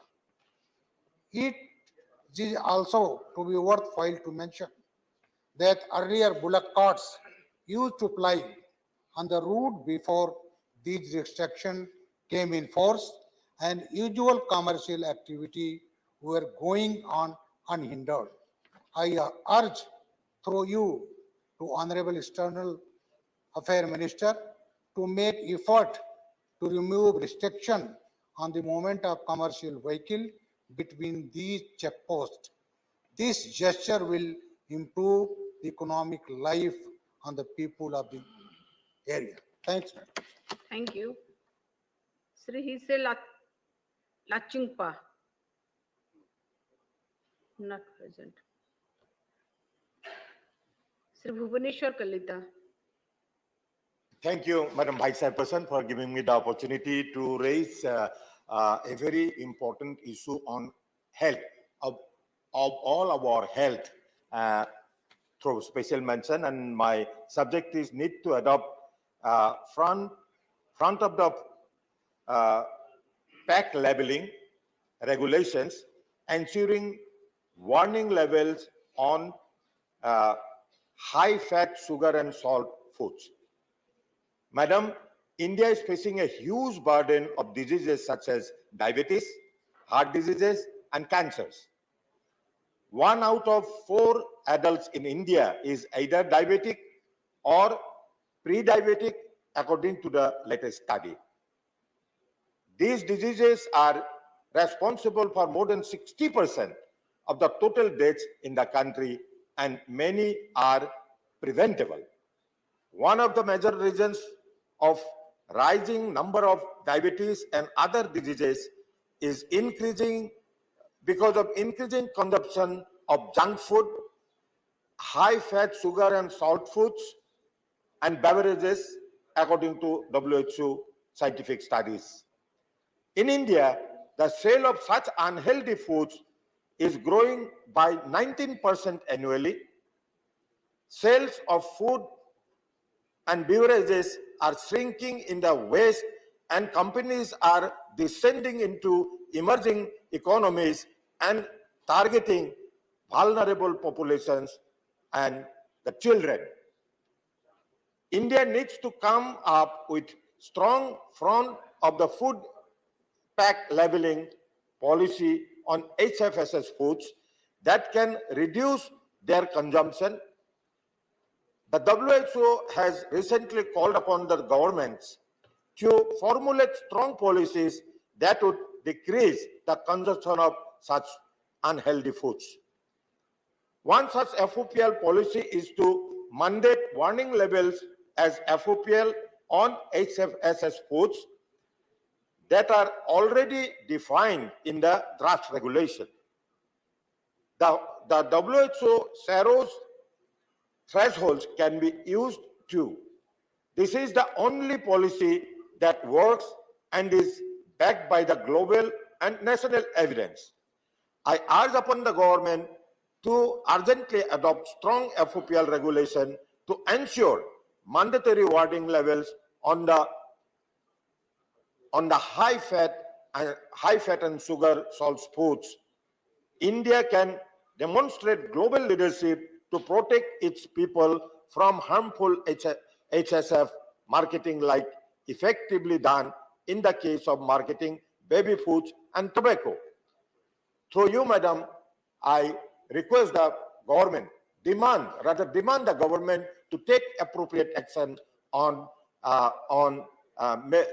making strong FOPL regulations, ensuring high fat, sugar, salt foods, and do whatever is necessary. And I would have been present if Health Minister was present here today, because this is a very important subject affecting everyone's health. Thank you, madam. धन्यवाद. Sri Ghulam Ali. Thank you, Deputy Chairperson, ma'am. This is to bring to your kind consideration that certain taxpayers are facing some income tax related hardship on account of non-deposit of tax deducted at source to government account, Y tax deductors, which does not come to the notice of Central Processing Center of the Income Tax Department. And when the SSC approaches the income tax officer.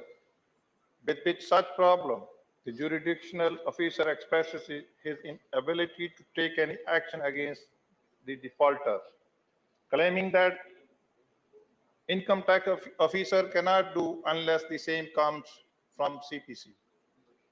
In one such instance, the TDS of a taxpayer was deducted by a government corporation, Jammu Municipal Corporation, but does not deposited during the relevant year in Jammu and Kashmir.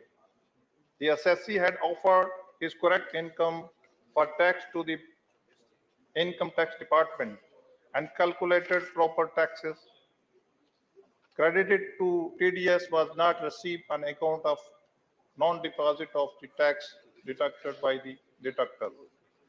As a result, the department served the person demand notice of the amount of tax which was deducted out of the income of the person, but was not deposited by the said government corporation during the relevant year.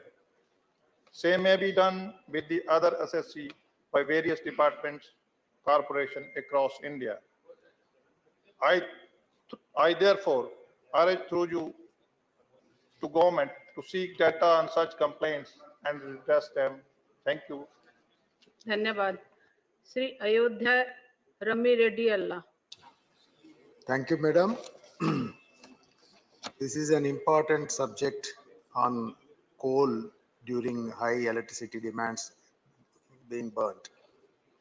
Madam, based on government data, Reuters reported that India experienced its most substantial growth in power generation in over 30 years during the previous fiscal year, with coal-fired plants recording a 12.4% surge in electricity production, leading to a notable rise in emissions. The surge in power demand, driven by intense summer heat waves and other contributing factors, compelled India to boost its power output from both coal and solar facilities to avoid power shortages.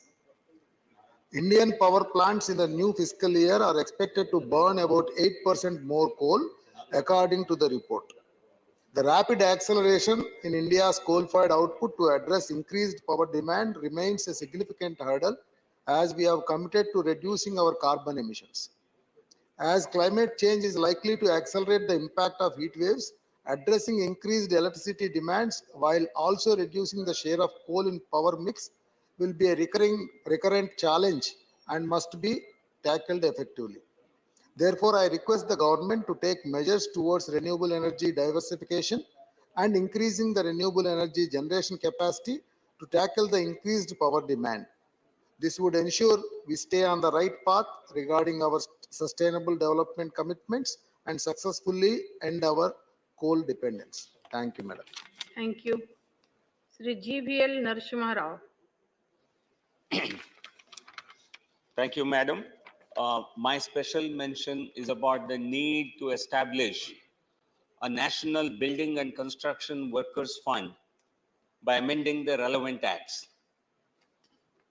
As per, Madam, as per the Building and Other Construction Workers Act, 1% cess is collected by the labor departments of state governments from builders of construction projects. The money so collected is to be transferred to state construction workers boards for the welfare of the workers. As high as 5.06 crore building and construction workers are registered with various state construction workers boards. They are entitled to receive several welfare benefits for educational assistance, marriage, maternity benefits, medical assistance, death in family for differently abled members, and for housing grants. Several lakhs of such claims are pending in state workers' boards, though their state governments have thousands of crores of collected funds lying unutilized.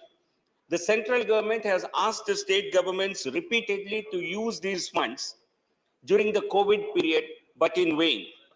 I appeal to the government to amend the Building and Other Construction Workers Welfare Cess Act 1996 and the Building and Construction Workers Act to establish a national construction workers fund from the cess collected under these acts and distribute the same to workers via DBT, direct benefit transfer mode, as in the case of other central schemes like Pradhan Mantri Kisan Samman Nidhi. Thank you. Thank you. Thank you.